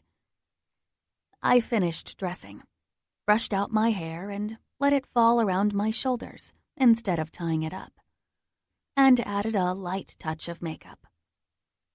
I concealed the tired circles under my eyes, and some color had returned to my pale skin from my vigorous walk. I looked fresh and pretty, and my heart actually fluttered a bit when I thought of walking into Cory's room. "What are you doing?" Lila wondered. One night away from Drew and what? And nothing, I answered. He saved my life. I'm allowed to visit the man who took a bullet for me and look nice doing it. And say goodbye. Move on. Let go. That took the wind out of my sails a bit, but I nodded. That too. I grabbed the neat little cupcake package and headed out the door. I heard the chorus of men's voices laughing before I even reached Cory's hospital room. A surreptitious peek around the corner showed half a dozen guys standing around his hospital bed, teasing him that he looked like shit and taunting him about his heroics at the bank. "You're either one brave bastard or dumb as dirt," said one. The others laughed loudly, and I became acutely aware of being a young woman in a flowery dress holding a little box of cupcakes. I started to slink away, to sit in the waiting room until Cory's own posse had left, but a nurse shouldered past, her voice cutting through the ruckus to demand quiet. All eyes turned to the door, and my eyes met Cory's through the small crowd of his friends. "Alex." He was surprised to see me, and glad. A small smile touched his lips, and my heart did that silly little stutter again. Hi."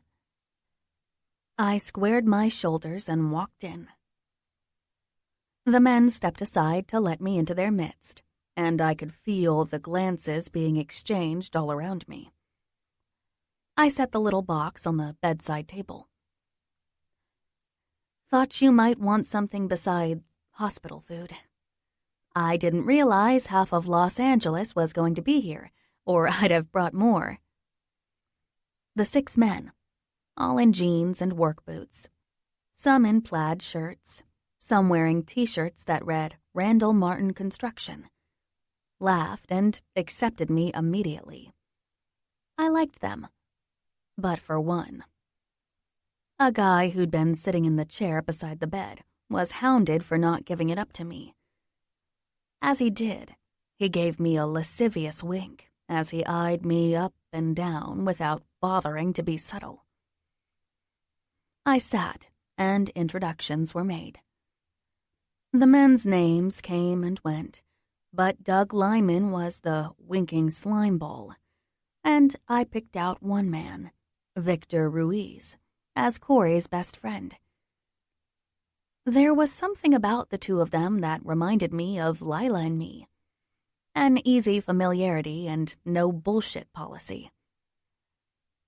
After 20 minutes, the nurse returned to ask everyone to leave, as their booming laughter never grew any quieter. "You can kick these bums out," Cory said. "But let Alex stay. She just got here." A chorus of oohs and wolf whistles met this, and Cory rolled his eyes, though I noticed he couldn't quite look at me. "All right, we're out." Victor, Vic, he'd insisted on being called, stood up from where he'd been leaning against the windowsill. "A pleasure to meet you, Miss Gardner. Thanks for thinking of this guy," he said, and then loudly ushered the other men out. The room seemed incredibly quiet with Cory's friends gone, and a short silence fell between us.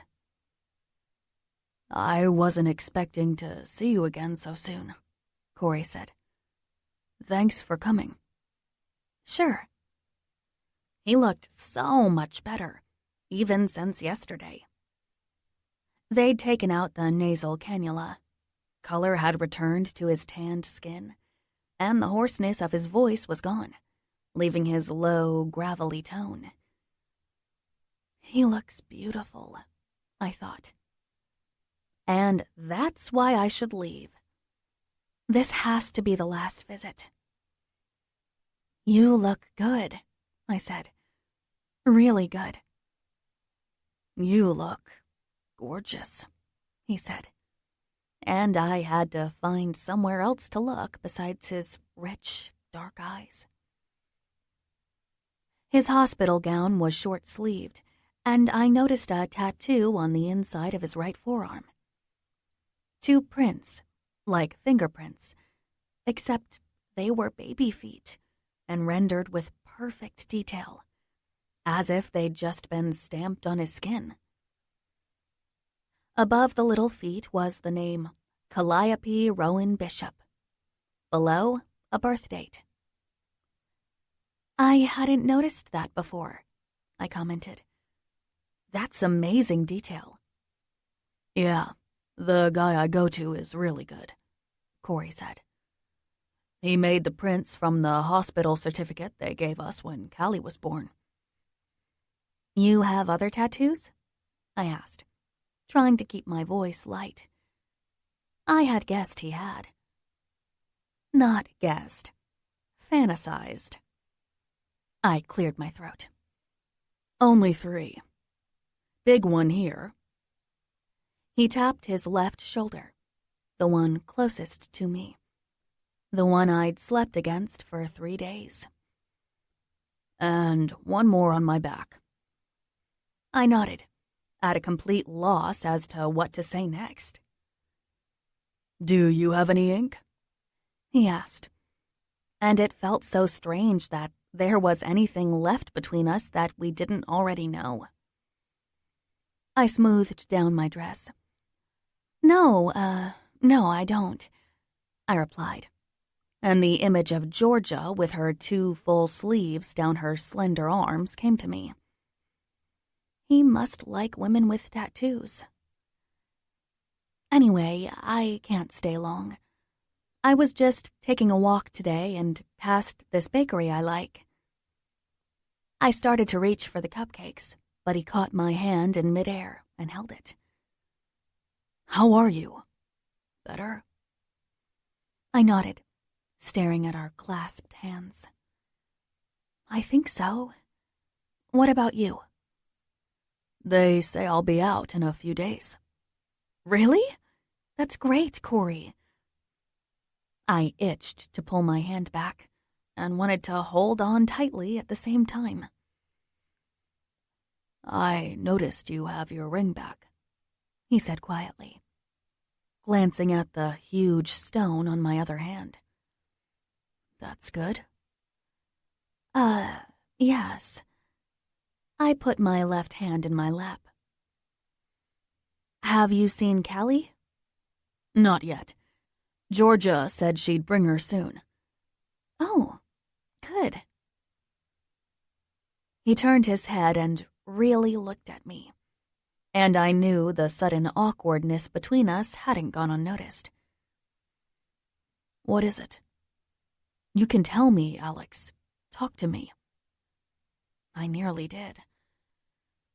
I started to tell him I'd moved out of Drew's house, that I'd demanded some time apart, that I'd told everything to the FBI and I still felt clogged up inside, that I'd been kicked out of my job, that I couldn't walk down a sunny, crowded street without feeling naked and vulnerable, that I'd been evicted from my life in every way, and I didn't have the first clue what to do about it. I wanted to tell him all of it, so badly. And yet, how would that help? A temporary catharsis. But Cory belonged to the bank robbery, and I had to let that go first, completely, if I was to move on. I can't come back, I whispered. I don't think it's a good idea. Oh. His eyes clouded and he let go of my hand. Okay. I'm going to marry Drew. I know. I should go. Yeah, okay. Thanks for the cupcakes. Of course. Okay, well. I stood up slowly not wanting to end this way, so uncomfortable and awkward and unreal. Goodbye, Cory. Goodbye, Alexandra. I didn't know why. Perhaps it was that I was never going to see him again. Or perhaps it was the way he'd said my full name, like it was a secret I had told only him. But I bent to kiss his cheek. That was my intention, and whether I altered course at the last moment or Cory turned his face, I couldn't say. But I found my mouth on his, my lips brushing his gently in a soft kiss. It should have ended there, a chaste peck and nothing more. But I lingered, and Cory's hand slipped up to cup my jaw. His mouth opened ever so slightly, and I couldn't help but respond, to take his lower lip in mine, to nip and suck it gently, a burning urgency smoldering in us both. This close, his clean, warm scent defeated the pervasive hospital odors, and I reeled slightly at the heady feeling that was stealing down my limbs and between my legs. I started to pull back and instead opened my mouth wider, my tongue venturing to slide against his. God, he tasted so good, so clean and warm and velvety soft. He moaned, and the hand holding my chin slipped into my hair. He pulled gently, tilting my head to the side for better access, sweeping his tongue deep into my mouth.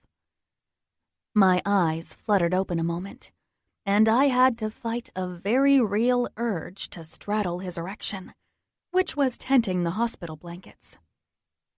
The fact that he'd had surgery only 2 days before hardly registered. Not to me, and obviously not to him. I didn't know how far we'd have gone had he not been hooked up to a heart monitor. Cory's pulse raced. The machine beeped frantically, and a nurse jogged in to check it. She laughed. I straightened quickly, and Cory tossed a pillow over his groin. Both of us were breathing heavily, both of our faces flushed, like teenagers caught making out. "I didn't mean to interrupt," the nurse said. "I'll let you alone. Just take it easy." She winked. No, I'm going. I have to go." I smoothed my hair. "Goodbye, Cory. Goodbye." He offered me a version of his crooked grin, his eyes betraying him. The spark of passion we'd been kindling was there, but fading into sadness. Or resignation. Goodbye, Alex. I stared at him, drank him in one final time, and then hurried out of the room without looking back. Down the corridor and into the parking garage, which was mercifully free of press. "Move on," I said in the quiet confines of my car, my hands twisting around the steering wheel. Yes, the robbery, the monster squad, and him. I raced my car over the streets of Los Angeles, trying to put as much distance between myself and Cory Bishop as I could. But he was right there on my lips and tongue, and the sound of his pulse racing on the monitor as we kissed resounded in my mind. The machine had betrayed him, but my heart had been racing just as fast, and still was. Chapter 19. Alex. I had dinner with my parents on Saturday night. Mercifully without Drew, who'd begged off for a work commitment, and endured their endless questions about the robbery and then their worry over my living alone in a bungalow. My father had been satisfied with my explanation, But Mother thought the sun rose and sank in Drew's honor and was concerned that I was going to lose that fine, upstanding young man if I wasn't careful. Only one nightmare plagued me that weekend. A doozy, if I cared to admit it, which I did not. One in which Dracula dragged me before a firing squad composed of blinding lights that illuminated the splattered blood on my clothes. He leaned to me, his cold, dead eyes so close I could see nothing else. "Hope it was worth it," he said, putting the gun to my head. The shot was almost as loud as my scream. Almost. And though the very last thing I wanted to do was discuss the bank robbery with the posse, I dutifully showed up at the Belvedere on Monday at noon sharp. It was my turn to pick up the bill, after all, and I'd be damned if I'd show any weakness. Because I was fine. "I'm fine," I said, answering Minnie Pittman's pitying stare. "Really, it's been a week, and I'm fine." I felt Lila watching me, and kept my eyes averted when she said, "A week? It's been 4 days." "Well, I just can't believe you were involved. No, at the center of something as big as that hostage situation," Antoinette said, with more than a touch of envy tingeing her words. "Tell us all about it. Tell us about the end. Is it true the ringleader had singled you out? That he was about to, kill me?" Rashida shivered, and Lila looked away, shaking her head. Minnie clasped her hands together. "How dreadful. Then the young man stopped him. Stopped the whole robbery. I'd heard he'd jumped on one of the desks with one of those automatic weapons." "One that he killed a robber to get," Rashida put in. "Yes," Minnie said, her eyes alight. "And then he just started shooting. Is that true?" "Not remotely," I said. The idea of Cory Bishop standing on a desk and spraying bullets to end lives, even the bad guys, was laughable. "But he did stop the robbery, this hero of yours?" Antoinette asked. "And saved your life?" "Yes, but he wasn't the Rambo the stories have made him out to be. He was scared. We were all so scared. And he..." My memory folded back to that awful moment, until I could feel Vince's gun pressed behind my ear and Cory's low voice. "Let her go, or I'll kill you." Lila, sitting to my left, squeezed my hand. "Alex, are you all right?" She fixed the others with a dirty look. "We need to talk about something else." "No, it's fine. I'm fine. Sorry." I shook off the memory and forked a bite of salad. It tasted like paper, but I managed to smile. "Anyway, never believe everything you hear." Antoinette stirred her iced tea. "Ah, but what we see with our own eyes is another matter. I've seen pictures of your bank hero. The news did a little feature on him." She fanned herself with her napkin. "He's yummy. I mean, wow." "Is he?" Minnie asked, delighted.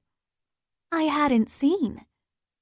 "God, yes," Rashida chimed in. "He looks like one of those firefighter pin-up men. You know, like from that calendar? Hot Heroes?" Antoinette laughed. Exactly. All muscles and brawn.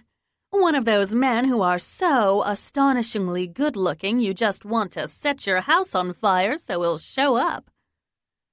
They laughed, but for Lila, who was shaking her head at me. He's more than that, I said. He's smart and kind and noble. I'm sure he is, honey, Antoinette said, her laughter subsiding. We just can't help but appreciate his more obvious attributes. I could see they were expecting me to smile politely and let them off the hook for laughing, but I said nothing. Minnie cleared her throat into the silence. But let's talk about you. You were all over the news. In that hospital parking garage. They called you the... Jackie Kennedy of United One, I finished. I know, and it's ridiculous. Well, what did you expect? Rashida asked. It's a sensational story. You, covered in your hero's blood. He has a name, I said. Cory Bishop, Antoinette supplied with authority. He's a construction worker, or was.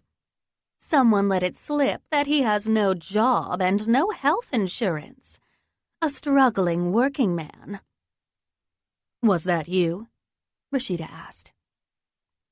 I was so appalled. It took me a moment to realize she was talking to me. Do we always talk about people's personal business like this? As if it were nothing? Was it me that what? Let it slip? No! I tossed my napkin over my salad. My appetite vanished. I would never talk about him like that, let alone spill it to the media. And he has a job, I snapped. But not every job comes with a full boat of health insurance. Another silence fell, and I fought for calm, to not let them see me so flustered. Anyway, what difference does it make? I said. He risked his life for me, for all of the hostages. I added quickly. Are you going to see him again? Rashida asked. Have you seen him since the robbery? Of course, I said. I visited him in the hospital on Saturday and we said our goodbyes. You did? Lila asked, with more curiosity than I thought even she intended. You won't remain friends with him? I haven't thought about it, I replied, pleased that the lie came out as casual as if I'd been discussing the weather. I don't want to talk about him, or the whole terrible mess anymore. Of course not, dear. Antoinette smiled pityingly. You've obviously had a terrible ordeal. You don't need to talk to us about it if you don't wish to, but I do hope you're talking to someone. Professionally, I mean. A therapist? Not necessary. Have you gone back to work? Rashida asked. Getting back into the same routines after a crisis can help restore a sense of normalcy. No, I said, faltering again. I've taken a leave of absence from the firm. Shocked stares and raised eyebrows met this from 3 of the 4 women around me. Lila sat up quickly. A paid leave, just for a few weeks. And didn't you tell me you were thinking of taking some vacation time to help your mother plan the wedding? I smiled gratefully at my friend. Antoinette frowned. Just last week you said your mother was going to handle everything, and that your schedule would remain blissfully unaffected. I remember that too, Minnie said, only she clapped her hands together. Oh, But I'm so glad you've changed your mind and are going to jump in and spend some time planning your big day. Drew must be ecstatic. Can you pull him away from Ellis Intel long enough to at least pick out the cake? Drew can't spare the time, I said slowly. And though I hated to do it, I knew I had to tell them first. Antoinette's husband worked with Drew at Ellis Intel, and if I didn't talk about our separation now, Antoinette would hear it through her garden club or tennis club or any other club in which the Ellis Intel family congregated. In fact, we're going to be spending some time apart before the engagement party. I've moved back into my bungalow. Another round of stares. This time from everyone, as I hadn't told Lila either. Minnie put her small, bird-like hand to her chest. You're separated? Honestly, Minnie, don't be so dramatic, I said, even though I'd just used that same word in my own thoughts. Drew and I have been together every day for 6 years. We both think it's romantic to spend time apart, leading up to the big event. Another lie that slipped easily off my tongue. I watched it land on my friends from behind my iced tea glass. So you'll still see him occasionally? Antoinette asked, skeptical. It's not a total blackout. Of course I'll see him. We just won't be living together. My mental energy was draining away, and then a busboy dropped a huge platter of dishes and silverware somewhere behind us. The cacophony of shattering porcelain was enormous against the hard tile. It propelled me out of my seat and knocked over my ice. Oh, God, they're shooting. In a second, it was over, and reality came back to me, my heart clanging madly in my chest. I'm sorry. I tried to wipe up the spill with a hand that trembled violently. I'm okay. Lila put her hand over mine, while Rashida called for a waiter to clean up the mess. Darling, Minnie said in a soft voice after the waiter had departed. I think you need to see someone. She's right. Antoinette flipped a lock of blonde hair off her shoulder and leaned over the table, folding her perfectly manicured, untrembling hands, one over the other. Alexandra, you're not working, you're not living with Drew, and you're clearly not over the ordeal at the bank. A clear case of PTSD, Minnie said, as if her degree were in clinical psychology and not art history. Antoinette nodded solemnly in agreement. What did you say, Rashida, about returning to normal routines after a crisis? They can help facilitate the healing process. Rashida, also not a psychologist, said with authority. Exactly, and you're doing nothing of the kind. Antoinette reached into her purse and pulled out a business card. This is a friend of Paul's. I asked for his card the second I heard you were in that bank. She slid it across the table. There is no shame in needing help. I hesitated. Of course, Antoinette was right. Countless people had been helped by therapy, regardless of what my mother said. Even so, taking that card from Antoinette Phillips felt like admitting defeat. Not taking it, however, was a different kind of defeat, at least at this table. The posse had already diagnosed me.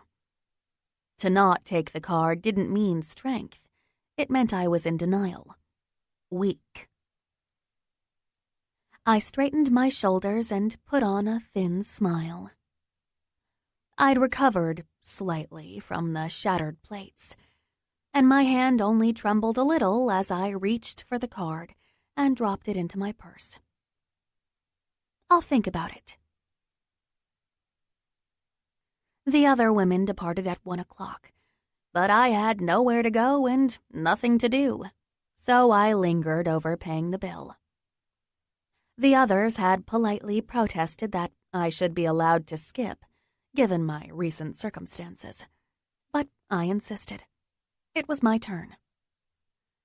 Lila remained behind. I could feel my friend's watchful gaze on me as I scribbled my signature on the bill. Okay, they're gone. Tell me the truth, Lila said. Her dark almond eyes were warm with concern, but stern too. Are you really okay? If I had $1 for every time someone asked me that, I could buy this place. We're worried about you. I'm worried about you. Don't be. I can handle it. Handle what? Being kicked out of your office? Because I know that's what the evil half of your bosses did to you for Monroe. Or how about living apart from Drew? The posse may have bought that bullshit about the romance of it, but I know Drew's idea of romance is eating takeout together over your desks as you both pull an all-nighter. Right after this trauma happens, you're suddenly split? I toyed with the pen. 1,000 excuses came to my mind, followed by 1,000 defenses of Drew. Instead, I heard myself say, we don't have sex. We haven't had sex. Not in 6 months. What? Lila sat back in her chair, stunned. 6 months? And not for 6 months before that. And before that, during college and law school, maybe once a month. Maybe. Jesus, Alex. I shrugged self-consciously. I chalked it up to being busy. I still do.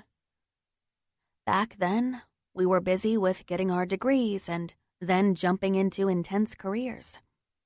There were plenty of excuses. But it got worse. Lila lowered her voice.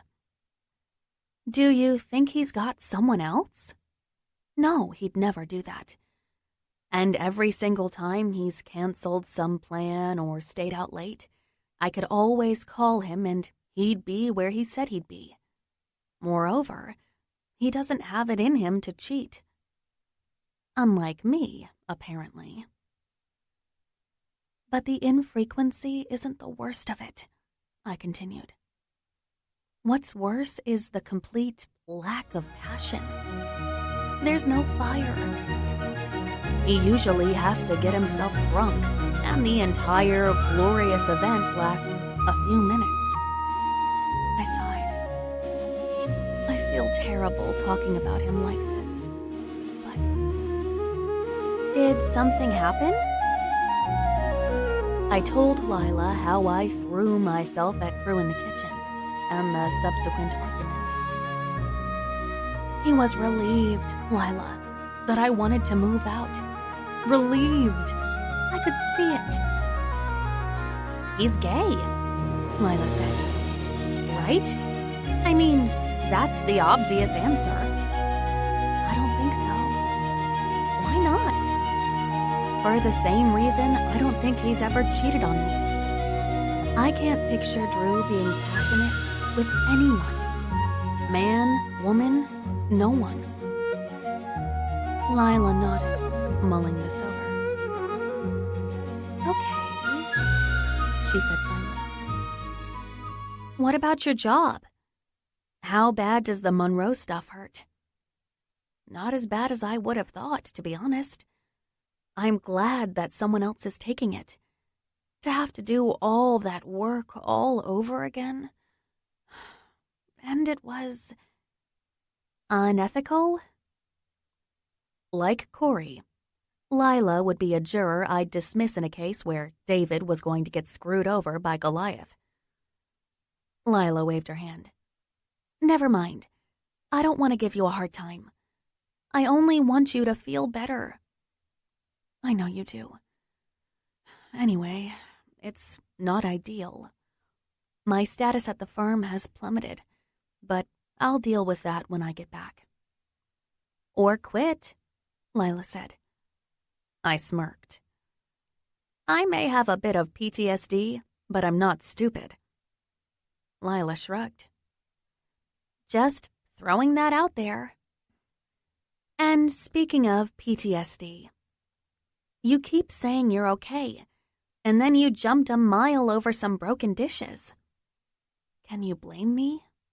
Absolutely not. But how bad is it?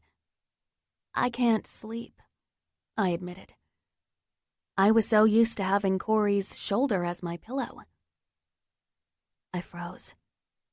I hadn't meant to say that, or to talk about Cory ever again. It's nothing, Stockholm Syndrome or something, but it's gone now. I said goodbye to Cory, and that's it. Lila cocked an eyebrow. Stockholm Syndrome is when a hostage starts to grow attached to her kidnapper, not to her fellow hostage. Okay, fine. Give it another label. We bonded over the terrible experience. But now it's over. And you're not going to see him again? Why would I? Lila crossed her arms over her blouse. Is it because he's broke? Or that he's in construction and not law? That he's not of our stock? Of course not, I said, affronted. It was my first genuine emotion all lunch. I just think it's healthier for me to leave the entire robbery behind. I have to move on, to let it go. I addressed Lila's dubious stare head-on. I'm going to marry Drew. We'll work out our personal issues, and then we're going to get married. And I can't do that with Cory in the picture. He's too distracting. Lila's eyes widened, and she set down the coffee cup she'd been about to drink from. Oh my God, you are blushing. I don't blush. I know, but you just did. What happened?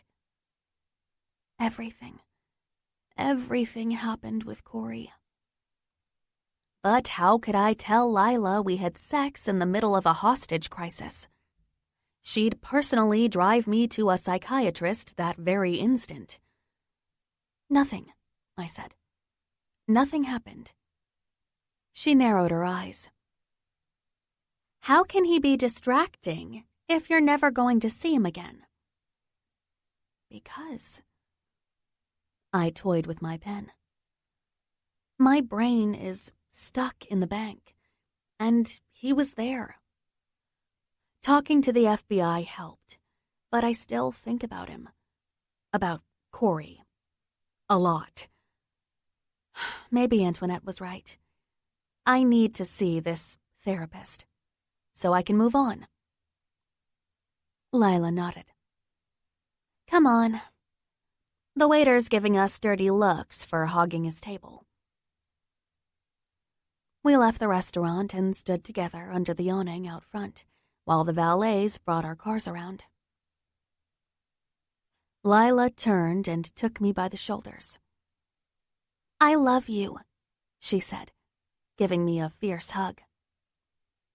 And I want you to know that it's okay. What's okay? To let go. Lila released me and looked away. It's hard at first. When I divorced Ted, I was a pariah. I still am in some ways.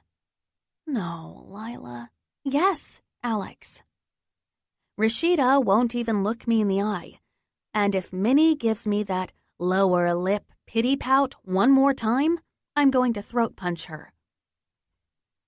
Has the divorce been hard?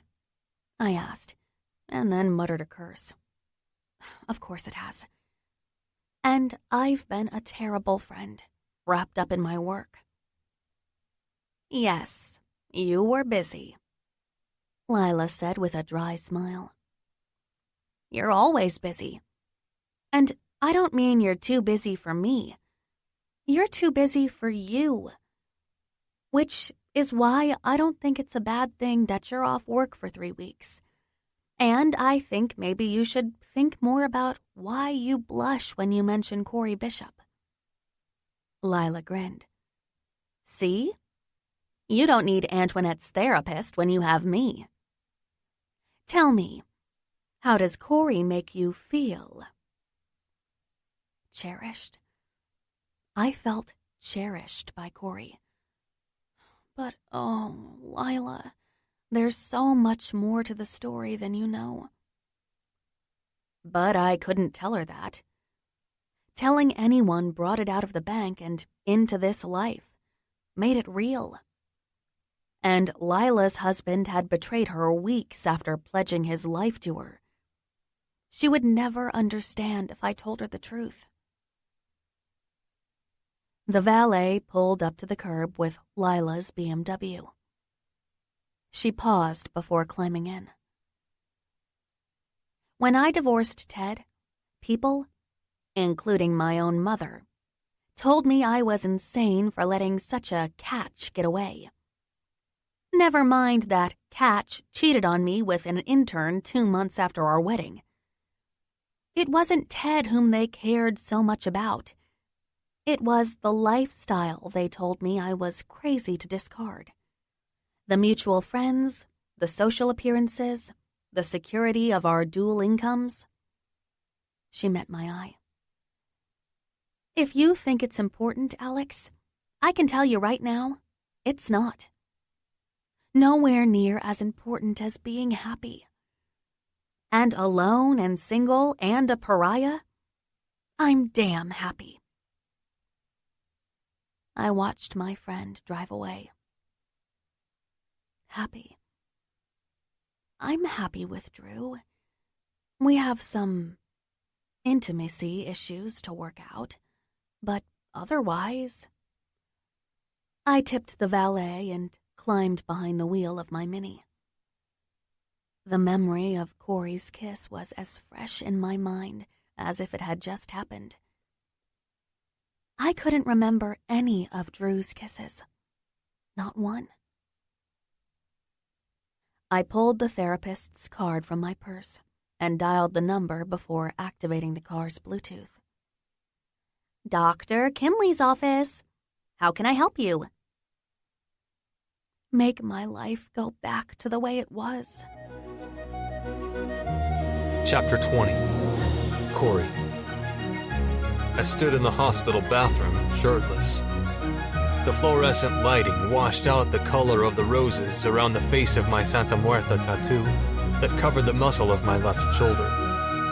Georgia always thought my Saint of Death tattoo was morbid, but I loved it. Santa Muerta reminded people of their own mortality. Then again, so does being shot.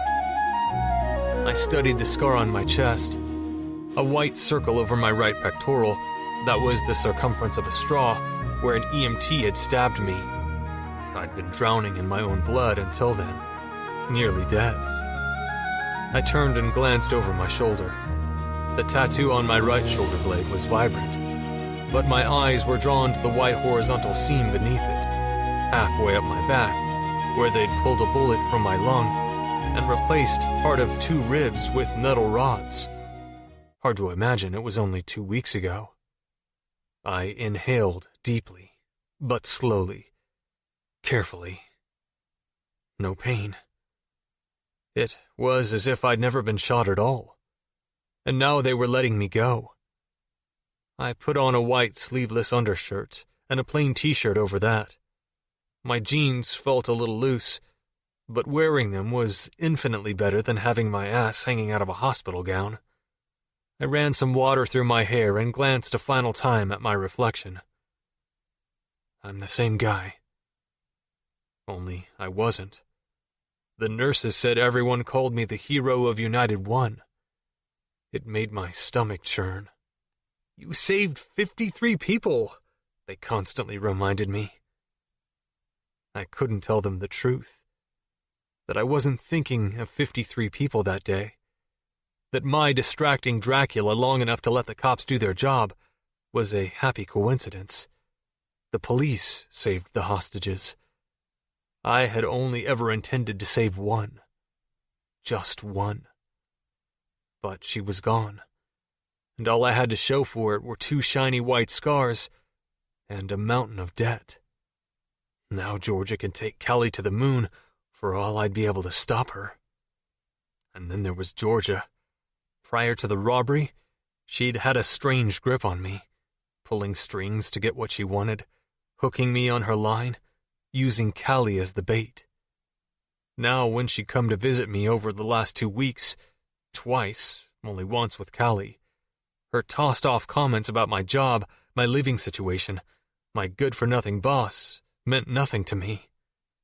I let it all slide, my thoughts occupied by the memory of Alex sleeping in my arms at the bank, and the sudden stolen moments with her in that office, when she'd been mine completely.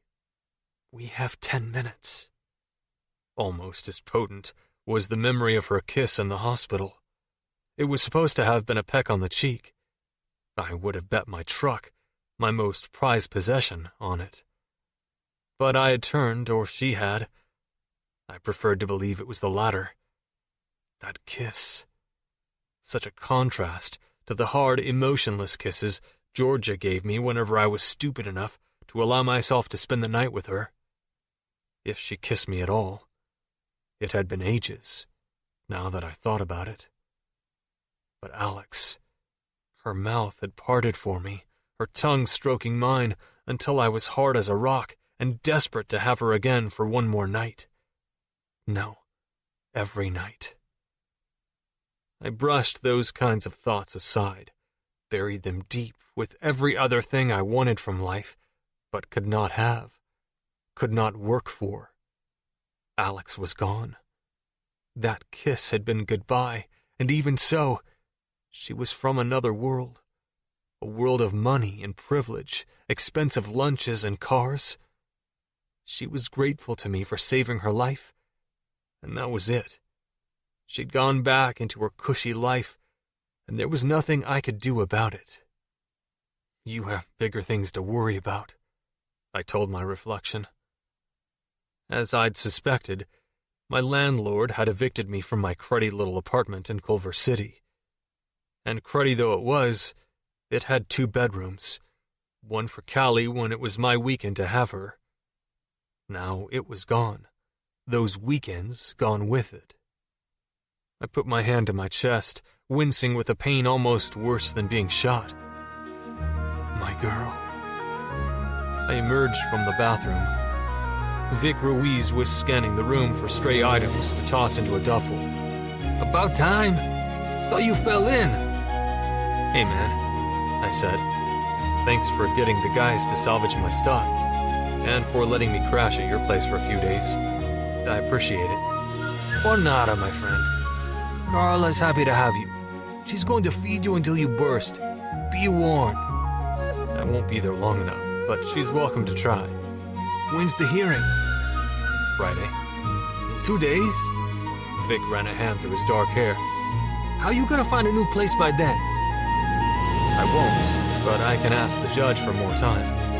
You think he'll give it? I don't know. I sat in a chair and pulled on my work boots. Randall says he'll put me back on the job on Monday, so I'm still employed. Whoa! You're going to work on Monday? Vic shook his head. I was here when the doc gave you your marching orders, remember? You're supposed to rest for at least another 2 weeks. At least. I feel fine, I said, tying up my boot. And I have to work. The judge might give me a break on finding a new place, but without a job, there's not even the prospect. Not to mention I have a shitload of bills to pay. Yeah, but I can't lose Callie, I said. I'll probably get my ass handed to me on Friday, but I have to try. I hear you, man, but damn, you got shot. And now I'm better. To be honest, I'm more shocked Randall saved me a spot on the crew. He came to see you? Yesterday. He said he signed off on my journeyman hours to the state. Vic made a face. Yeah, so he said. Watch out, man. I've worked for Randall longer than you. I don't trust him. I think he's afraid to lose you if you get your license. You're gonna ace that contractor's test. Aces. Not if I don't have a place to study. The hand pressing down on me pressed harder. Does it matter? Why am I still trudging on, as if I have a chance? And you need Randall to be telling the truth about turning in your papers? Because when you do make GC, we're all going to come work for you. I clasped hands with Vic, not trusting myself to speak, as my friend pulled me in for a hug. I'm glad you're okay, he said. We all are. You're one of the good ones. Yeah, okay. Thanks. I thumped Vic on the back and scanned the room one more time for anything else that belonged to me. There wasn't much to begin with. My bloody shirt and jacket had been thrown out. Vic had brought me a change of clothes from my stuff before my landlord had a chance to sell it all. An agent from the FBI had come to question me a week ago and had returned my wallet, with my last paycheck intact, the keys to my old F-150 pickup, and my watch. There was nothing else. This yours? Vic held up the baseball cap Alex had worn that first night. Oh, yeah. I stuffed it in my bag. My souvenir, I thought bitterly. Georgia appeared in the doorway, Callie at her side. Daddy! Callie rushed to me, blonde hair flying, and I knelt to hug her close. You're going home now? Yep. Just waiting for the nurse to come in with the last paperwork. Are you coming to Sitka with us? Mommy says it's pretty there. I'm sure it is. I exchanged looks with Georgia over Callie's head. She shifted in the doorway, something like a shrug, and looked away. Vic cleared his throat. Okay, I'm gonna split, man. See you in a few. He nodded at Georgia. Thanks again, Vic, I said. Least I can do, he said, and went out. Georgia crossed her arms. You're going to live on Vic's couch? Until I get a new place, yes, I said, while Callie climbed onto the chair by the window and peered down at the view below. The hearing's Friday. Yeah, it is, I said in a low voice. So until then, you need to stop telling Callie she's moving to Alaska. It's not done yet, Georgia. It will be. Especially once the judge hears you have no place of your own. She bit her thumbnail. Not to mention your medical bills. I winced, wounded that after everything, she'd use that against me. Really, Georgia? Yeah, fine. Go ahead. Give your lawyer something else to nail my ass to the wall with. You said ass, Callie laughed, still watching the window. We were on the 14th floor, the entire city stretched out below. Why are you being so cold? Georgia asked, hugging herself. I don't know. Maybe it's because you're so bound and determined to... I glanced at Callie. We're not going to do this now. We're not. And you're not moving to Sitka. We're not? Callie asked, turning. But Mommy said... Mommy has to wait and see, baby, I told her. To Georgia, I said, I still have my job, and soon enough, I'll have another place. A nurse breezed in with a clipboard full of discharge papers and a plastic baggie with 2 orange plastic pill holders in it. Here we are. She handed over the paperwork for me to sign. I did so while Georgia shuffled impatiently at the door. When I finished, The nurse went over the doctor's instructions again. You're to rest for 2 weeks, minimum, and if you find yourself short of breath, or with sharp stabbing pains in your chest, call 911 immediately.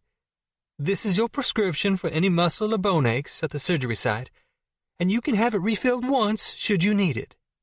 I don't need it at all, I said. The nurse smiled. You say that now, but in the middle of the night you might be glad to have it. Okay, that's it. The nurse started to go, then turned back. I just wanted to tell you that we're all so glad you're doing well, and to thank you for what you did at that bank. We'd have seen a whole lot more of those hostages in here had it not been for you. I cleared my throat. Yeah, well, Daddy's a hero, Callie said. That's right, sugar, said the nurse as she left the room. He absolutely is, and none of us here are going to forget that any time soon. Georgia pushed herself off the wall. Come on, Callie. Time to go. See you Friday, Cory. And just be ready. Things might not go your way. We'll see, Georgia. I turned to Callie and engulfed her in a big hug. I love you, baby. Love you too, Daddy, Callie said. She pulled away and went to take her mother's hand. Oh, and I almost forgot. They're waiting for you. Who is waiting for me? The people with cameras. They're out front because someone told them you're leaving today. Shit. I forced a smile. Thanks, baby. Sure, Daddy, Callie said as her mother pulled her out the door. Don't say anything stupid. There were a half-dozen reporters waiting out front. I could see them from the desk. My truck had been driven to the outdoor parking lot. I had only to go down a small flight of stairs to reach it and make my escape, but it was impossible. I turned to the receptionist at the desk. This belongs to Alexandra Gardner. I handed the baseball hat to the woman, in case she comes looking for it. I turned and strode to the front doors, back to my old life, leaving the last remnant of Alex behind. Immediately, I was bombarded with questions. I held up my hands for quiet and found 6 handheld mics and iPhones under my chin and 4 cameras trained on me. Yeah, I'm not going to answer any questions, I said. I'd just like to get home and put this all behind me. But I do want to say thanks to the staff of doctors and nurses here who got me back on my feet. So yeah, thanks. Thanks very much. I pushed past the reporters, ignoring their questions, and jogged across the parking lot. I locked myself into the safety and comfort of my old truck, but thankfully no one followed me. I heaved a sigh. It seemed like years instead of weeks since I'd been behind the wheel. I started the engine, and the old thing revved to life. I glanced at the hospital. Alex wouldn't know how to get in touch with me, should she want to. Why would she? It's over. It's all over. Okay, I said. Time to get back to work. Chapter 21. Alex. So, yeah, Cory said, surrounded by reporters. Thanks. Thanks very much. A beaming reporter faced the camera. And there you have it. Humble words from a humble hero, but a hero nonetheless. Frank, back to you. I flipped off the TV and tossed the remote onto the couch. Almost 2 weeks without seeing Cory, and I thought I had a handle on it. My sleep was erratic, and I'd found myself on the verge of driving to the hospital several times. I even made it to my driveway once before restraining myself. And now here he was, on a news report, interrupting my innocuous morning shows. I checked my watch. My first appointment with Dr. Kinley was in 45 minutes. Finally, It had taken weeks before his schedule had opened up enough to see me on a regular basis. He'll tell me that thinking about Cory 100 times a day was only residue from the robbery. I need to hear it from someone besides myself. A professional. I jumped into my Mini, and even with Los Angeles traffic being what it was, I was 10 minutes early. Dr. Kinley's office was warm, simple, inviting. I had expected to lie on one of those long, armless couches, my back to the doctor, while he smoked a pipe and asked me about my father. Instead, the kindly man, late 50s with a neat salt and pepper beard, had me sit on the regular-looking couch in his office while he sat in the chair across from me. A coffee table lay between us, strewn with magazines, and his secretary brought me some water. The entire setup resembled more closely someone's living room than a therapist's office. The only thing I'd gotten right was that Dr. Kinley used a notepad. "So," he said mildly, with a gentle smile, "why don't we begin with you telling me why you're here?" I told him about the robbery, a Cliff's Notes version for now. "And now I feel like I can't move on," I finished. "I can't let it go." "All of it?" Kinley asked. "Or is there a specific incident that stands out in your mind as particularly traumatic?" "As traumatic? No," I said slowly. "I mean, I can't sleep, and I jump when I hear loud noises, and I don't like standing in line at the grocery store anymore. I keep looking over my shoulder, but I know all that will fade with time. No, what I keep going back to is sleeping on Cory Bishop's shoulder, telling Cory Bishop my most personal issues, fucking Cory Bishop on a desk." I glanced at the doctor. "You've heard of Stockholm Syndrome?" "I have. Do you have feelings of sympathy to your attackers?" "No, but it seems to me that there's probably a similar disorder or syndrome or whatever you want to call it, when someone feels really bonded to someone else who also went through the same ordeal. Isn't there?" "Are we speaking of—" Dr. Kinley consulted his notes. "Mr. Bishop?" "Yes." "Is Mr. Bishop connected to your feeling that you cannot move on from the robbery?" "I was hoping you could tell me," I said. "I mean, I think of him quite a bit, and I know I shouldn't. I'm getting married." "Congratulations." "Yes, thanks. And so it's not really appropriate for me to be thinking about Cory, Mr. Bishop. But it's just the trauma, right? In the bank, my idea of safety was tied up with being so close to him. He kept me safe, and then he literally saved my life. So, what is that called?" "What is what called?" "What is the clinical term for when someone becomes attached to someone else in times of crisis?" "Well, I hesitate to say there is one as particular as Stockholm Syndrome." I leaned forward. "But there is something, right? Tell me it's something I can get over or take a pill for." Dr. Kinley pursed his lips. "It's quite possible that what you're describing is a variant on separation anxiety disorder.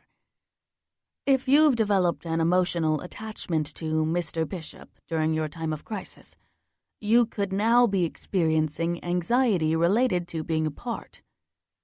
Yeah, that sounds about right. I leaned back, absorbing this. Yes, that's probably it. I knew there had to be something. So, how do I make it go away? The psychologist cocked his head. Why are you so very eager for it to go away? Isn't that normal? To want to get well? Let me rephrase. Why are you desperate to rush your treatment? It's not wise to jump to a diagnosis without first... Because it's inappropriate, I blurted. You have inappropriate thoughts about Mr. Bishop? No. And then, Cory's hands sliding up my thighs in the dark of that office, his mouth on mine. I squeezed my eyes shut against the sensations. No. I just meant I'm having a hard time concentrating on the things in my life I need to be concentrating on. My job, my fiancé. I squared my shoulders. I can't sleep, doctor. I need to move on. So please tell me how I can cure this separation anxiety. Is there a pill or some sort of meditation? Dr. Kinley smiled gently. Miss Gardner, I haven't diagnosed you with separation anxiety disorder. I haven't diagnosed you with anything. I understand you're in a hurry to get on with a normal life, but you must be patient. This will take time, okay? No, not okay. I need to get back to normal now. But I sank back onto the couch and nodded. Yes, doctor. I drove back to my bungalow in more turmoil than before. It had been a huge relief to know there was a name for why I couldn't get Cory off my mind. But how to cure it, apparently, was going to take more than one session. I don't have time to wait for Dr. K to slowly try to unravel this mess. I'll do what I do best and just handle it on my own. I felt better at once. Until I saw a tomato-red pickup truck parked in front of my house. A Latino man was leaning against it. Cory's best friend, Victor Ruiz. A stab of fear knifed my heart. I screeched into the driveway and tore out of my car. What is it? Has something happened? Is Cory okay? Cory's fine. He's at my house as we speak, getting stuffed full of tamales by my wife and being used as a jungle gym by my kids. He thinks I had to run to a job site. I didn't want him to know I was here. Oh, I said. Why are you here? I'm sorry to track you down like this, but he needs help. Badly. His landlord kicked him out. I shook my head, disgusted. He told me that might happen. I didn't believe it then, and I can hardly believe it now. Where is he staying? On my couch until he gets a new place. And he can stay with us until... whenever. Forever. My door is always open to him. And I know every single guy on our crew feels the same way. He took a bullet for you? We'd all take one for him. He's a good man, and he doesn't deserve half the bum rap Georgia's giving him. Is she still trying to move Callie away? I asked. After all that's happened? Vic nodded solemnly. Cory got out of the hospital this morning, I said, aghast. I know it. I also know that he'd rather eat nails than take a handout, so he'll be off my couch and in his own place by next week. But no way can he find a place good enough for a kid before the hearing. Not with an eviction hanging over his head. When is the hearing? 2 days. Friday, 10 a.m. Superior Court. I'm worried he's going to lose big. He'll have to move to Sitka and he'll never get his GC license. Or he stays here and loses Callie. And no way he'll stand for that. No. This is the exact opposite of what I need right now. What's a GC license? General contractor? Yeah, and he's got the brains for it, Vic said. And if Cory could get his license, we'd all jump ship to work for him like that. He snapped his fingers. He just needs the chance. I'm not the kind of lawyer he needs, I said slowly. There's a family law attorney in my firm. Maybe I can call him and get some advice. Vic's jaw clenched. Would that guy work for free? Because on top of everything else, Cory's got about $200K in hospital bills. He's royally fucked, is what I'm trying to tell you. And he doesn't need some guy who's only doing you a favor. Cory needs the best to help him. That's you, isn't it? The truth of the situation cut through the knots and tangles in my heart like a sharp knife. Yes, I whispered. Then louder. Yes, I'll help him. Jesus, he saved my life. Whatever he needs, whatever I can do. Vic's friendly face broke out into a relieved smile. Gracias. I mean it, thank you. Thank you. I nodded, slipping easily into my killer shark skin. Georgia's not taking Callie anywhere. I got Vic's phone number and told him I'd let him know when I had a plan. In my house, I paced, gnawing at my lip now, deep in thought. My bluster with Vic ebbed when it became abundantly clear that I had no idea how to go about doing what I'd promised. Hal Bennett was the family law attorney at Lawson and Dooney, but I couldn't recall a time in which I hadn't seen Hal chugging Maalox and chewing Tums like they were candy. He was perpetually swamped, and the chances of him being able to look at Cory's case and be free in 2 days to attend the hearing and do the whole thing pro bono, because I refused to let Cory rack up a bunch of attorney fees on top of everything else, were slim to none. I'll have to do it myself, I muttered, wandering my bungalow as twilight fell outside the windows in coppery hues. I wasn't well versed in family law.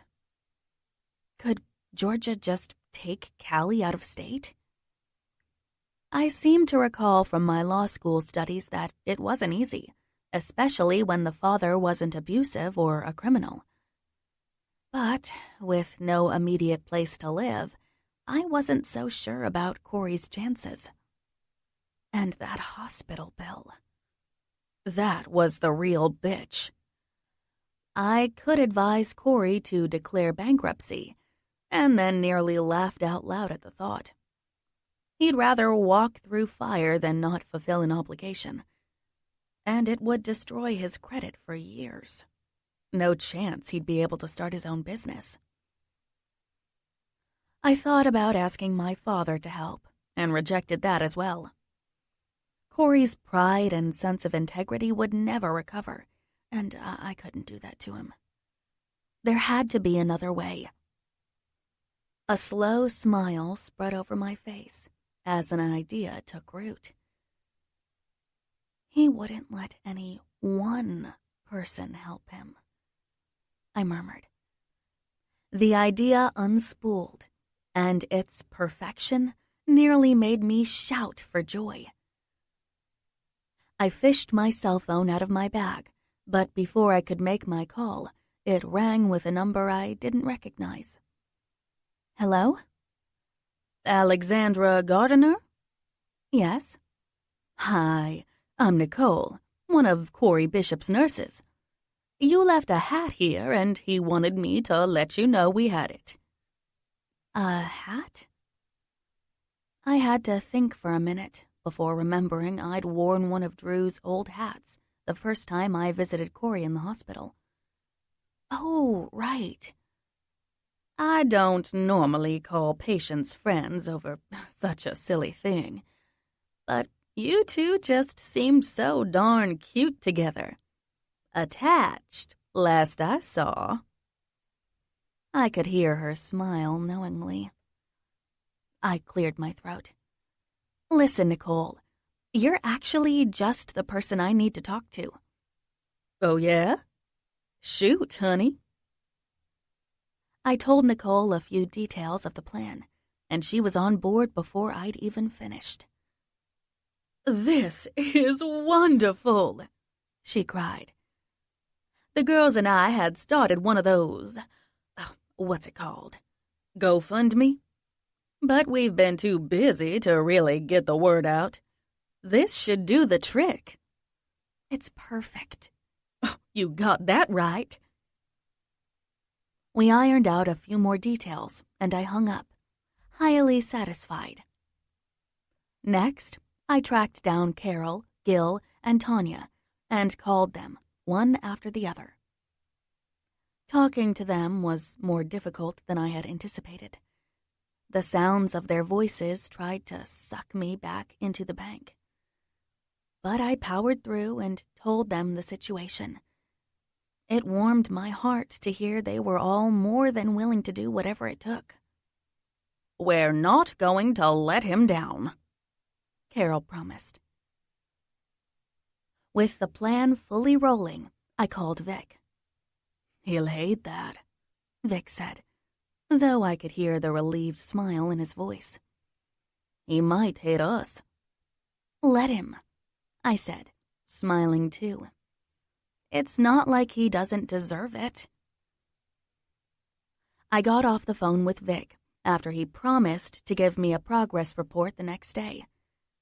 It was a long shot, but I felt optimistic for our chances. One problem down, one to go.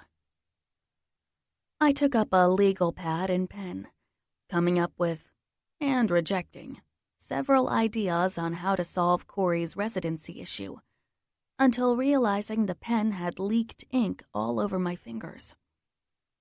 I washed my hands in the guest bathroom, still thinking. The guest bathroom. A full 4-piece. Sink, toilet, shower, and a bathtub. Kids take baths, I thought absently. I wandered to my office and leaned against the door. A desk against the wall took up the most space, but I'd kept it relatively open in order to give myself room for yoga. Bookshelves lined one wall, and the closet was full of clothes I hadn't worn in ages.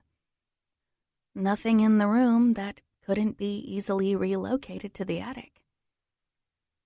What, exactly, are you thinking?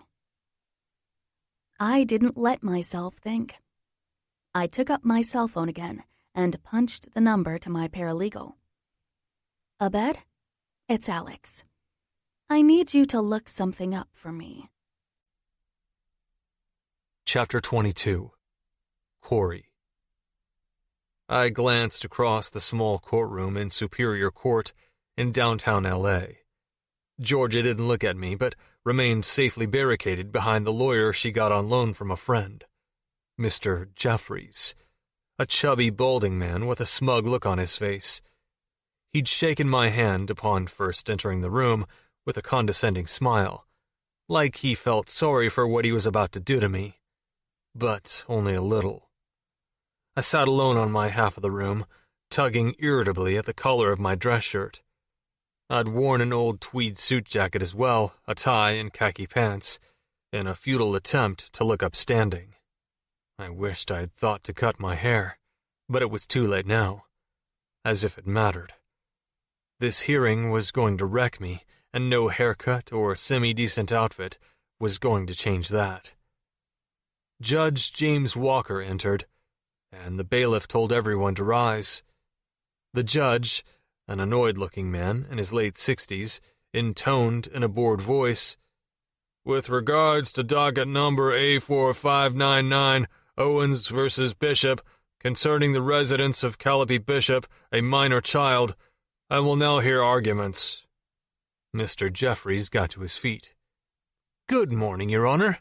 I'm Reginald Jeffries, my client." "I know who you are, Mr. Jeffries, and I've read the request for orders. Ms. Owens wants to move, Mr. Bishop does not." The judge folded his hands and peered over his nose at the attorney. "This court is not in the business of removing children from their parents willy-nilly, Mr. Jeffries. Unless you can prove that Mr. Bishop is unable or inadequate or in some other way unfit to maintain shared custody of his daughter, I am inclined to deny the order." I felt hope swell and clasped my hands tightly together under the desk. "I understand, Your Honor." Mr. Jeffries cleared his throat. "As of 2 weeks ago, Mr. Bishop no longer has a permanent residence. Not one for himself, let alone one that is suitable for Callie during his every other weekend visitation." The judge turned his gaze to me. "Is this true, Mr. Bishop?" I stood up. "Yes, Your Honor.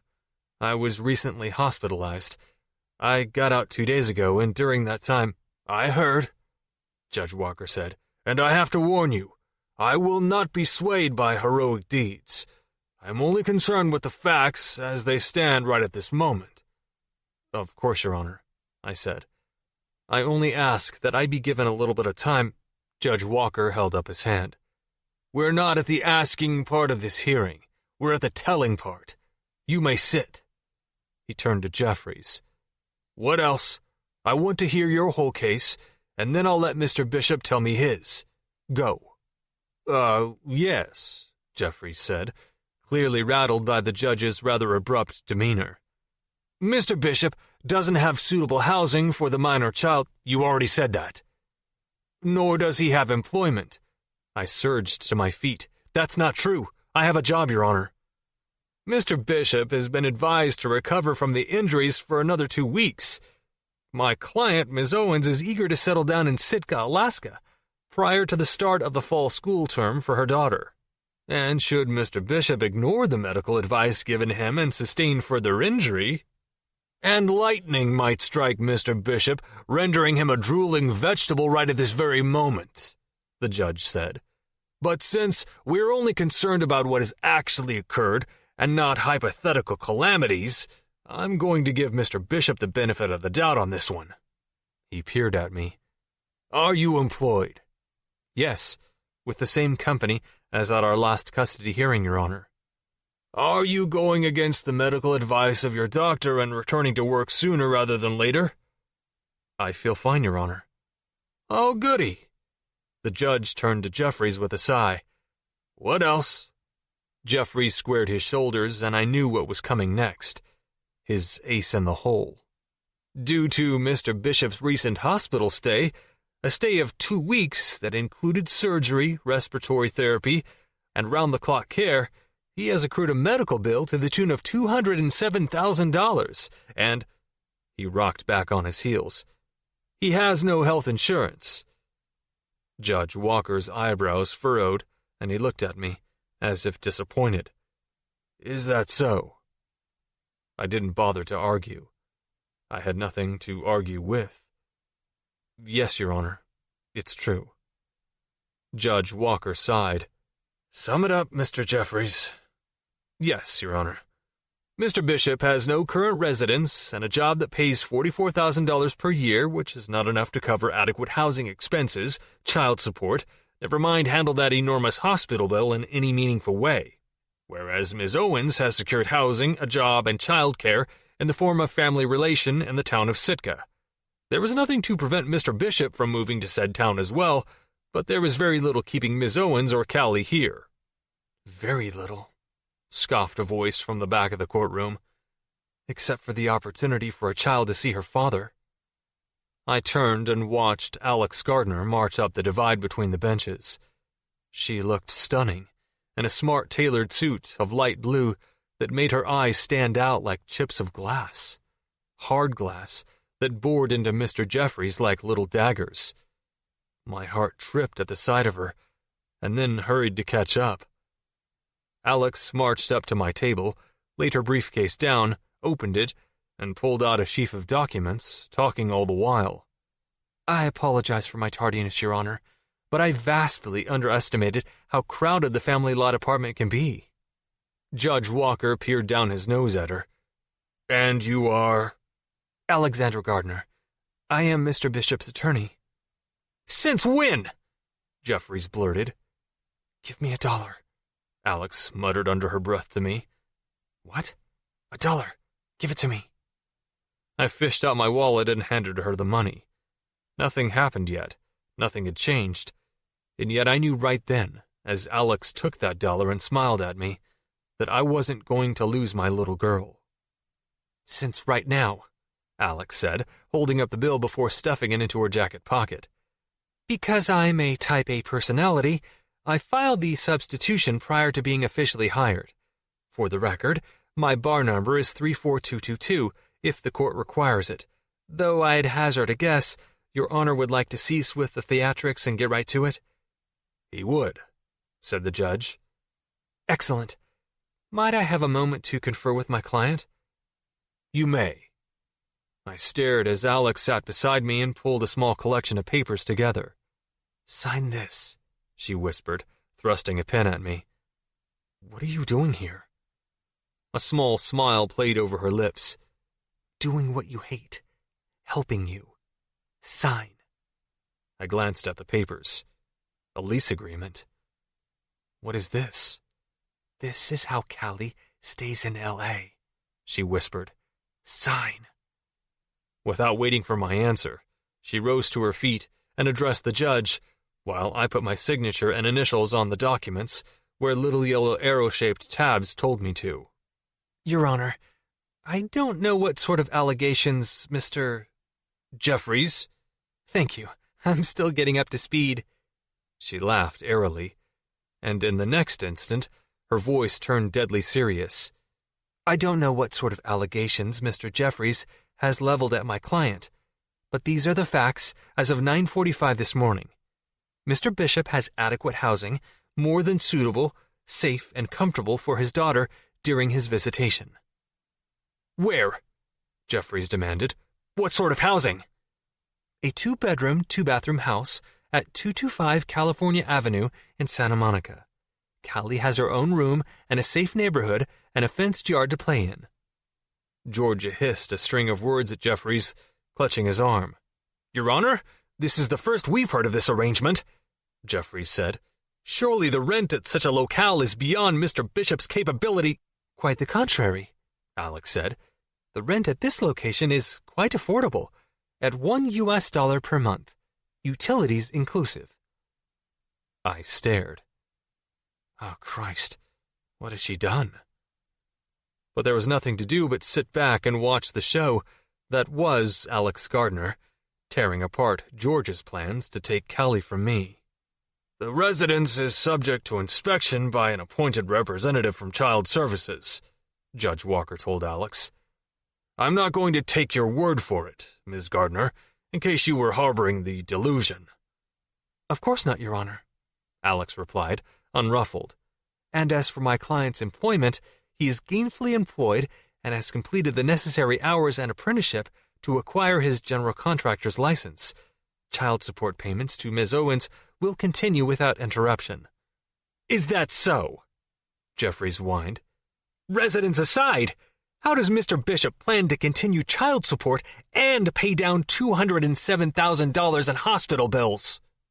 Alex frowned, as if confused. "Hospital bills?" Jeffries eased a smile, and my heart sank.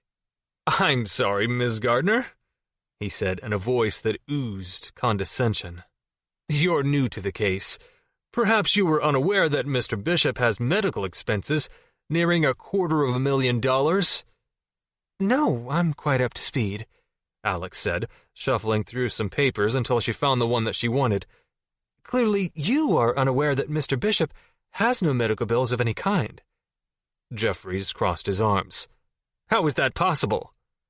"Yes, Ms. Gardner," the judge said. "Enlighten us." "Delighted to," Alex said. "The nurses at Cedars-Sinai, working in conjunction with several hostages associated with Mr. Bishop during the hostage crisis, have set up a donation website." She consulted her paper, smiling brightly, not a care in the world. "As of this morning, donations have exceeded $214,000, more than sufficient to cover any medical bills